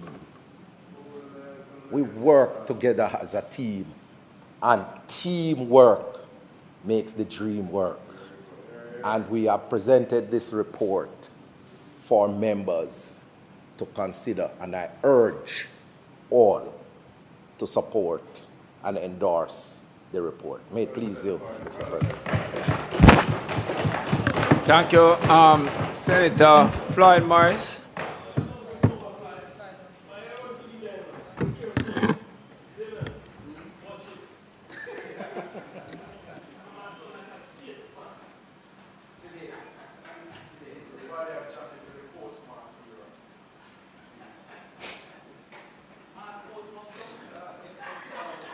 Senator Cavan Gill.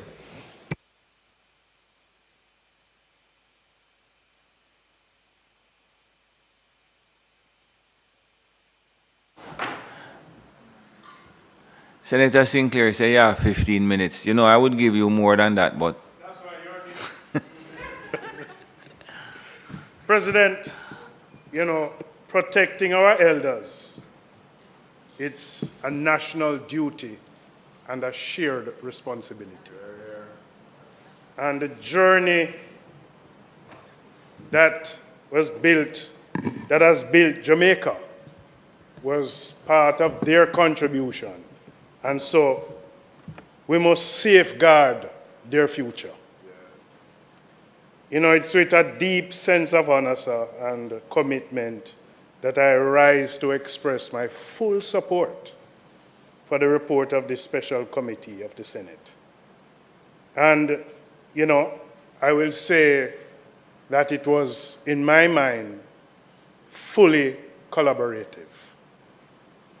And Senator Morris, even though your motion may have aged a little between the time you laid it, it is alive and well. You know, I want to place on record my sincere gratitude to all those who made it possible. I want to single out first and foremost the chair of the committee. You know, I wouldn't submit that she's a slave master, but she's highly driven and efficient. The committee clerk, the legal team, the research team, commendable work. And you know, those are persons that this Parliament ought to preserve for their commitment and dedication. At 3 in the morning, you would be seeing emails. Many decades ago, well, at least 2 decades ago, I was coming from a union meeting at the Ministry of Labor with the Most Honorable Hugh Lawson Shearer. And he said to me,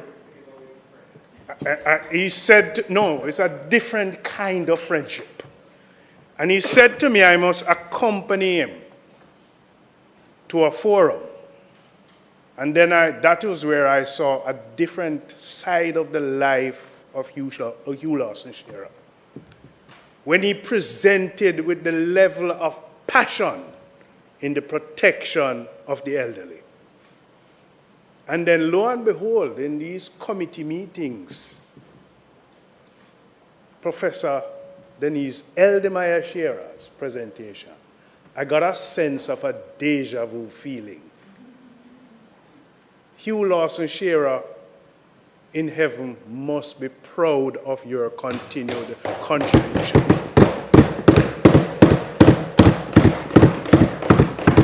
You know, we couldn't do this successfully without other stakeholders and all the persons who contributed, whether by group or by singular individuals. They came, they made valuable contribution. And you know, Jean Lauren Chin, we could never have done this without you. Sandra Latibadier, hurry up and become doctor, because we could never have done this without them. President, it's a national imperative that the older persons who have given so much to building this country, they deserve legal protection, institutional support, and social recognition. And I wish to highlight 3 areas that jumped out at me during these deliberations. You know, many references were made about the abuse, neglect, including financial abuse. And our elderly populations are continuous to face this kind of silent suffering, often hidden in homes, institutions, and even public spaces. Abuse and neglect, whether physically, emotionally, and financially, it erodes their dignity and their safety. And you know, many of them would have gone through, especially financial abuse, that level of exploitation. And so this legislation must not only define it, but criminalize and establish mechanisms to report and investigate such abuse.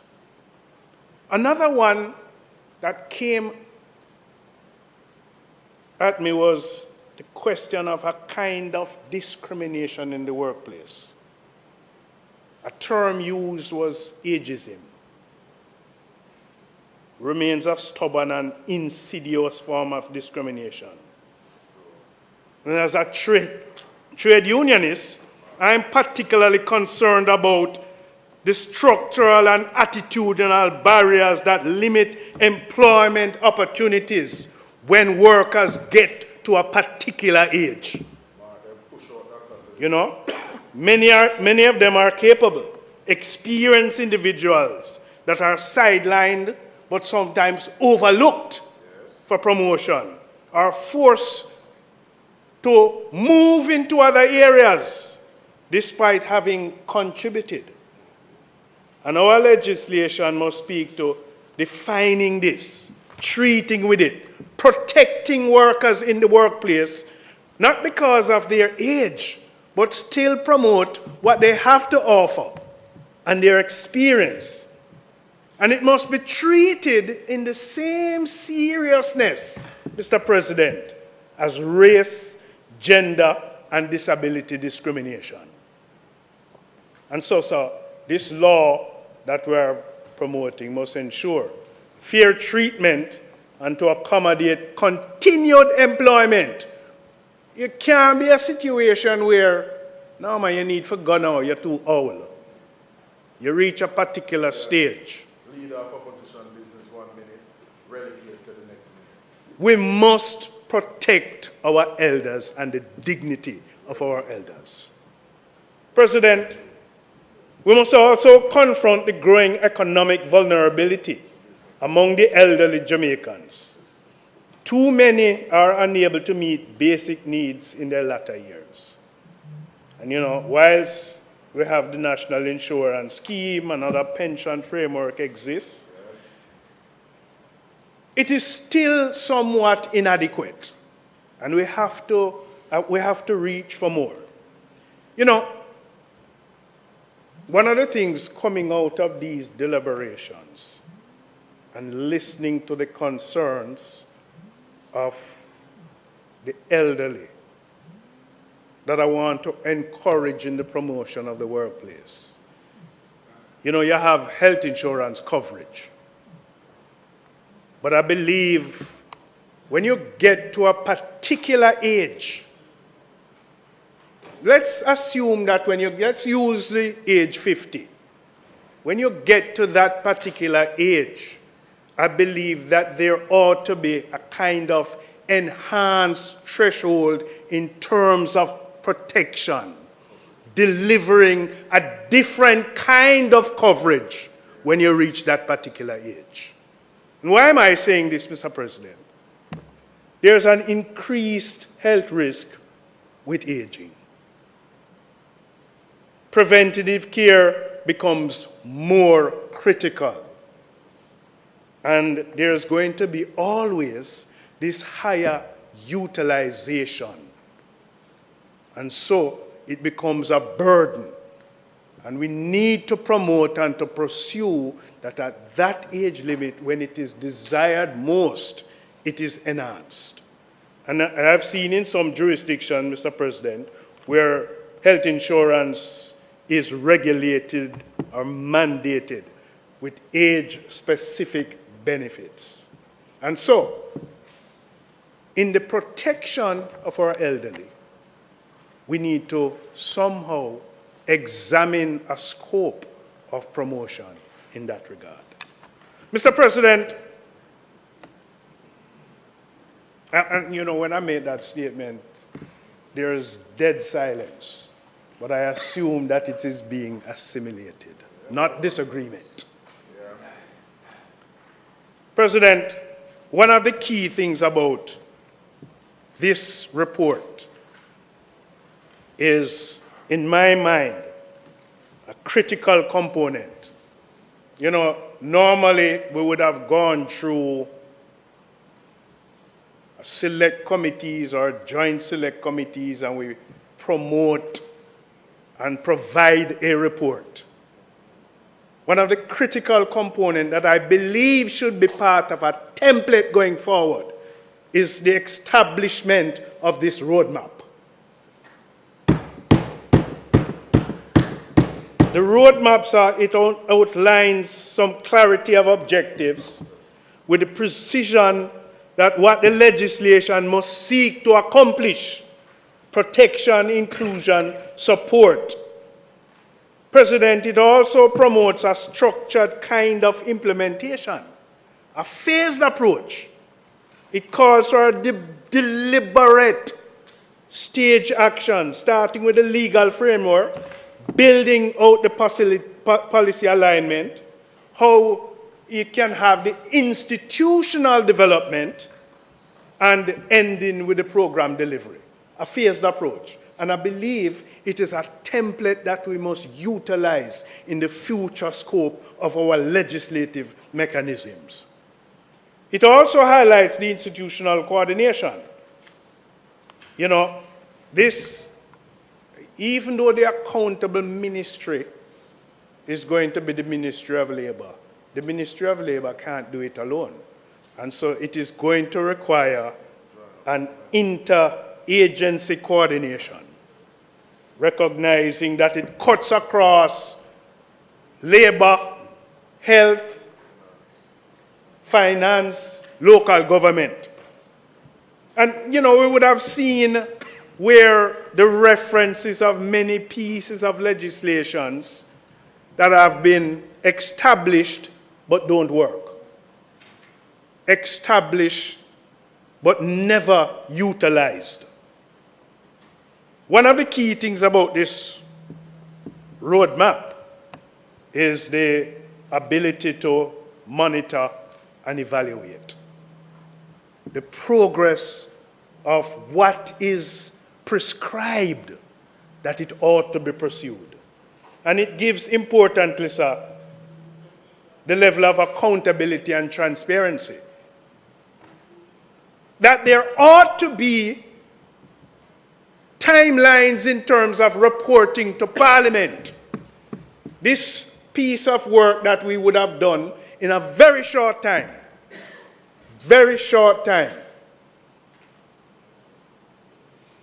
must never be allowed to languish anywhere. Can't fall on nobody's desk or in any file cabinet or in any folder. The work must continue and be kept alive. Now, we would have done the work in a very short time. We would have had the feedback, the various recommendations from different stakeholders. But, you know, for us in the trade union movement, when we built and promotion, consultation continues. And so the public awareness and the public engagement is going to be fundamental for the success of this legislation.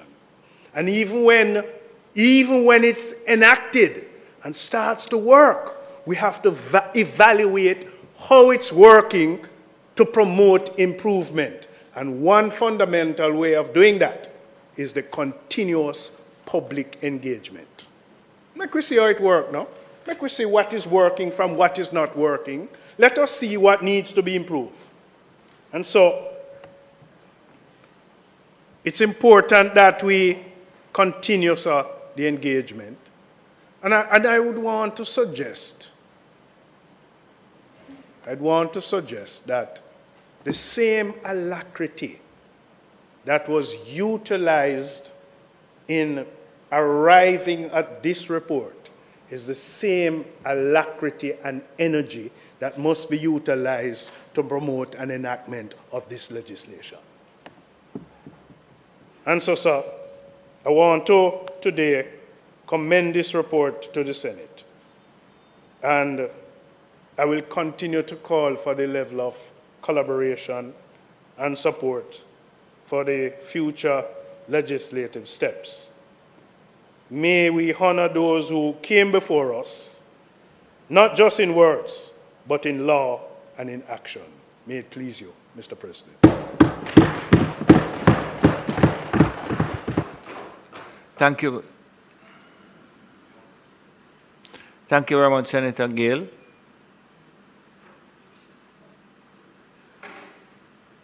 I don't think he's going to need it. Oh, you're going to need it? Senator Crawford. Thank you. Thank you, Mr. President. And I'm happy that I'm a politician because that's the only place I'm still perceived as young. Everywhere else. I was playing football recently, him said, elder. I was looking around, couldn't believe he was talking to me. But when I tried to run past him, I recognized that he was right. Well, Mr. President, yeah, my mind was working faster than my body could. But Mr. President, I'm excited and I'm a little bit nervous at the same time. Because I'm excited that we're here, but I wonder if this is a part of throwing everything, including the kitchen sink, for the next election. And if that is so, then the fear that Senator Gale highlighted, that it ends up in a cabinet, in a file, might happen. Indeed, we are at a time that grand announcements and exaggerations are a part of the landscape. More recently, Minister Darrell Vaz indicated that 100 buses could transport 328,000 children. The mathematics suggests that it's between 4,800 or 9,600 between the times of 6 to 8 a.m. What is worse, President, is that the minister goes further to suggest that in 2 years, he'll be able to transport 650,000 rural students in the primary and secondary school. The total number of students in primary and secondary school is 440,000, between 440,000 and 470,000. The minister suggests that he would transport 650,000. He would have to have imported some children. And we know he's speaking to primary and secondary schools because he highlighted 850 schools. So before they fabricate falsehoods that, oh, he was talking about basic school and every single school in the world, there's not sufficient persons for that argument to be true. We then heard an announcement repeated today that we would not renegotiate the JPS license under the current terms. The current terms end in 2027. Everybody knows that. The time ends in 2027. That's not a decision of the Jamaica Labour Party. And what we have, well, one term is the date. I didn't understand, but I want to hurry up and get to the point. So the terms, what is the new terms? It can be worse terms. Nobody knows what the new terms are. But he said, won't be in the current terms, and it's being highfalutin and repeated and promoted. Yes. Yes, because as Senator Lambert Brown has indicated, yeah, the cost of energy has doubled. It means that it was 100% better. However, Mr. President, if there's any real meaning of Ubuntu, I am because you are. It exists because those before us have created a country that we're happy to be a part of. I remember once in France, somebody asked me where I'm from, and I said Jamaica. And his response was, oh my God. And that response was created by those before us that fabricated a type of nation that people aspire to be associated with. Some names we will remember, some names we have forgotten.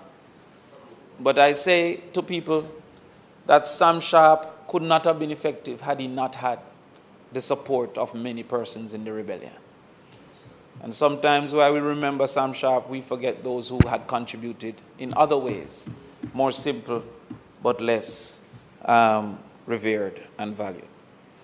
Mr. President, my presentation today is about making the elderly more independent, as I perceive that most times the conversation is almost as if they're automatically dependent.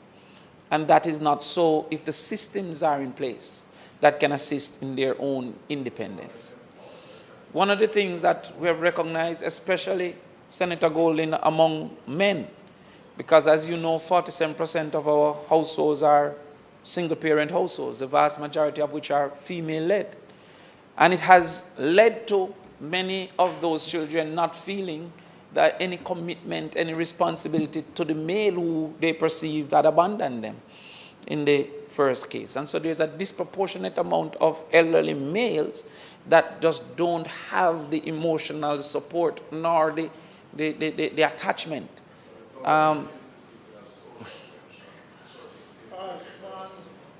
know Mrs. Lorchin want to hear what I say. You know, she pay me attention on the Twitter. She want to hear what I have to say. She don't follow you. She follow me. So make me tell her what is happening. So,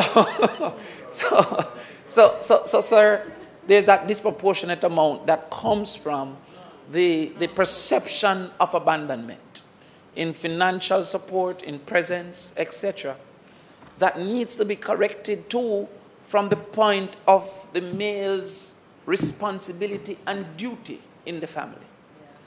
Indeed, the Asian average of single-parent experience is 4%.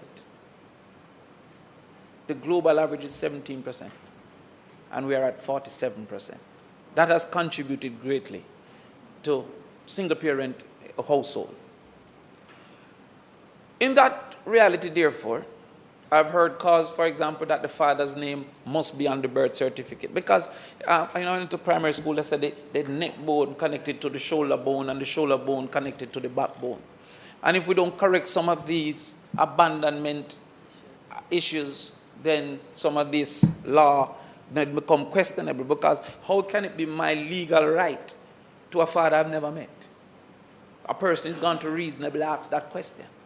How can it be my legal duty to a person that never contributed? They might reasonably ask that question. And we have to consider that as we move forward. One of the major albatross around the Jamaican elderly's neck is that of rent. You see, the assumption of pension is that cost reduced at a particular age. It couldn't be for healthcare because costs increase in healthcare. But those of us lucky enough to have a mortgage, that mortgage ends at retirement. And therefore, the cost of housing is supposed to be generally reduced because you now live in this place without rent or mortgage.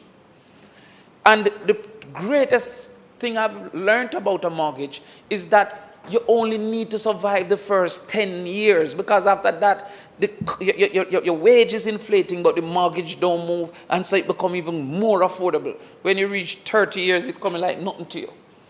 But rent don't follow the same direction. Rent moves with the inflations of time. And so therefore, the person that don't own a home, becoming an elderly, losing a % of income, even if they have a pension, which many don't have, but surpassing their working age, still have that major cost. Almost 50% of our working age income is the rent. If we don't create that...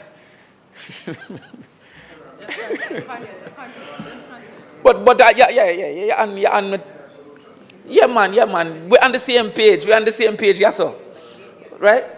But the intergenerational mortgage I talked about 9 years ago, the man re-proposed it to me now if I agree. I agree. But what I'm saying is that is one option. But if we don't move to greater home ownership or rent, special rent considerations, because for some of our citizens, unfortunately, their income will not qualify for mortgages in the short term, mid-term. And so therefore, I know in New York, they have rent control and all that for certain demographics. There may be a need for consideration for a kind of a rent control retirement village system that the government facilitates. Well, you know, you have to learn from everywhere. And I have visa, you know. And not like a man with a visa have a special stamp in it. The other thing that we must consider, so the housing and the shelter, there must be conversation, especially because many don't have the opportunity of ownership. And even those that have the opportunity of ownership, our system don't create policies that allow ease of downsizing. And so therefore, the cost of maintenance have also become an albatross around persons who don't need this type of house anymore, the size of home. But having become comfortable in the space, in the environment. My mom is here. My mom, me and you go sit down and we discuss it. Because so we have to figure out some of these things. But Sorry, my mom... Senator Crawford. Yes. Don't get distracted. Just focus. I'm not being distracted. Yes, but you are, because what you're doing is that you're responding to the... Oh, I've been entertained. Yeah. Don't be entertained. But I'm asking It's you, funny. do not, because those sort of us comments, you don't have to respond to them. Just do your presentation. You know, Ms. Lawyer don't All follow right? you neither. That- Everybody it was doesn't matter, Senator Crawford. Come on, man. All right. I'm just asking All right, you, I'm on it, I'm on because it becomes a little disjointed when you, All right, when you I'm do on that, it. right? I'm on it. No, but the person who's not supposed to disturb me. You see, yeah, man, you beat the pitney with them trouble. Don't be the one that do the troubling. Now, watch me now. The system, Senator Golden, my mom is here visiting, and where we were born, in a little lane down in Walton Park, 130. She wants to go there every day. She feels a certain connection. She knows the people. Where we live now, we know the community by the car that they drive. We don't even know the people's name generally. So you say the black car person or the one with the Benz. She can't bother with that. She won't go upon lane and thing. She feels a certain connection to that community. But oftentimes, when that house was for 5 children, and my auntie, she alone don't make sense in that house at this particular point in time. But that camaraderie, there's no replacement of it. So policy should allow, and that is why I really believe in a retirement village system, that they can seek camaraderie and not have that cost of maintenance of some of these homes that were necessary when they had larger families. And with high migration, these families not even around to participate in that space. The other thing we have to look at is healthcare. Now, I remember when a 60-year-old was Mass John, walking with stick, bending over. I don't know if it's healthcare that have caused this transition, but I remember when my uncles were old, and they were my age at the time. I don't want to feel that I'm old. But I said to you that we need to ensure that as the life expectancy lengthens, the quality is considered. Because what we're seeing is that the life expectancy is lengthened, but because they have these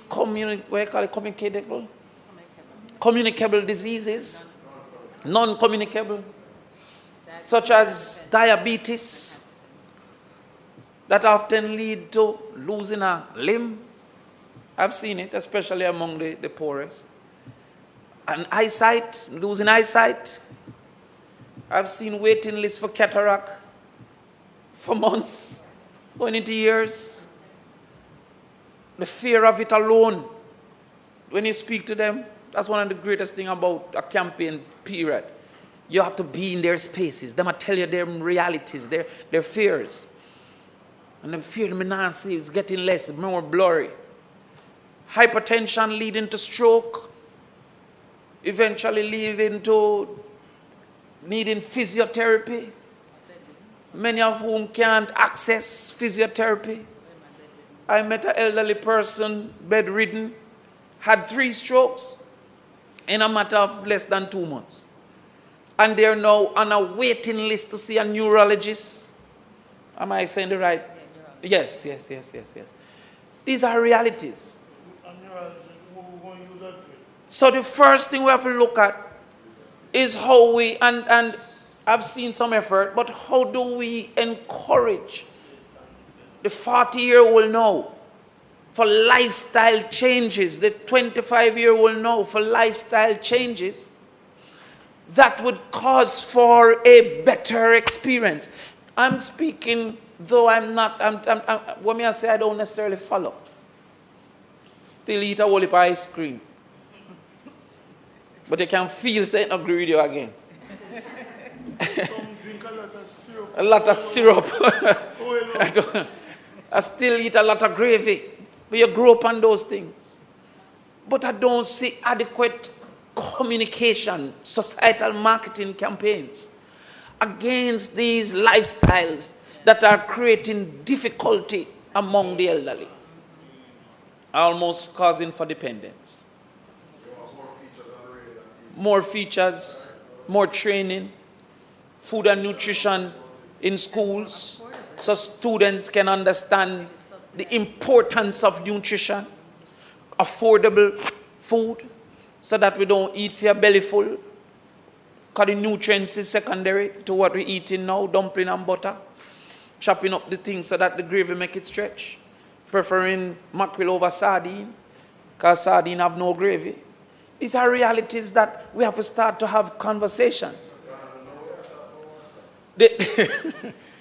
But there's also something that we can do for elderly. The greatest thing the youth can do for the elderly, in my opinion, as a national campaign, is a national health insurance.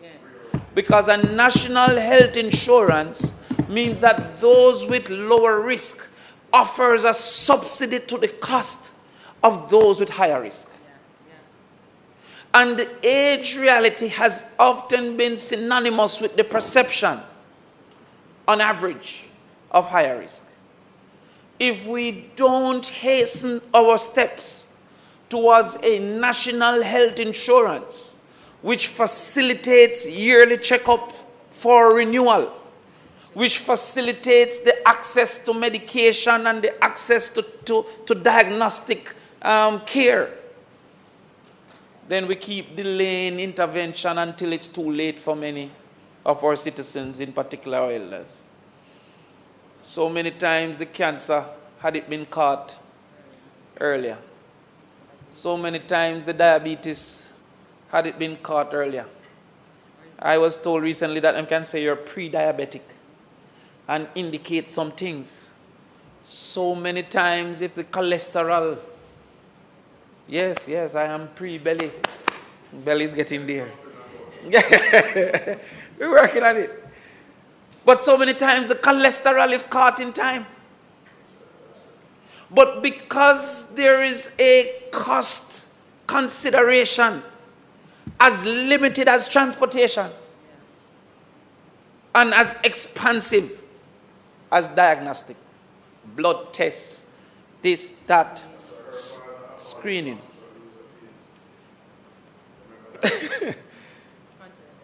The fact of the matter is that if we don't see that our contribution as a 35, 36, 22-year-old to that risk reduction of a group plan can change the circumstance of the elderly.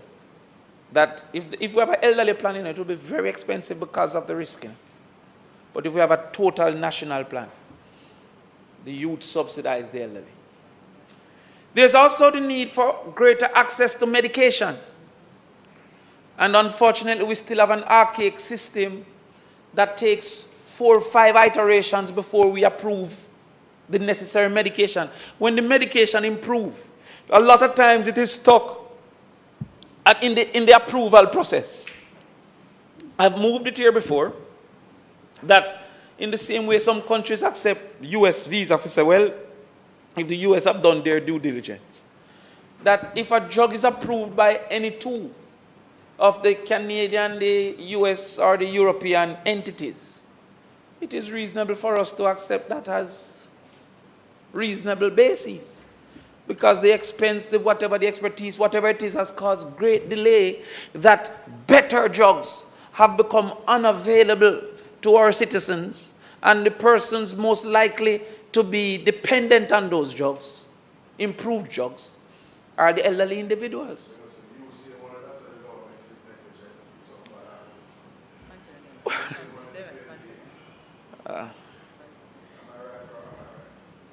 Can you follow him, please? Follow him? Yeah, man, I'm going to say something Yes. that Charlie will be upset about. Mhm. I am told the part of the chicken you eat downstairs.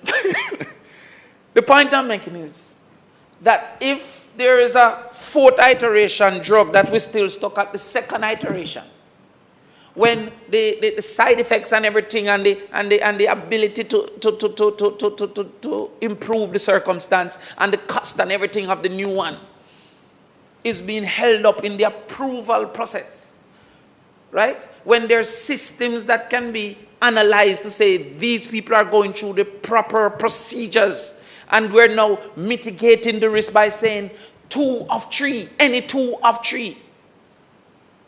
Then if unfortunately something goes wrong, reasonable, you believe that our systems will catch things that US and Canada or US and Europe or Europe and US will not catch, in all reasonableness. And you believe that that delay, you have cancer medication that were 3 iterations behind him. 3 iterations behind. That need to be changed. The other thing I need to look at is earning opportunity. And sometimes, unfortunately, Mr. President, we call earning salary. Salary is one type of earning. So they say, oh, they need to have a job. But their businesses, there's nothing to encourage ownership among the elderly when they have transitioned into retirement. No special fund, no special course, no. It's like, oh, you have the Small Business Association, you can go to for direction. There's nothing, it's almost only youth. When a 70-year-old cannot live 20 more years. I'm going tomorrow to a 100-year-old birthday party. 100-year-old. And he remembers, he remembers everything. So I'm saying that earning opportunity in farming, in investment, when I say investment, no, more so in the stocks, because we don't want them to go take advantage. People tell them all kind of fancy scheme and all kind of thing. But in understanding stock market in small businesses like soap and fashion, in government reserving a percentage for businesses that facilitate these age, because we don't want a system that by law you must take care of them as a dependent. We want a system that allows for their independence. One of the areas that is too quick to let them go is education. We have recently been extending the retirement age because of shortage as well. But a 65-year-old now, just ready, Mrs. 65-year-old, I'm married for the 3rd time. No, there's no incompetence. I've seen 65-year-old doctors. Then why can't have a 65-year-old teacher? Especially in the areas that we're short. What is the reason that we feel committed to not an analysis at the age of 65, but a directive at the age of 65? If we feel that due analysis and care and everything need to be taken, and check if you have mental deficiencies and check if you have physical deficiencies, but if you have none, why is it automatic still that we feel like, yo, you still have to retire at this particular point in time? So what I want us to consider is, how do we have a mindset of independence in targeting relief for the elderly, more so than a mindset of dependence. Senator Golden, imagine if we improve telemedicine to the point that them can call in and get them things delivered from the pharmacy. Them can call in to the doctor and get a certain level of diagnosis. They can do these things. Imagine if we should improve that. That is independence. So, I'm happy that we're here. I'm hopeful we're not delayed by just the joy of doing everything at this moment in time. But I also hope that our mindset changes from seeing the elderly as dependents to facilitating their continued independence. With that, Mr. President, I thank you. All right, thank you very much, Senator Crawford. Just, Minister, just hold a second for me, please. All right, we have been going for quite some time, and I understand that there is another speaker on the government side, and there is also another speaker also on the opposition side, and you'll have to close. So we're looking on going a bit longer. We have had our guests here for quite some time, and they were here even before we commenced what they had a greater interest in. And so at this time, I mean, just sitting through and going without any refreshment and so can be quite challenging. So I am indicating, Professor Shearer, if at any time that you wish to refresh yourself or to go, it's up to you, as well as our guests that are seated in the gallery. All right? Because I believe that at least 2 and 2, you're looking at possibly another hour or so. So the choice is yours. All right? Minister, but no, Minister, you will proceed. What I'm saying is that just let them know that if at any time that they feel that they have to, then, yeah. All right, so Minister Dana Dixon. Thank you very much, Mr. President, and I'm very happy to stand and to speak in support of this wonderful report that I see before me. I had to stand up because Professor Denise Eldemeyer Shearer is here in the room and she's about to go out. She was very much my grandmother's doctor, and she helped my family through first arthritis that was getting worse, and then Alzheimer's. And so I know as a child, as I was growing up and I would go to some of those doctor appointments, how much her voice on older Jamaicans mattered. And so I had to stand and to speak on this, especially because of the work you did with my own grandmother, who I loved so dearly. And also, you've been very, very encouraging of me in this role that I have taken on. And so I thank you very much for all of that. And this is all about you. And so had to stand to support this. I also, Mr. President, want to acknowledge my sister, Jean Laurie Chin, and also Hubie, who is up there. And I have to say that your entire sisterhood of the International Women's Forum is so proud of you, Jean, and what you have done. And so my remarks are not just from me, but also from all of our sisters in the IWF who really look at you as a great example of what advocacy looks like. I have to say another thank you to the entire committee. Have to say especially thank you to Senator Golding Campbell. When I heard the amount of meetings that were done in 6 months, I was very impressed.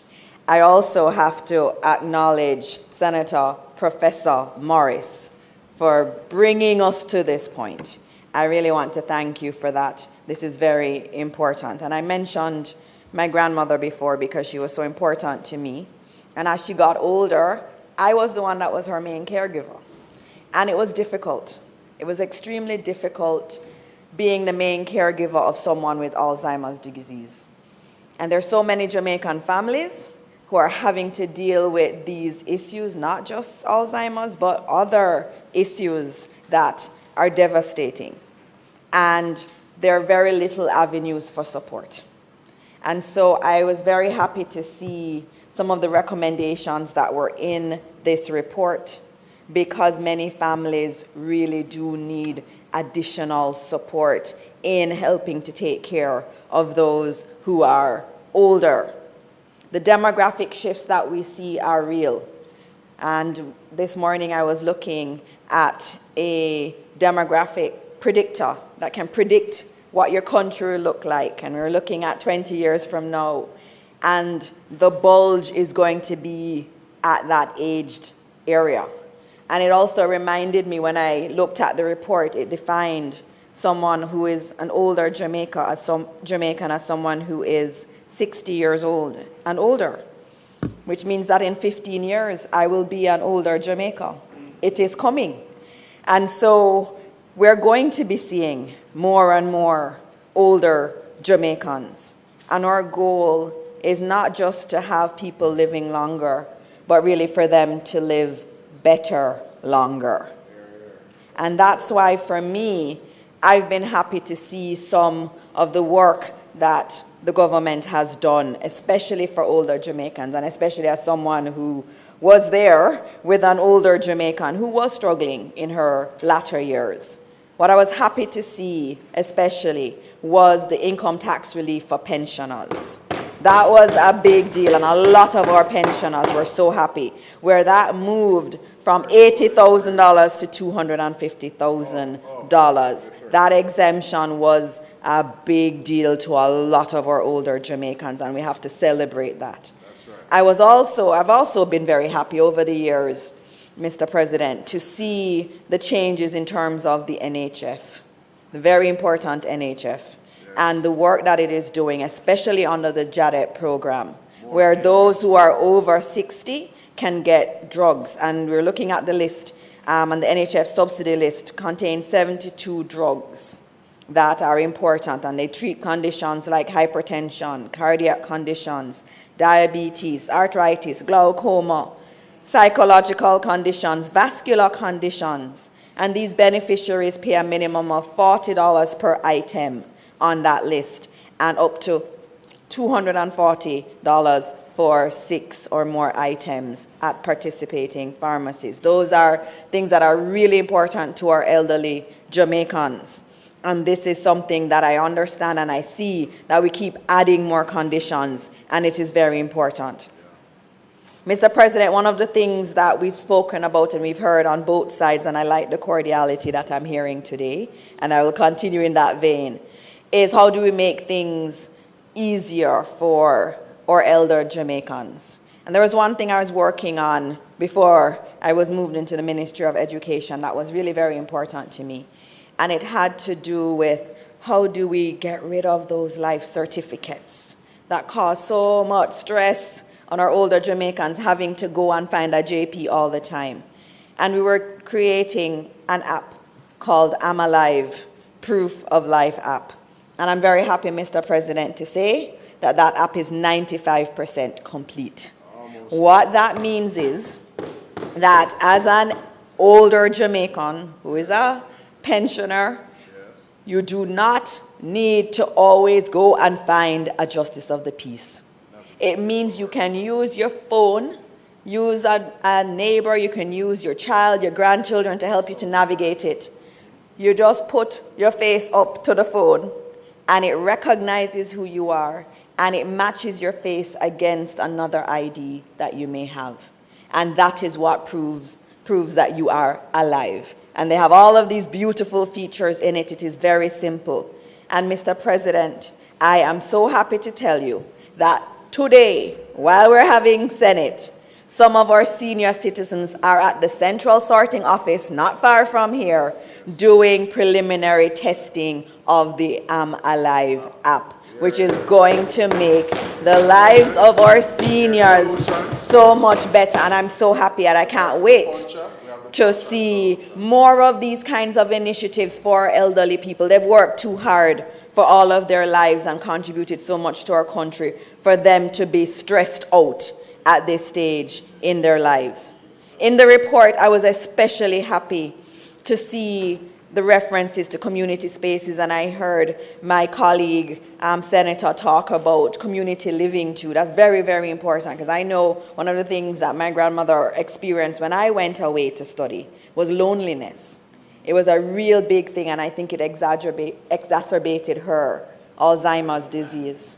And it is very important that we provide these spaces for older Jamaicans to be together, to have friendships. And as you know, as you get older, I remember going to my grandmother's funeral and most of her friends weren't there because they were dead. She lived longer than her friends. And it's hard. And so that issue of community is really important, and I'm so glad that it is in the report and it's given the kind of attention that is needed. And also the emphasis on the mental health challenges that our older Jamaicans do feel. I was also very happy to see the legal issues, especially vis-a-vis guardianship, and I know how that one is, being dealt with, and it is important that we tackle those. But I wanted, Mr. President, to speak to something very important, which is that when we get to 60, again, life does not end. And we want to have our older Jamaicans having a good life. And I wanted to note, there was one thing I didn't see in here, which was the talk of skills training and lifelong learning for older Jamaicans. Education doesn't end when you're a youth. You can learn and you can continue learning throughout your entire life.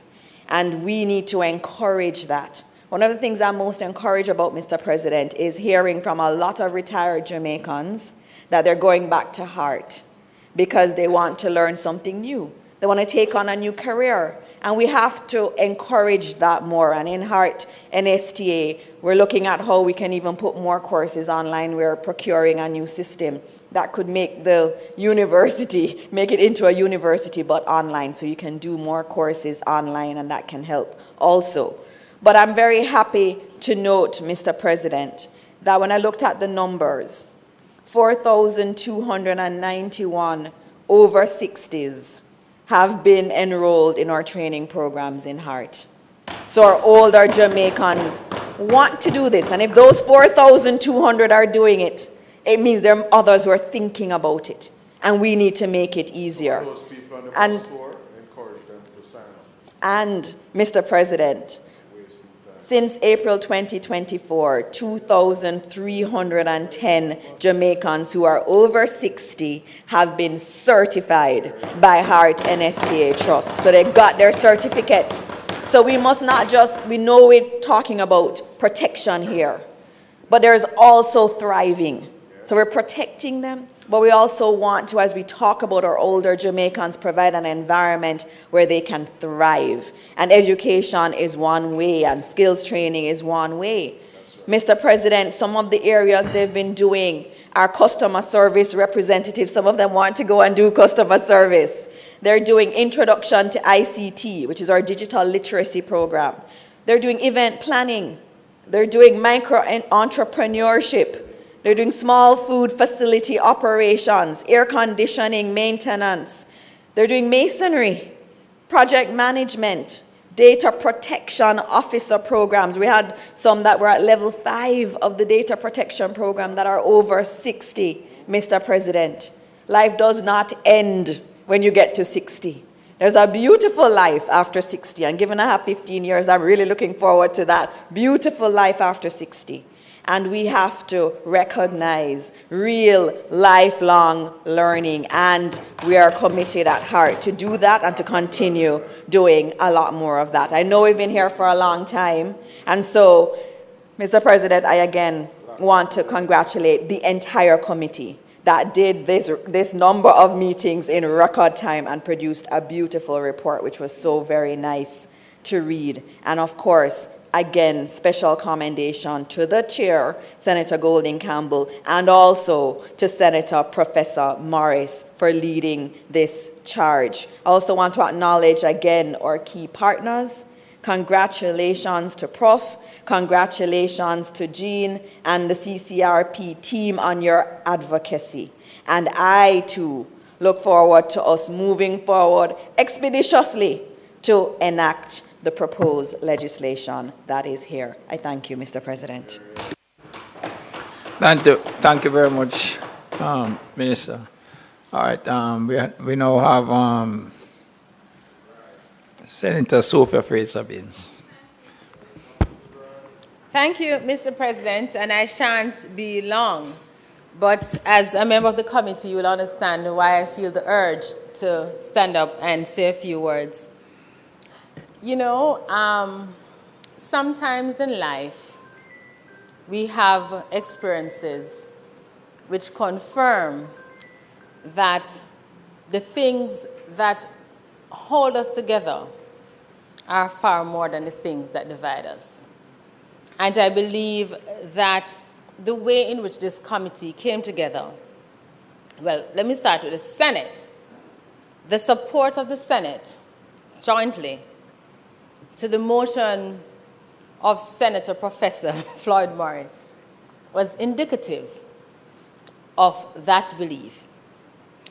But the way in which the committee, the special committee, worked together confirmed in my mind that regardless of the colors we wear, we are Jamaicans who want to see Jamaica advance. And we saw that being played out at every single meeting of this Special Select Committee.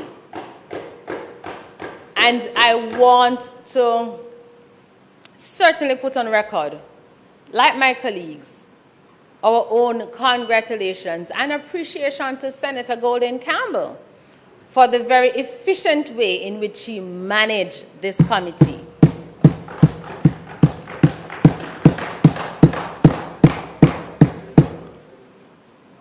It was a committee, sir, that allowed every member to speak. It was a committee that allowed you to disagree, and a committee that allowed you to probe. But at the end of every meeting, you left feeling, wow. Senator Scott Motley will tell you that after almost every meeting, I would call her and share with her all the things I learned. So it wasn't just a committee where we sat and we talked and we had tea, but we learned, and we learned a lot.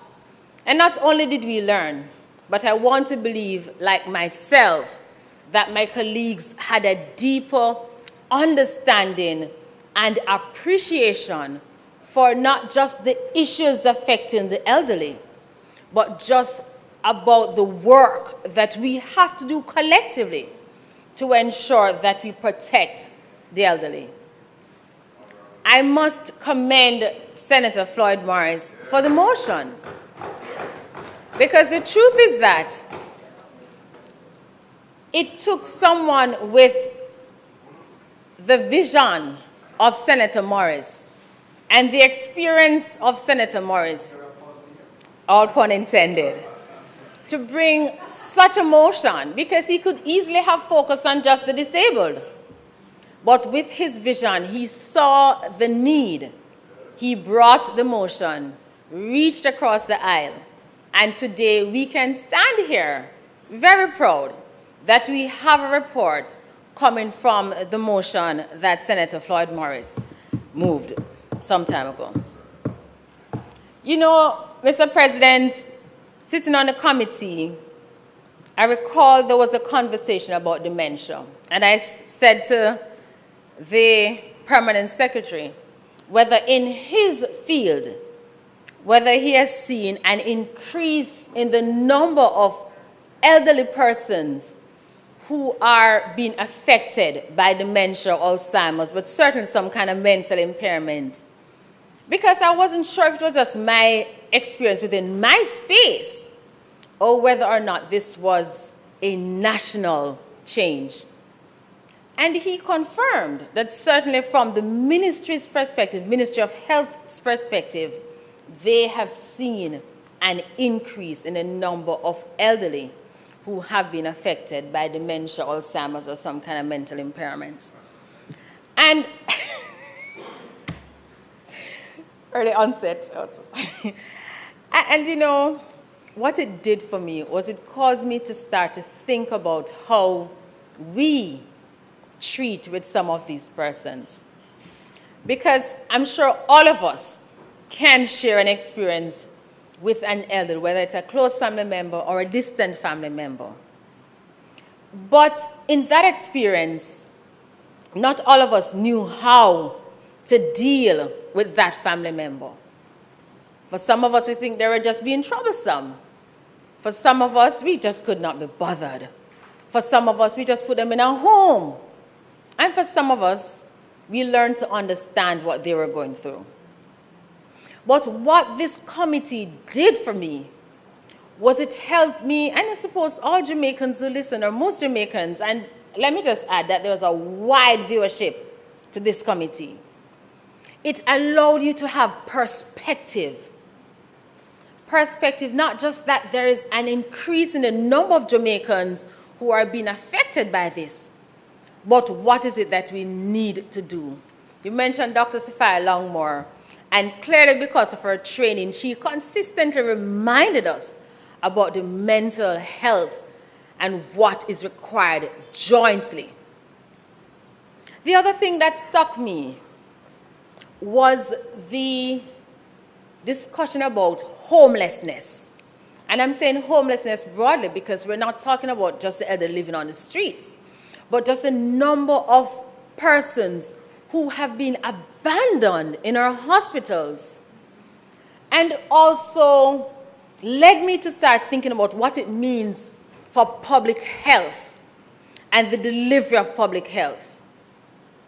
And secondly, why would family members feel a need to leave their loved ones in the hospitals? One of the questions asked was whether a private hospital could, well, I think the question along the lines, Senator Golden, was whether we have this degree of abandonment in private hospitals. And the response, as I recall, was that when they are abandoned in the private hospital can easily send them to the public hospitals who cannot deny them. And out of the conversation, you realize that it is not an excuse, but it made you understand that the elderly were not neglected or abandoned in the hospitals because people are just evil or wicked. But sometimes they have no choice. Sometimes they don't have the financial resources to employ a nanny to take care of the elderly. Sometimes they don't have the time. And sometimes they simply do not know what to do. Along the conversation about what to do was the issue of over-medication. I know that there's a more scientific term for it.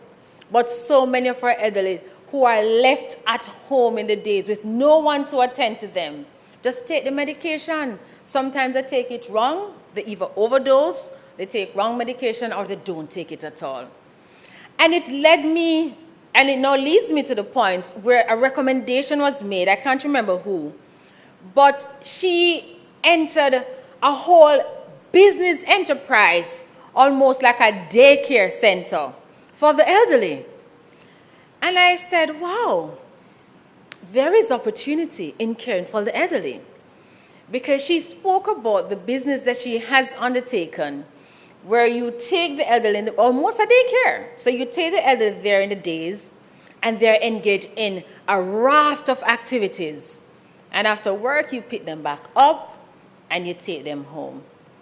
And for persons listening, it is an opportunity that we can consider, a business opportunity.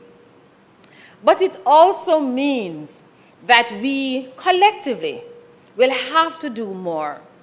And I know that we have the work of Mrs. Lorichin and her team, but so much more is needed for our elderly, particularly during the working hours. Some of our elderly who can't go out, we have to find a way, whether it's community, and of course the government is going to have to take the lead to ensure that we create spaces in our communities so that we can look after our elderly more.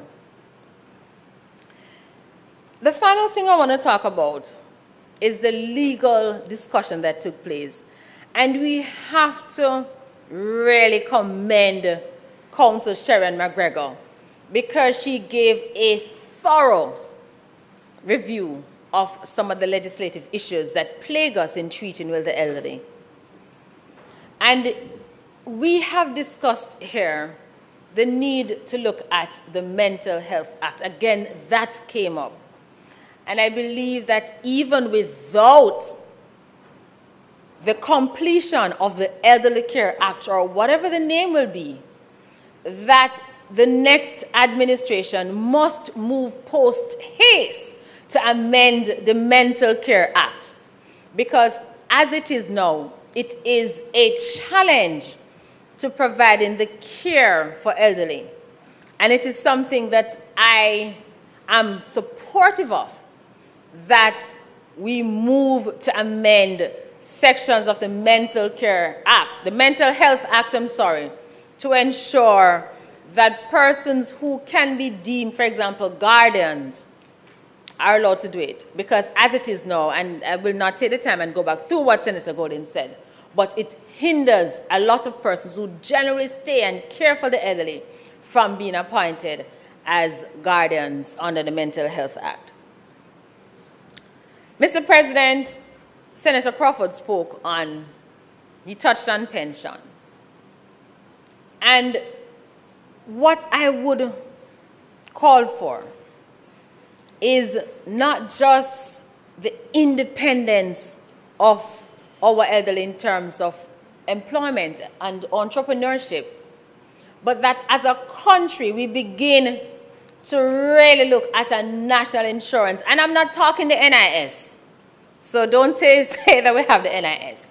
Because the truth is, that which one gets from the NIS really cannot go to the supermarket. We have to contemplate how do we create a national insurance that will allow the elderly to live a decent life after retirement. It means, therefore, Senator Dana Dixon, that we may have to start our financial literacy. It means that we have to start from earlier and talk about saving and pension. And even if you're not employed in a 9-to-5, that you start paying a pension somewhere. We may have to have that conversation. But certainly, we have to start thinking about how do we create a national pension so that everybody can be a part of it over and above what presently exists, called the national insurance, which serves a purpose, but certainly is not sufficient to meet the needs of our retired. And in closing, Mr. President, let me say that in my time here, I have been on a number of joint select committees, and it's my first time on a special select committee. But this committee has been one of the most delightful and educational committee that I've been a part of, and I'm so honored to have been a part of it. And I want to congratulate, thank you, Corridona. And I want to really congratulate all the participants, and I want to congratulate the senators, because so many times we have select committees, joint or otherwise, we don't have the full support of the members. But not in this committee, because in this committee we had all our senators who attended and participated and were ably led by Senator Golden Campbell. I thank you, Mr. President. I'm going to bear everything that, Fraser Binns, I'm going to bear everything that you have said in mind about how fantastic that committee was. No, it's okay. All right. Thank you very much. Charles? Okay. Scott, Donna?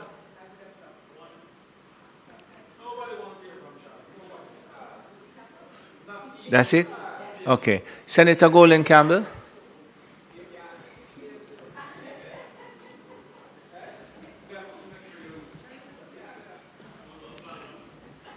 Where you going for me?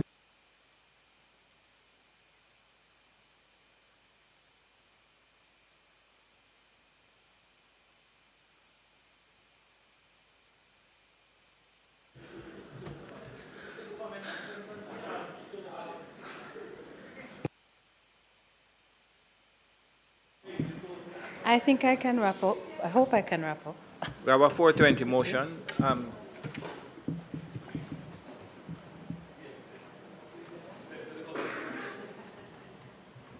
Mr. President, it is almost 4:30, and I ask that we can continue this wonderful sitting of the Senate. Thank you very much. The question is that the Senate be allowed to sit beyond 4:30 to complete the business of the day. Those in favor? Aye. Against? And I recognize you from a seat other than your own. It is said often, you know, that the future casts its shadow into the present. Senator.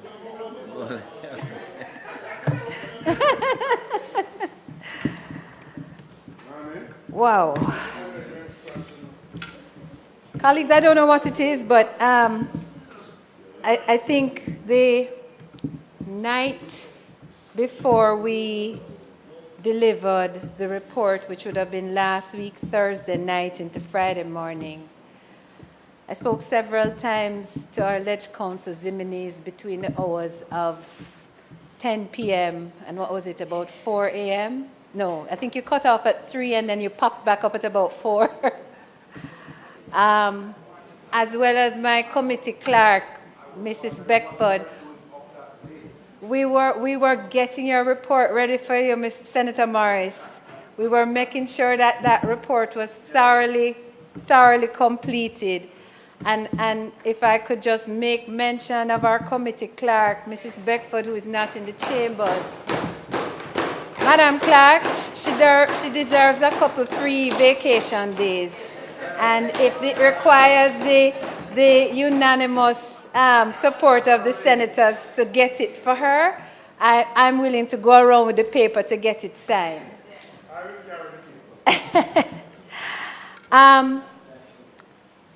I felt an exhaustion that morning after we had our meeting and tabled the report. That Friday evening I went home. I'm beginning to feel it coming on me now. That it's done. It's done. I want to thank all my colleagues. I want to thank, and I thank you, Senator Fraser-Binns, for singling her out. Council Sherry-Ann McGregor, who is a partner at Nunes Schofield and De Leon, who I called on behalf of the committee almost near the end of our work because we just had some areas that needed unpacking. And I knew she would have been the right person to help us unpack it. And she did more than unpack. She unpacked, she opened our minds, she opened up the heavens. And we really got a good understanding of some of the legal hurdles and challenges and what were suggestions for potential solutions. So I really want to thank her for her contribution to the committee. They're not sitting up here now because they needed to grab something to eat. But I want to thank my office team, Ashley, Tyra, and Chrisanne, our intern, who have been having to manage without me, being physically in the office sometimes because I was consumed with getting this done. But Mr. President, I hope I have captured all the comments that were made and on which I will try to offer some amount of a response from the perspective of the committee and the work that we did. I want to say in relation to our hope that we would have been able to fit in the town hall meetings directly with seniors. It was something I very, very much committed to trying to organize, and I did have those meetings with the clerk who was in full support of it, but the timing and the amount of organization you had to do to make it happen and to get good attendance, I didn't see us being able to do that. And I really wanted to be able to deliver this report on behalf of the committee to the Senate because I did not want to be caught I did not want our work to be caught in the election fever and Parliament dissolved and we were not able to produce this report. So I join Senator Morris in the fervent hope that those who will take this work further in not too long a time will engage our seniors directly. I think it is important to hear from them their lived experiences in their communities, and that those meetings will enable an even better bill than we anticipate. Mr. President,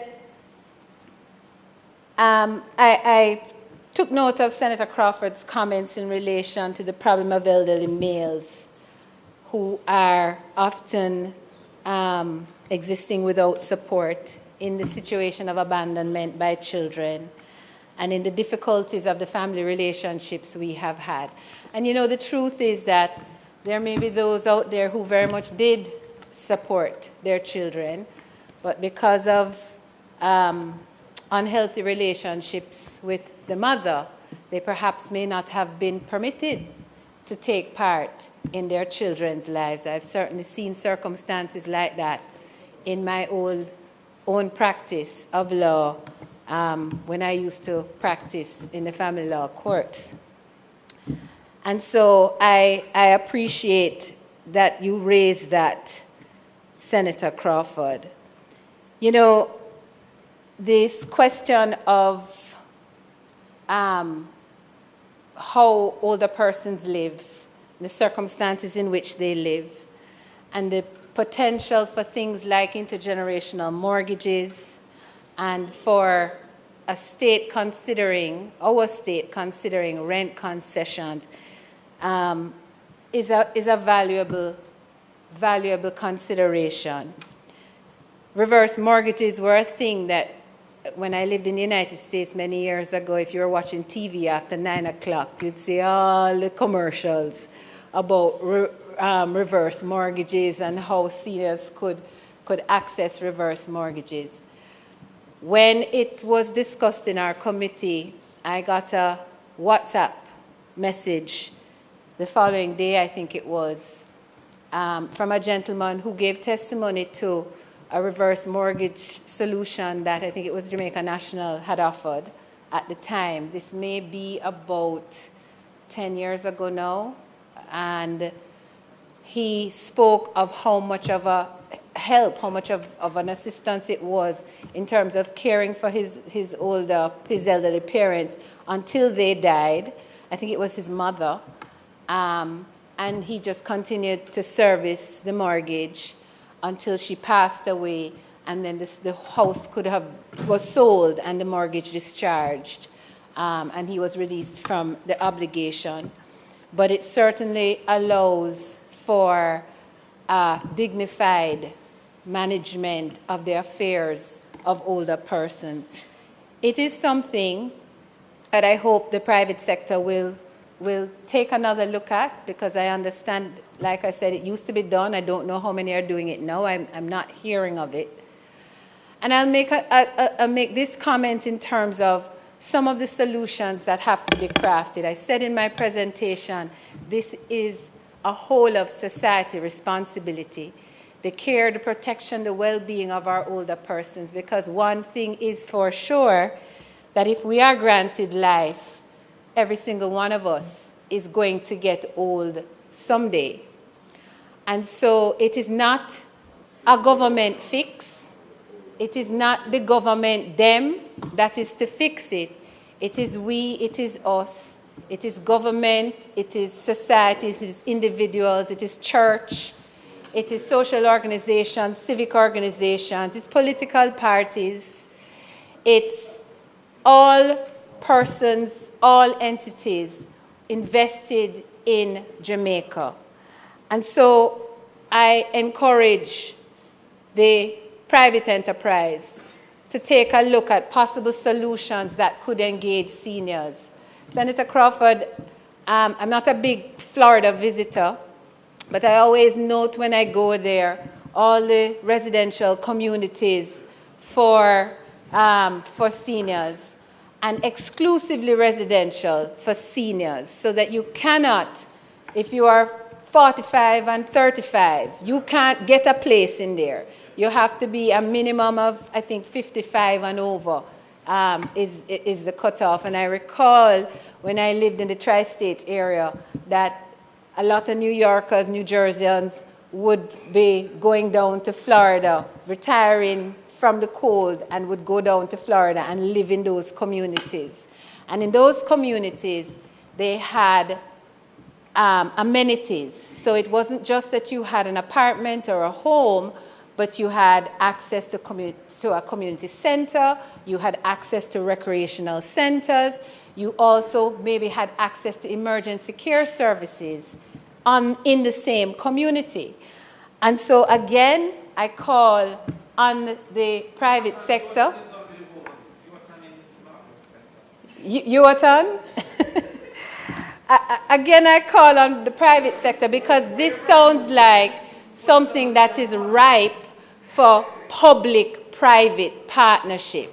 Perhaps it is that we can get the private sector to create those kinds of developments, but to ask the government to partner to provide the social, the health services, those kinds of things in those developments. And, you know, I'm not offering this as the perfect solution. I'm offering this as something that I think we can explore and investigate to see what is really workable. Can't read my own writing without my glasses, excuse me. The other, and it ties into to Senator Crawford's point about the aging in place situation, which is what they call it. You know, the stakeholders called it when they presented to us, aging in place.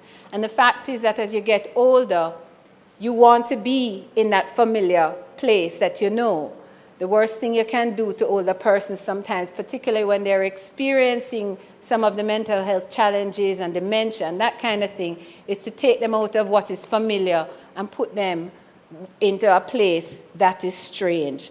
So definitely solutions like public-private partnerships to create communities where older persons exclusively live would be something I think worthy of exploration. And it solves another issue, which is I live in and around the Hope Pastures community, and we have a lot of older residents in that community. And one of the things that they find very difficult to bear is the noise of events at the Hope Gardens and the zoo. And it is very difficult sometimes to hear the noise at hours of the morning when you would rather have quiet and be able to rest. Many of my neighbors are senior, older people. So they may be in their 80s or 90s. And I think if we can develop communities that are exclusively for older persons, that we can mitigate against some of that kind of difficulty that they have in just living in the general population. I, too, support the idea of the question of quality of health care when you're getting older. You know, fixed income people have the same health care costs as everybody else. Well, and reducing income, absolutely. But, you know, I want to make this point, and it's something that I feel very earnestly about. We have some deep social issues in this country, and what attends older persons isn't the only part of it. Because if you look at young people and children, adolescents, and some of the issues that they're confronting, it's equally as concerning. And there is a lot that the state can do from a services perspective to alleviate some of the burdens, certainly of older people in terms of health care. I know for sure that NHF has expanded its list of available drugs, and I think Senator Dana Morris Dixon spoke to that. But also, I am aware that NHF also offers coverage of certain tests. So men can now do their PSAs, and that be covered under NHF. Pap smears are now covered under NHF. And those are two tests that certainly older persons would be just as much desirous of as even younger women and men at a certain age. But let us be very clear about this. The myriad of social problems that we have cannot be solved with goodwill alone. It requires a strong bank account. It requires a fiscal framework that is not riddled with debt, that is not overburdened with debt. And so I am an ardent defender of the Prime Minister's approach in lowering and reducing the debt burden on this country and freeing up the fiscal space to spend on social issues. Because the truth of the matter is that he does recognize the need that Jamaicans have. He recognizes that the state needs to do more. So it's not contradicting what I said about it's all of us, and we all have to be involved, and we all have to contribute. But you can't expect the state to carry the burden if the state's fiscal balance does not show that you're earning more than you're spending in debt payments. Mr. President, I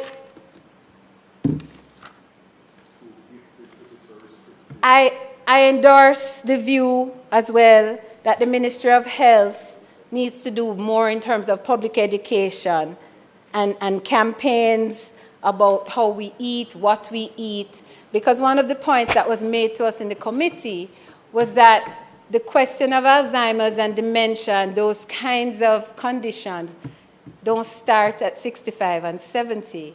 They start much earlier, and Senator Longmore, who I wished was here to give you all the full details, but I'm going to try and capture as much as my memory will allow me. She spoke a lot about the fact that it starts from your 40s and 50s and sometimes earlier. And so that reveals a need to live a lifestyle in a particular way. And that's something that I think public education campaigns can help us to deliver better health outcomes. And I recognize the Ministry of Health and Minister Tufton and his team in terms of the public education campaigns that they have run, the fitness campaigns that they have encouraged us to get onto. I've always aspired to being part of the Run Walk. I haven't quite gotten there yet, but I keep aspiring, and I know that one day I'm going to bring you, Donna. We're going to go together, except Donna don't run where leave me, because I know you have that in you. So you know the Ministry of Health is seized of that. I'm confident of that. Perhaps there needs to be more done. I suspect that's a budgetary issue, but certainly as part of my responsibility, I will undertake to take some of the comments back to the relevant ministers just to indicate that this feedback came out of the committee or out of the debate on the report of the committee. So I thank you for that. The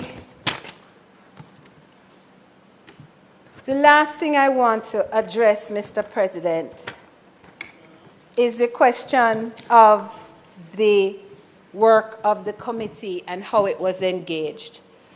And I want to say that we did have very good support from the parliamentary team, but it was support that was hard for them to deliver, and yet they delivered. And the reason is because there are so many other committees that were competing for their time. And the truth is, Jamaican people may not know this, but we only have 2 people in the Legislative Council department, and we in the Parliament have how many committees? We have a dozen, maybe more, joint selects, house committees, etc. So I have to use this opportunity to support again the initiative of a new Parliament.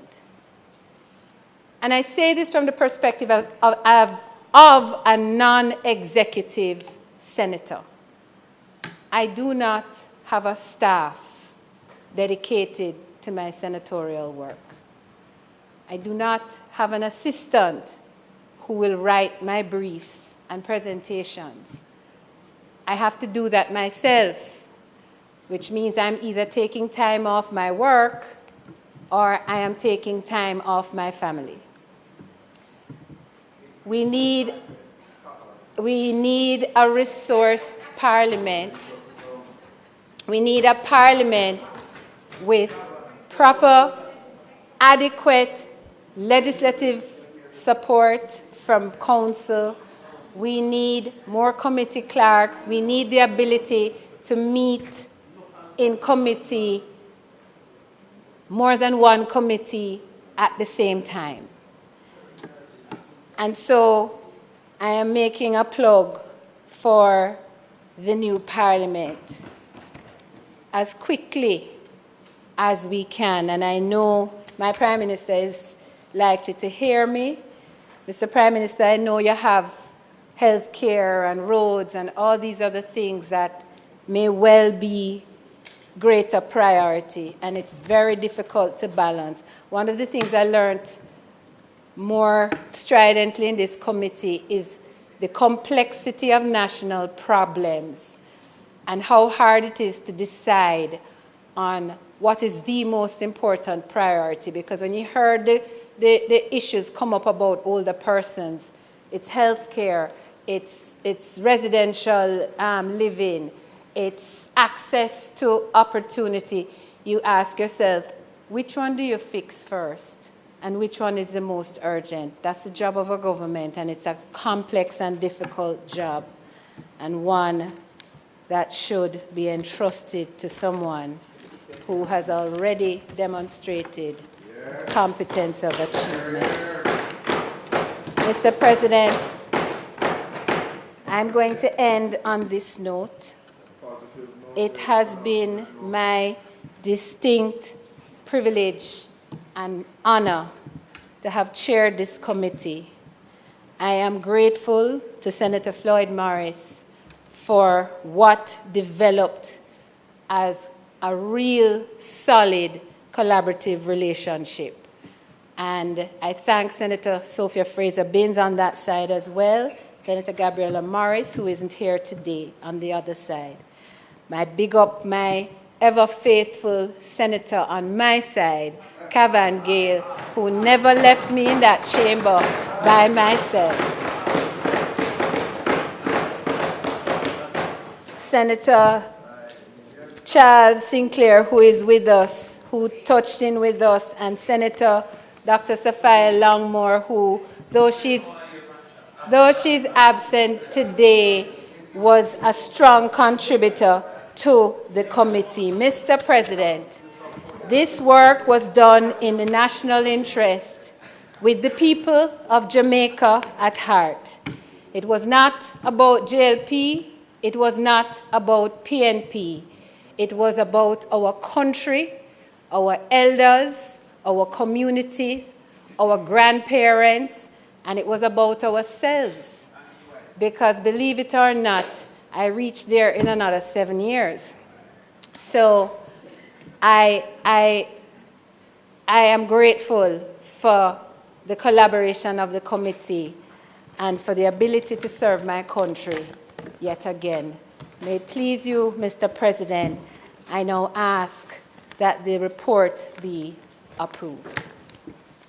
Thank you very much. I just have a short presentation that I don't think would be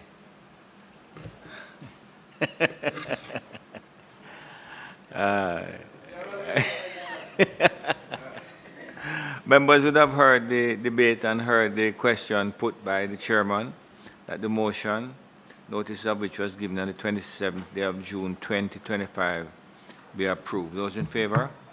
Against? Minister? Mr. President, I think we've had a very fruitful day. And the question is? Will be asked when I'm ready in a moment, sir. But really, truly, we've covered a lot of work today, and we know the bills we've had, but especially the subject of this report. I really cannot ask you to close, Mr. President. Mr. Hill. I have the floor, sir. The President is listening to me. I'm not addressing you. So, Mr. President, I thank you very much for having you. Senator Hill, the question is? The question is, I want to thank all the people who have done all the work that we've heard, and we appreciate it. And since we have no other business to be conducted today, we ask that the Senate be adjourned. Not sanitized. The business of the Senate will be suspended for a date to be decided. The question, Thank you. The question is that the Senate be adjourned for a date to be fixed. Those in favor? Against? This Honorable Senate now stands adjourned for a date to be fixed.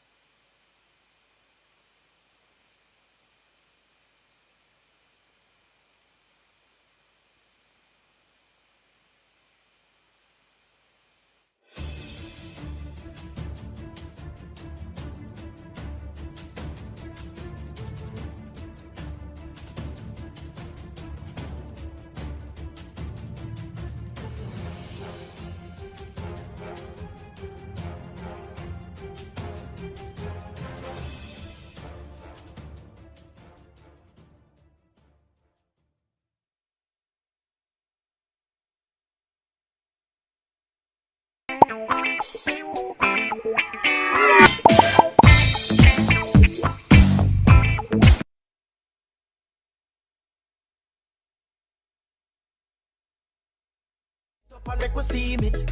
Fresh so me need it. Tilapia a real fish. Cook it up and make we roast it. Farm fresh so me need it. Tilapia a real fish. Grow smart at the best part. Food for thought so me have to eat smart. Easy catch, fully net. A tilapia so you don't know what's next. Cook it up and make we fry it. Fresh so me need it. Tilapia a real fish. Bring home the best in freshwater fish. High content of vitamin B3, protein and potassium. Tilapia, simple, healthy, delicious. The 49th Caricom Heads of Government meeting will be held on July 6th to 8th in Montego Bay, Jamaica. The summit will be under the chairmanship of the Honorable Dr. Andrew Holness, Prime Minister of Jamaica. Join us this Sunday at 5 p.m. for the opening ceremony. That's the live opening ceremony of the 49th Caricom Heads of Government meeting this Sunday at 5 p.m. on PBCJ, the People's Station. It was rough. Every time the rain fall, the whole place wet up. I have to put the kids' book in a bag until the place dry out. Ah boy, I couldn't afford a new roof. Then one day, Ross tell me about a grant I can get through the government. So I sent a letter to the ministry telling them wagwan. The officers came, them do them inspection where I was able to go to the hardware store, get the supply so my roof could have been fixed. I don't think I ever see my kids them smile so much yet. That means everything to me. I tell everybody about the grant. The Ministry of Economic, Growth and Job Creation make my life better. They make a big difference to me and my family.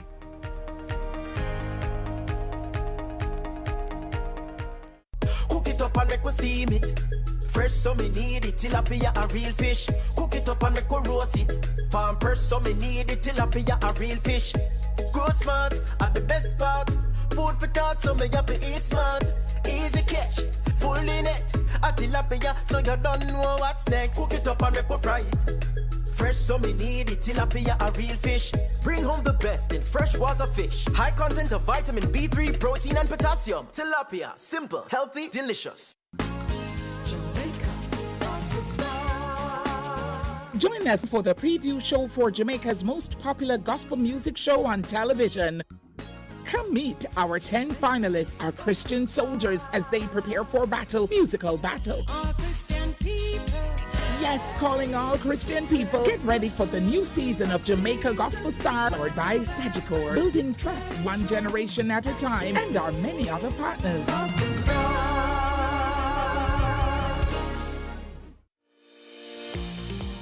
The 49th Caricom Heads of Government meeting will be held on July 6th to 8th in Montego Bay, Jamaica.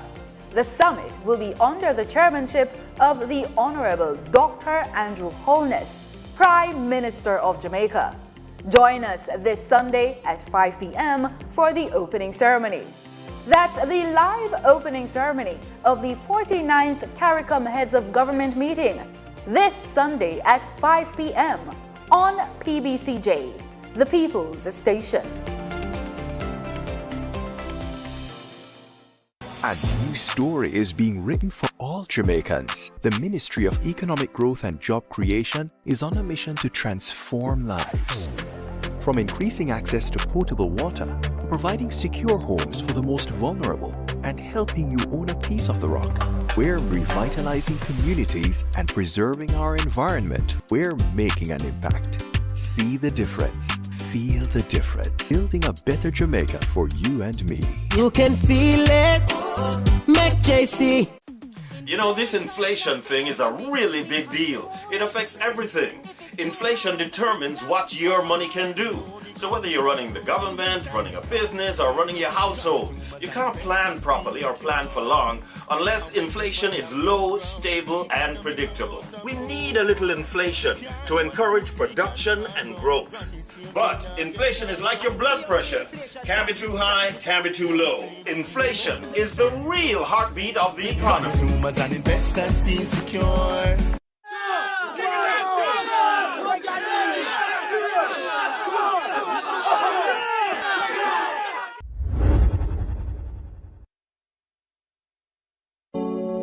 Yes, sir. Yes, sir. Larry Israel, you know, it's Glenaya. Ash. Rough. It's I with the fire. Yes.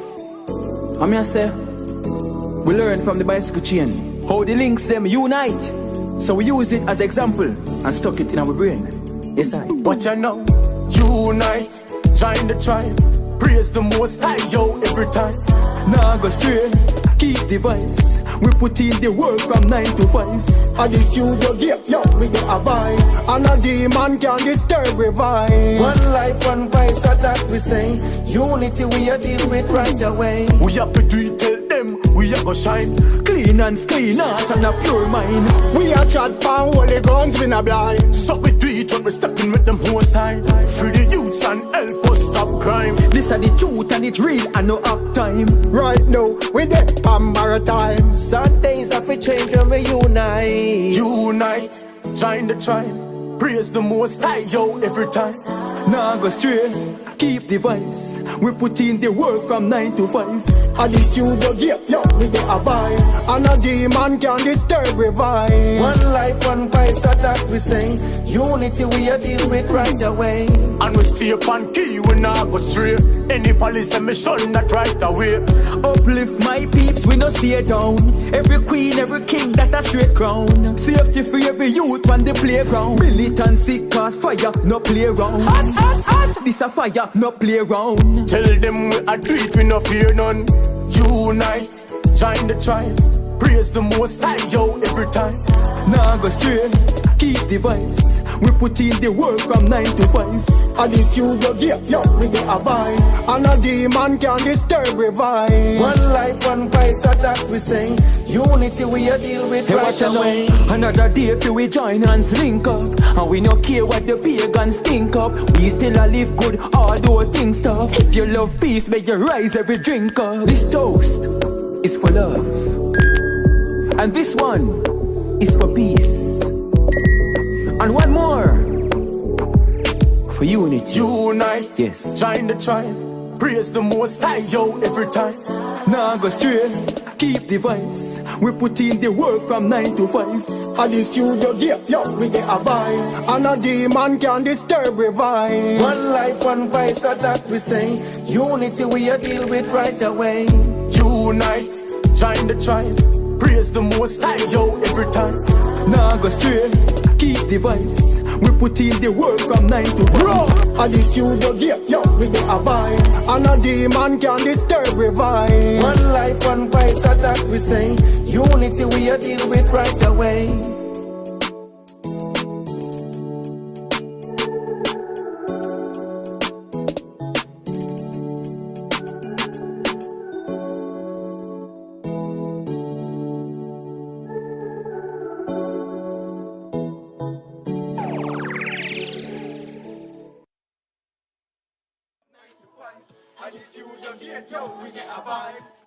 Get it!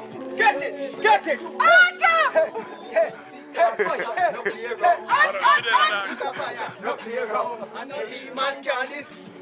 P-Sec! P-Sec! P-Sec!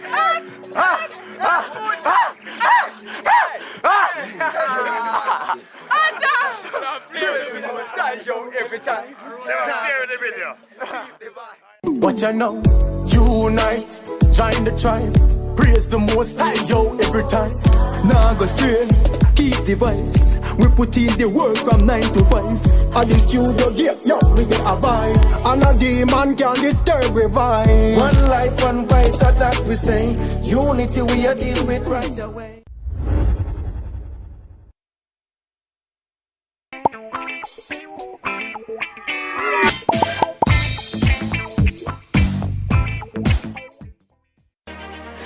Jamaica and its workforce are advancing quickly.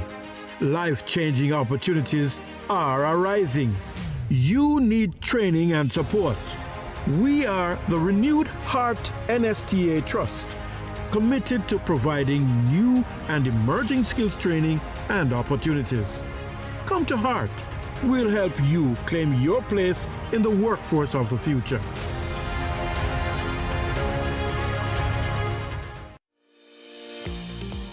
The 49th Caricom Heads of Government meeting will be held on July 6th to 8th in Montego Bay, Jamaica.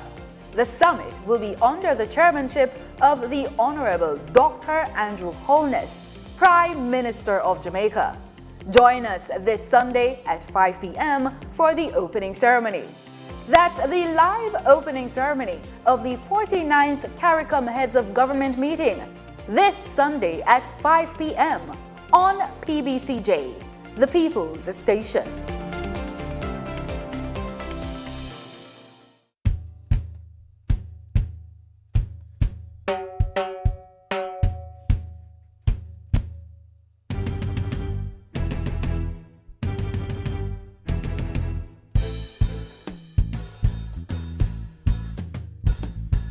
Take it down. Reggae music is the heartbeat of the country. Low and stable inflation is the heartbeat of the economy.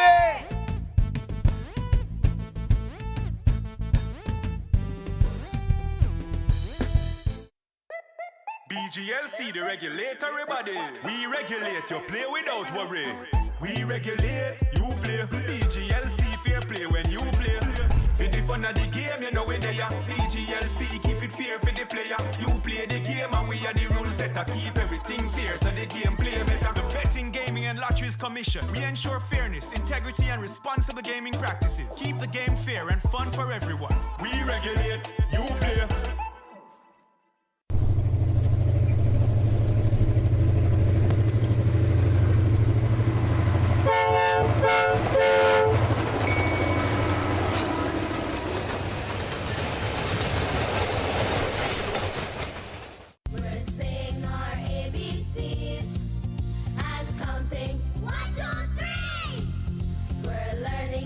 exploring, and this is fun, you'll see.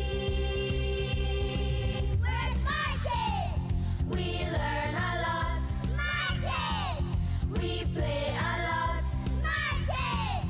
And this is where we start.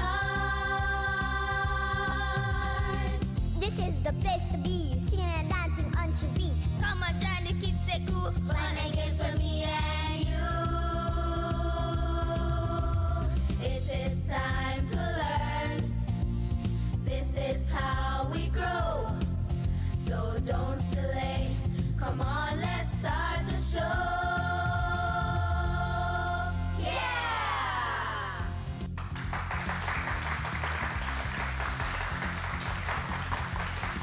Hey kids, welcome to another episode of Kids Say. Today we'll hear more from our friends about their experiences, understanding and response to crises. And with me are two beautiful ladies from John Mills Primary. Tell me your name. My name is Shaniqua Bailey. And you are? Teresa Reed. And Teresa, today we're going to talk about smoking. What is smoking? Smoking is the inhalation of something Why would somebody want to do that? because they think it feels nice to do. It feels nice? Like they do it when they're stressed. That's because they're addicted to it. Do you know that there's also secondhand smoking? Yes. What's that? Like your friend is smoking, but you're not Your smoking. friend is smoking? You mean someone is smoking, okay. But you're not smoking, but you're inhaling it. You're inhaling all of that smoke. So what does that do to you? It can give you cancer. It will give you cancer? Just by them being over there and smoking and I'm inhaling it? Yes. Oh yeah? Wow. How does it make you feel? I feel sick inside of you. Like when they're smoking and you are right beside them and you're just inhaling everything. And So what do you say to them? I ask them if they can stop or if they can go somewhere else. Try it. I'm smoking. I'm an adult and you're a kid, so tell me. Excuse me, miss. Excuse me. Yes, how may I help you? I'm inhaling all the smoke from my cigarette and it's making me feel sick. What cigarette? What are you talking about? Miss, can you please go somewhere else and smoke, please? Have they ever listened to you? Yes. They never listen to you, so you need to leave then. You leave, right? Yes, miss. Okay. So did you know that we have a law in Jamaica that bans smoking in public places? It was in 2013. So why are people still walking around in public places and smoking? Maybe because they see their friend doing it, so they want to follow. What do you think about the law? You think it's a good law? Yes, miss. Yeah, why? Because sometimes when people smoke, other people have asthma, and when they inhale it, it can affect them. Mm-hmm. What about all those bronchial diseases that it can cause? It's smoke going into your lungs, you know. Can give you lungs cancer. Yeah. All right, so just a little fact on smoking. Did you know that there are more than 7,000 chemicals in tobacco smoking, including hundreds that are toxic and about 70 that can cause cancer? Did you know that? No. So can you imagine one puff of smoke can that kill you? You understand that? That's why they say smoking kills. All right, so you guys don't smoke? No. You guys wouldn't smoke? Any of you guys would smoke? No. Why? I hear it looks cool. It doesn't look cool? It looks cool, but you can die. I would say that too. There's someone in the back there who wants to answer that. My name is Roxanne Free. So why wouldn't you smoke? I wouldn't smoke because when you inhale it, it goes into your lungs and your lungs can be damaged and then you have cancer and then you'll die. My name is Catherine McLean and I wouldn't smoke because it isn't good for our body. Many people smoke because they want to relax and think about things, but it is not good. Isn't it addictive? Yes, it is, but you can find ways to not to be addicted to it by picking up a hobby. Okay. Smoking is dangerous to your health. Let's hear what our friends at Holy Childhood Prep have to say about this topic. How does smoking affect children? When persons smoke, the gas is released into the atmosphere and the children inhale it and it can damage their brain and the function of their bodies. Smoking can kill someone or affect their lungs and it can give them cancer. When you smoke, it can affect other people, not only you, and it can give you different types of cancer. When their parents are around smoking, when the smoke comes out of the cigarette, it goes in the child's nose and it affects their lungs too, as bad as the parents' lungs. When they inhale it, it can damage their lungs and they can get like lung cancer, and children who have asthma problems, it might affect them. How do you feel when persons smoke around you? I feel like they don't care about the people around them. I feel unsafe because it will be destroying my lungs too, not only theirs. So I try moving as far away from the person as possible. Well, I feel disturbed because I don't want to become sick and everything. When persons smoke around me, I feel like I'm getting claustrophobic. I just feel weird. What do you do when people smoke around you? I'll cover my nose, I will tell them to stop smoking or to go somewhere else. I would normally tell them to stop because it's gonna hurt the environment and also it would hurt me and you. Well, I don't really tell them anything. I just cover my mouth and my nose and then I just walk away. Where are some of the places that people actually smoke around you? Like when I'm on the road. Sometimes I see it in the bus happening. Some people in cars, at bus stops, and some people just sitting down in front of their houses. In 2013, the government of Jamaica put a law in place to ban smoking in public spaces. What do you think about this law? It can help so that people will stop smoking and less people die. I don't think it's working because even though they put the warnings on the cigarette box, they still do it. They should make people know about it more. What would you like to say to persons out there who are smoking? Stop smoking, it can save your life. Stop the smoking because it can affect your family or your friends, because you can die or you can get a cancer. They should stop it because it would harm anybody around you and it would be your fault and it would be blamed all on you. Stop smoking because it will kill you and I'm sure you don't want to die. Zanny, you're not going to school today. No, I'm going to feel for that today. But you need to go to school. I can't all that stay every day.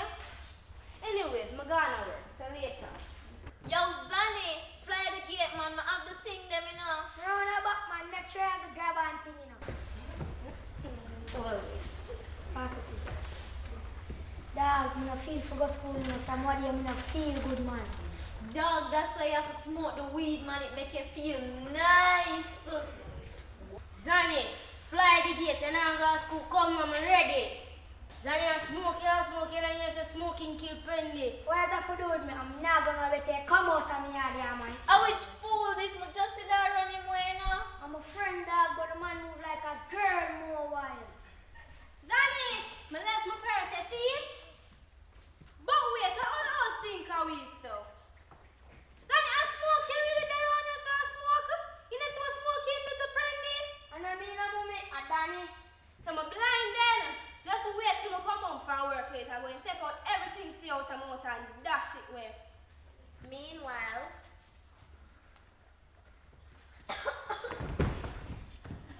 Sonny, dog, get up. 4 hours later, Zanny's mother came home. Zanny! Why? Help! Help! Help! Got it alright? No! Can't go to the hospital quick, Zanny, now breathe! Rush to the hospital. Mother, I'm truly sorry, but your son is diagnosed with lung cancer. Days passed and Zanny's sickness got worse until he died. And the worst thing, when you start smoke, first it feel good, then you start choke. Ha ha! You might think it's a joke. Do the right thing, put down the smoking. Don't go away. Kids A will be right back. This is the place to be, singing and dancing on TV. Come on, join the kids say cool. Fun and games for me and you. Jamaica, let's spread the word around to let the world know that we are proud to be one republic We on the road to republic. Well then, let's propel we nation, moving forward in a new direction. True independence, that's the projection. No more dependency, it's the best plan. Yes, we know what's best for us, cause we want we country prosperous. So make we just pull together as the general public, while on the road to republic. Jamaica. Let's spread the word around to let the world know that we are proud to be one republic. We on the road to republic. A message from the Ministry of Legal and Constitutional Affairs. We on the road to republic.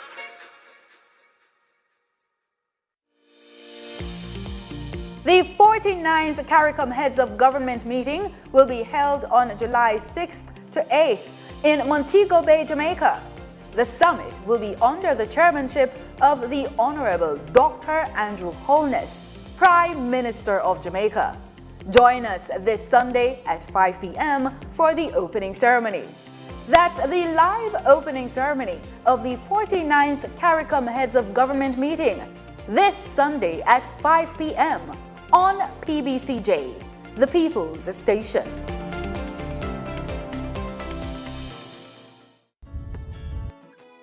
We want a piece for Jamaica. Yo, what are you? Oh man, none of that. Yo, no, brother, no, man, mash up that. You see you have a play ref? Dirty game, yeah, no but play. I like a bad game. No, I said, person to come from, brother, I want to live good, man. I want to live good, Bridging. No shake hand, I can play a little bad, Bridging. Really have to shake hand? Yeah, man, and no badness, Bridging. Just live good, man. Come together as one and make the violence done. We're learning, exploring, and this is fun, you'll see.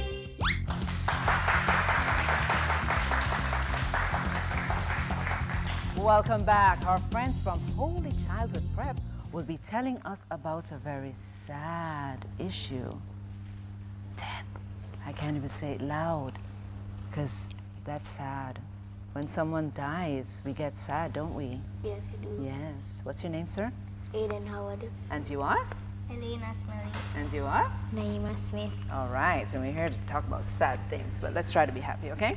Yes. All right. So what is death? Death is when you die after a certain while, when you get killed or something. Has anyone in your family ever died? Yes, yes. Really? Who died for you? My great-grandfather died. You got to see him? I only got to see him when I was a child. Okay. What was he like? He was very happy and he really loved me.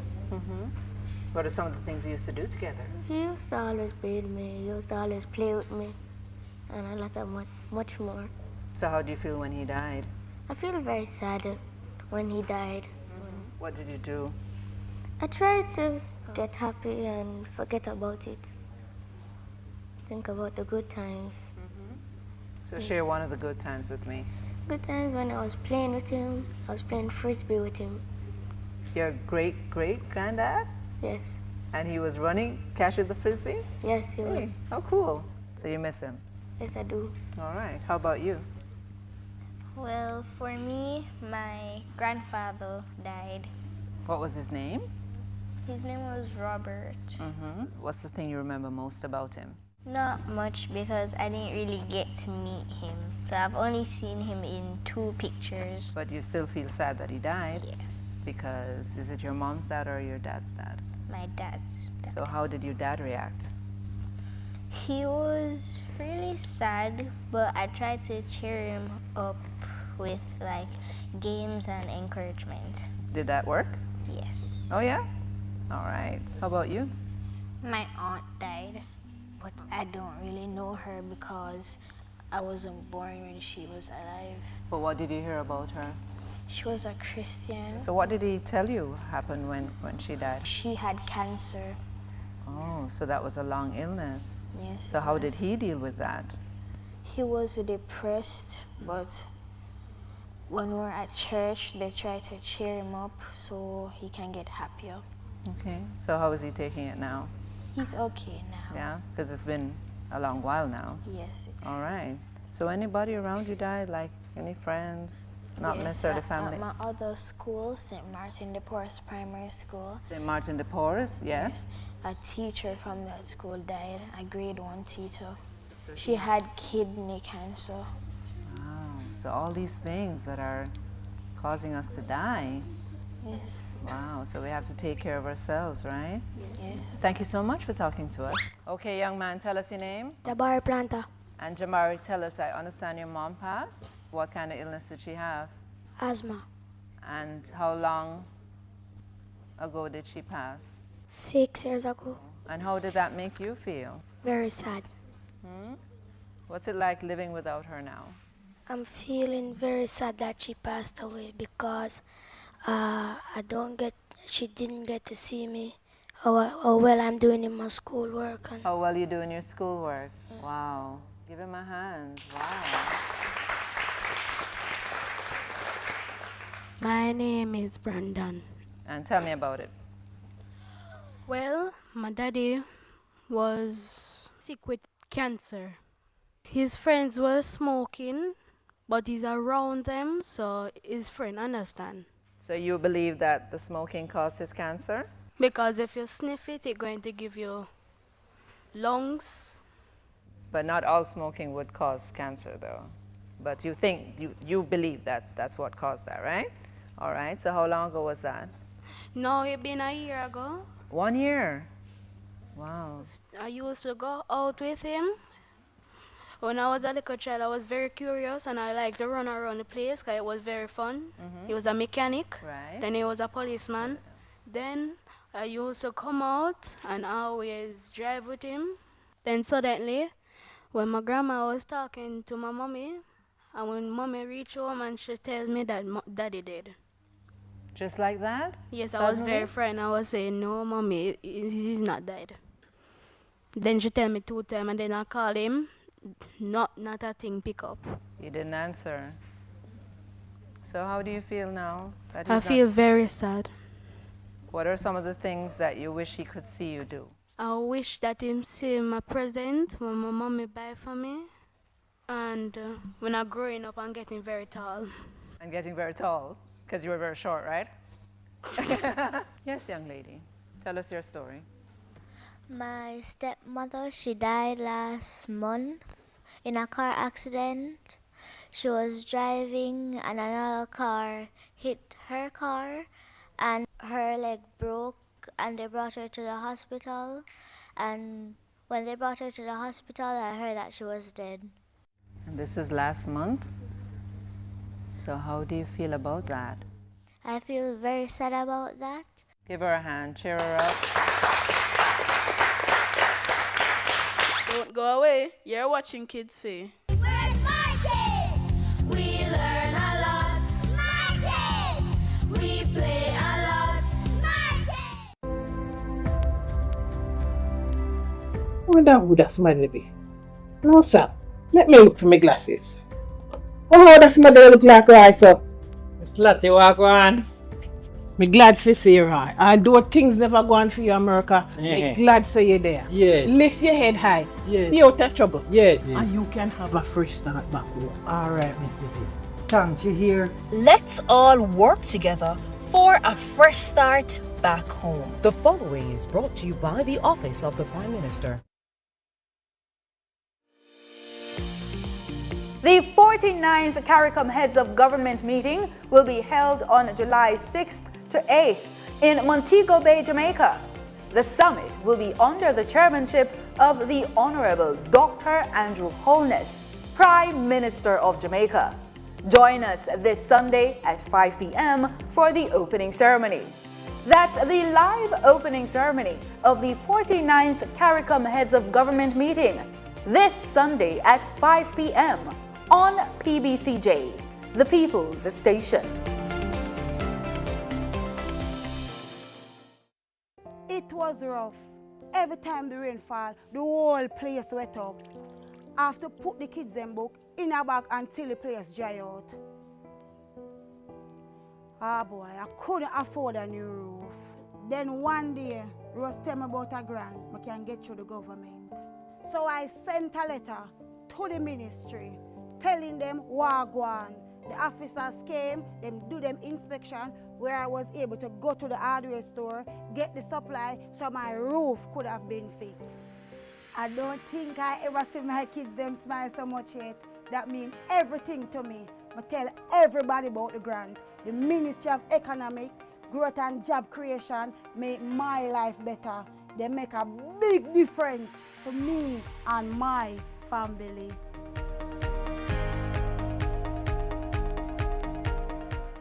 Cook it up and make we steam it. Fresh so me need it, tilapia a real fish. Cook it up and make we roast it. Farm fresh so me need it, tilapia a real fish. Grow smart at the best part. Food for thought so me have to eat smart. Easy catch, fully net. A tilapia so you don't know what's next. Cook it up and make we fry it. Fresh so me need it, tilapia a real fish. Bring home the best in freshwater fish. High content of vitamin B3, protein and potassium. Tilapia, simple, healthy, delicious. It is time to learn. This is how we grow.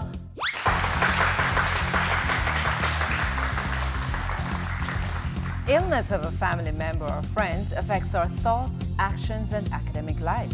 Our friends from Little Angels Prep will now share their views on illness. That's another sad topic, isn't it? Yes, miss. We don't want to get ill. We don't like to be sick, do we? No, miss. Even a little cold, a little flu just like shuts us down. We don't like that. What's your name, sir? My name is Roger Kelly. And you are? My name is Aaron Benson. My name is Emily Clark. What's an illness? An illness is a disease or a period of disease that affects the body. It can be mental or physical. Wow, that's a great definition. Give him a hand. And have you ever had a family member or friend who was ill? I had a friend that was sick. You had a friend that was sick? What was wrong with her? I don't remember. It was a long time ago. How old are you?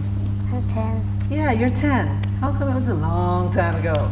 You wanna know how old I am? No, you don't. All right, so have you had a friend that's ill or a family member? Yes. Who was that? My grandma. What kind of illness did she have? I used to go to this school in America. Usually come early because she works there as well. Yes. She told me and my sister that my aunt will pick us up from school today. She wasn't feeling well. She went down to the hospital. When school was over, I figured out that something was wrong with her brain. They had to do surgery on her. Yeah.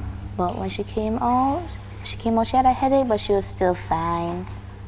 But during the time, I was very scared and worried. I can imagine because it's on her brain. Wow. But she came out fine, and she was happy, and it also made me very happy to know that she was all right. Okay. So how do we help persons when they're sick?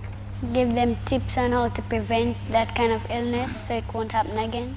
Give them vitamins and a balanced diet so they can get healthier. You could let them rest in bed. Not cause too much noise when they're resting, yeah? And give them some maybe soup.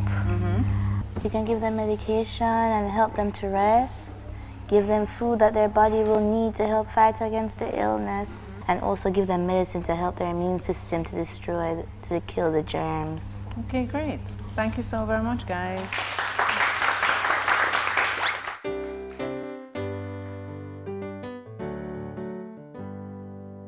She was driving last Friday on her way to Cincinnati in a snow-white Christmas Eve. Going home to see her mommy and her daddy with the baby in the back seat. 50 miles ago when she was running low on faith and gasoline. It been a long, hard year. She had a lot in her mind, but she didn't pay attention. She was going way too fast.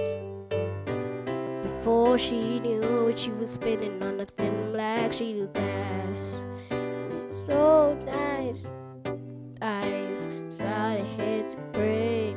I said I'm sorry for the way I've been living my life. I know I got to change. So from now on tonight, Jesus, take the wheel, take it from my hands, 'cause I can't do this on my own. So give me one more chance to save me from this road I'm on. From this road I'm on. Jesus, take the wheel.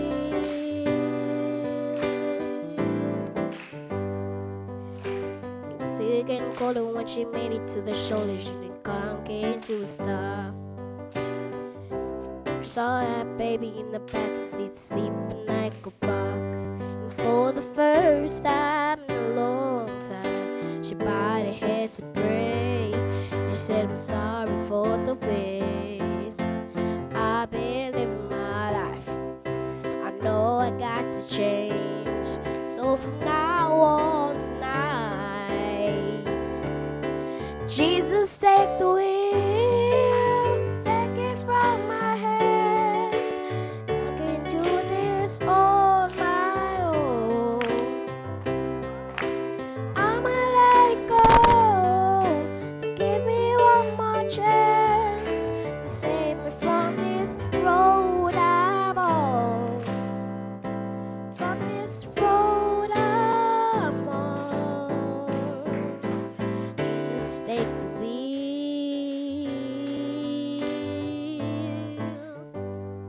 Oh, take it from me.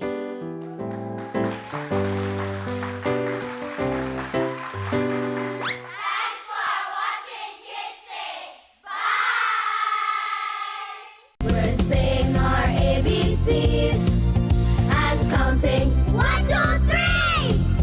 We're learning, exploring, and this is fun, you'll see. We're smart kids. We learn a lot. Smart kids. We play a lot. Smart kids. And this is where we start. This is the place to be, singing and dancing unto beat. Come on, join the kids, say cool. Fun and games for me and you. It is time to learn. This is how we grow. So don't delay. Come on, let's start the show. Yeah! Yo, this is We're committed to reducing the impact of disasters occurring in Jamaica. We're ever ready to assist you before, during, and after a disaster. But everybody have a role to play, so make we work together and follow the plan. Whether rich or poor or where you come from, hurricanes affect everyone, so be prepared. Prevention is better than cure. Be prepared. Listen to ADPEM. A message from the Office of Disaster Preparedness and Emergency Management. Join us for the preview show for Jamaica's most popular gospel music show on television. Come meet our 10 finalists, our Christian soldiers, as they prepare for battle, musical battle. Yes, calling all Christian people. Get ready for the new season of Jamaica Gospel Star, powered by Sagicor, building trust one generation at a time, and our many other partners. As an inner city youth, I'm a duty to know the laws and my rights. These laws affect all our self-interest and safety. The law says throwing garbage in public places or on other premises without consent will lead to prosecution. I see it online. I know my laws and my rights. Do you? Know your laws. Know your rights. Respect you. Zoom in on the nutrition facts. It there in the table on the side or the back. You fi check out the servings, just do the maths. Not taking too much, finger below the facts. Zoom in on the nutrition facts. It there in the table on the side or the back. Take note of the sodium, the sugars and the fats by percent or less in upon the right track. You fi zoom in on the nutrition facts. It there in the table on the side or the back. Vitamins, minerals and vitamin 2, 20% and more that good for you. Nutrition facts. You check the nutrition facts. You check the nutrition facts. Less sugar, less salt intake, and less fat. A message from the Ministry of Health and Wellness, Jamaica Moves, the Heart Foundation of Jamaica, the National Health Fund, and Japan. Hello, one and all, short and tall, big and small. I'm so honored that you are choosing to spend time with Amina from Kingston, Jamaica. When God me down, tell me where could I go do? When good me done, tell me where corridor go do. And Nancy had to find a way to solve that problem. Because a long time ago, Corey was involved with everything. Goat meat, goat skin, goat bone. So when goat meat done, tell me where corridor go do. And when goat meat done, Corey turned to chicken.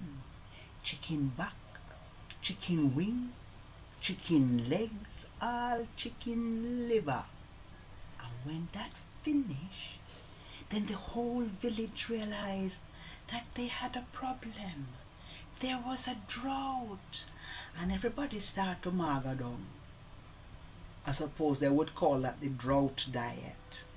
Everybody got so thin, and Anansi grew weary and grew sad at watching his entire family dwindle down to nothing. Him wife get thin, him son get thin, him daughter get thin. And when Anansi started to get thin now and his skin wasn't so beautiful anymore, Anansi decided that he would go in search of food. Anansi's search for food took him many miles, far away from home, deep into a forest. And when he was deep in the forest, Anansi saw a pot. Anansi had never seen a pot like that before. It wasn't too big, but it was beautiful. It had some beautiful symbols painted all over it. Of course, Anansi hadn't seen those symbols before, so he didn't know what they were. But this pot was painted with the eye of fern. This pot was painted with the Jinamis symbol. This pot was painted with the double axe of Shango. Anansi examined the pot. Anansi walked around the pot, and finally Anansi said, "What a pretty little pot!" And to his surprise, the pot responded, "Don't call me pretty little pot." Anansi says, so what I must call you? The pot said, "Call me Do Make Me See." And before Anansi finished saying "Do Make Me See," the pot bubbled up all the things that Anansi would enjoy. Curry goat, and when Anansi eat off that, the curry turned to chicken back. Anansi eat off that, the curry turned to curry beans. Anansi eat off that. And when Anansi belly was quite full, the pot gave Anansi some instructions. The pot said, "Anansi, whenever you're hungry, you can come into this forest at this very spot and you can say, 'Do make me see.' But you are never to wash this pot, Anansi, and you are never to tell anybody that you found this pot. This pot is your personal pot." Anansi had a real dilemma. What was he going to tell his wife and children? How was he going to take food home for them? The pot was quite clear in the instructions. This was Anansi's personal pot. But Anansi wife and Anansi children, no fool. So every day they noticed that more and more Anansi was putting on weight, and Anansi's skin was getting really bright and black and beautiful and shiny. And so one day they decided to follow Anansi to see what he was doing. And they listened and they saw when Anansi approached the pot and said, "Do make me see." And the pot cook up. And they watched and they saw and they listened when Anansi walked up to the pot and said, "Do make me see." And all the delicious things that Anansi loved came out of that pot. And Anansi eat 1 bellyful, 2 bellyful, 3 bellyful. And when Anansi bellyful, Anansi left the pot as the pot had instructed him. And Mrs. Anansi and the children watched as Anansi went back home. And as soon as Anansi went back home, Mrs. Anansi and the children marched up to the pot. Your mother ever tell you see and blind, hear and deaf, left one or trouble you? But they had not received the instructions, so they walked up to the pot, and Mrs. Anansi declared, "What a pretty little pot." And the pot said, "No call me pretty little pot, call me do make me see." "Do make me see what?" And the pot showed her a thing or two. Stew beef, gungo peas stew, rice and ackee, and all the children had a wonderful time. And fearing that Anansi would discover that they had interfered with the pot, Mrs. Anansi washed out the pot. And so the next time when Anansi was hungry, and Anansi went into the forest and walked up to that pretty little pot and said, "Do make me see." No curry goat. "Do make me see." No curry chicken. "Do make me see." No curry beans. No chicken back, chicken foot, chicken neck, nothing at all. And Nancy was so disappointed. And Nancy was so flabbergasted. And Nancy was so confused. And Nancy could not understand what had happened to his pot. So Anansi went home to think. Unbeknownst to Anansi, as soon as he left, Mrs. Anansi and the little children came up and went to the pot. "Do make me see, no rice and peas. Do make me see, no gungo curry. Do make me see." Nothing, nothing, absolutely nothing. The pot had lost its magic. And to make matters worse, one of Anansi's little children get vexed and pick up the pot and smash it to the ground into several pieces. And they went home.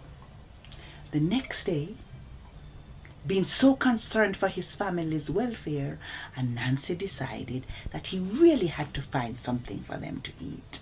So Anansi went walking through the forest. He didn't see the pot. He didn't even see the pieces of the pot. And Nancy saw a beautiful whip with carving on the stick.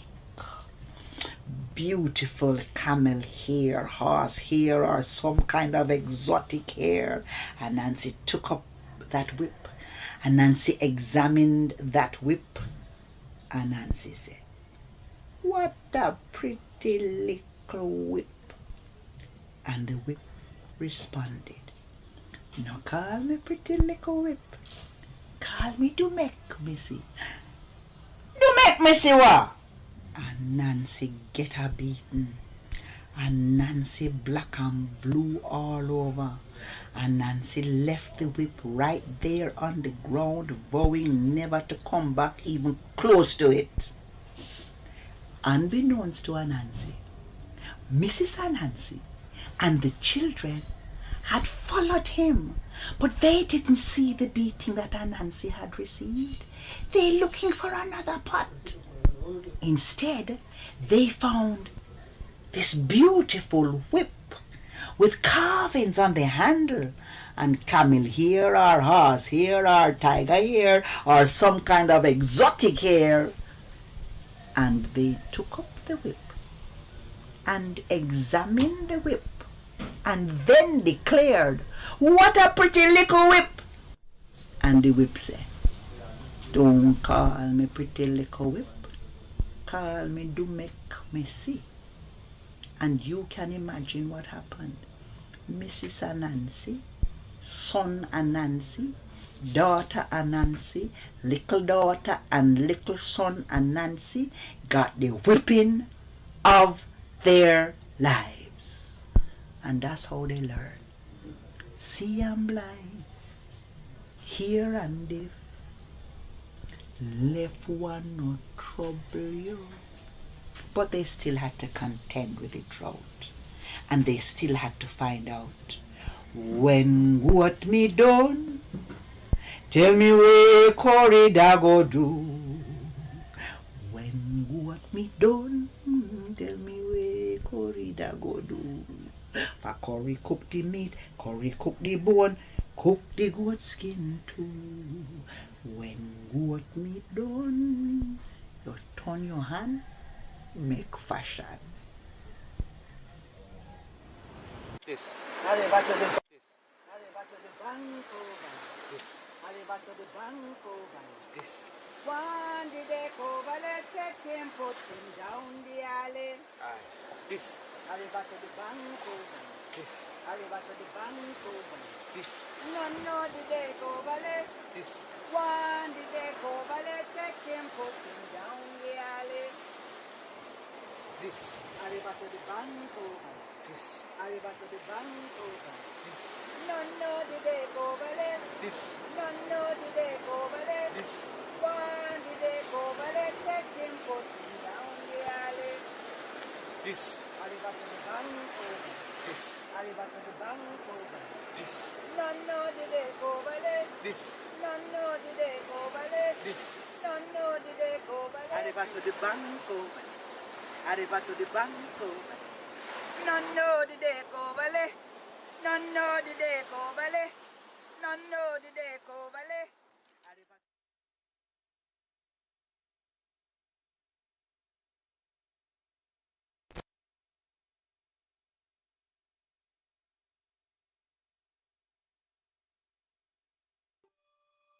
Apply to the Heart NSTA Trust.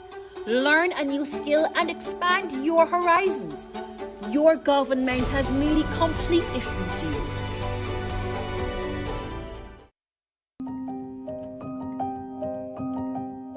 Send me number 5 for $100. Child, you're too young for your gamble. And me, you want to get in a trouble? Go on home. Underage gambling is illegal. If caught enabling a minor to engage in gambling activities, you can be fined up to $1 million or 3 months in prison. Call Crime Stop now to report illegal gambling. You don't have to give your name. A message from the Betting, Gaming and Lotteries Commission. More of your money is now tax-free? Know that the income tax threshold has been increased. Your government is looking after you responsibly, so our economy can do even more for you. The proceeding was brought to you by the Office of the Prime Minister.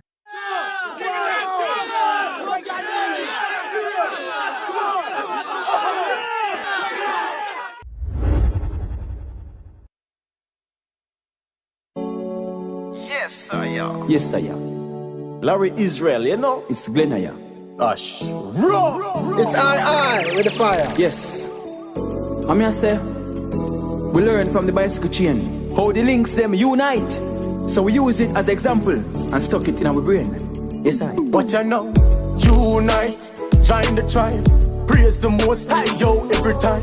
Now go straight, keep the vibes. We put in the work from 9 to 5. At the studio gate, yo, we get a vibe. And a demon can disturb we vibes. One life, one vibe, so that we say. Unity we a deal with right away. We have to do it, tell them we are go shine. Clean hands, clean heart and a pure mind. We a chat pan holy guns in a blind. So we do it when we stepping with them most time. Free the youths and help us stop crime. This are the truth and it's real and no act time. Right now, we the maritime. Sad days have to change when we unite. Unite, join the tribe. Praise the Most High, yo, every time. Now go straight, keep the the vibes. We put in the work from 9 to 5. And the studio gate, yo, we get a vibe. And a demon can disturb we vibe. One life, one vibe, so that we say. Unity we a deal with right away. And we stay upon key, we not go stray. Any policy mission that right away. Uplift my peeps, we no stay down. Every queen, every king, that a straight crown. Safety for every youth on the playground. Militancy cause fire, no play around. Hot, hot, hot, this a fire, no play around. Tell them we a do it, we no fear none. Unite, join the tribe. Praise the most high, yo, every time. Nah go straight, keep the vibes. We put in the work from 9 to 5. And the studio gate, yo, we get a vibe. And a demon can disturb we vibe. One life, one vibe, so that we say. Unity we a deal with hey, right away. Another day for we join and link up. And we no care what the pagans think of. We still a live good, although things tough. If you love peace, make you rise every drink up. This toast is for love. And this one is for peace. And one more for unity. Unite, yes. Join the tribe. Praise the most high, yo, every time. Nah go straight, keep the vibes. We put in the work from 9 to 5. And the studio gate, yo, we get a vibe. And a demon can disturb we vibe.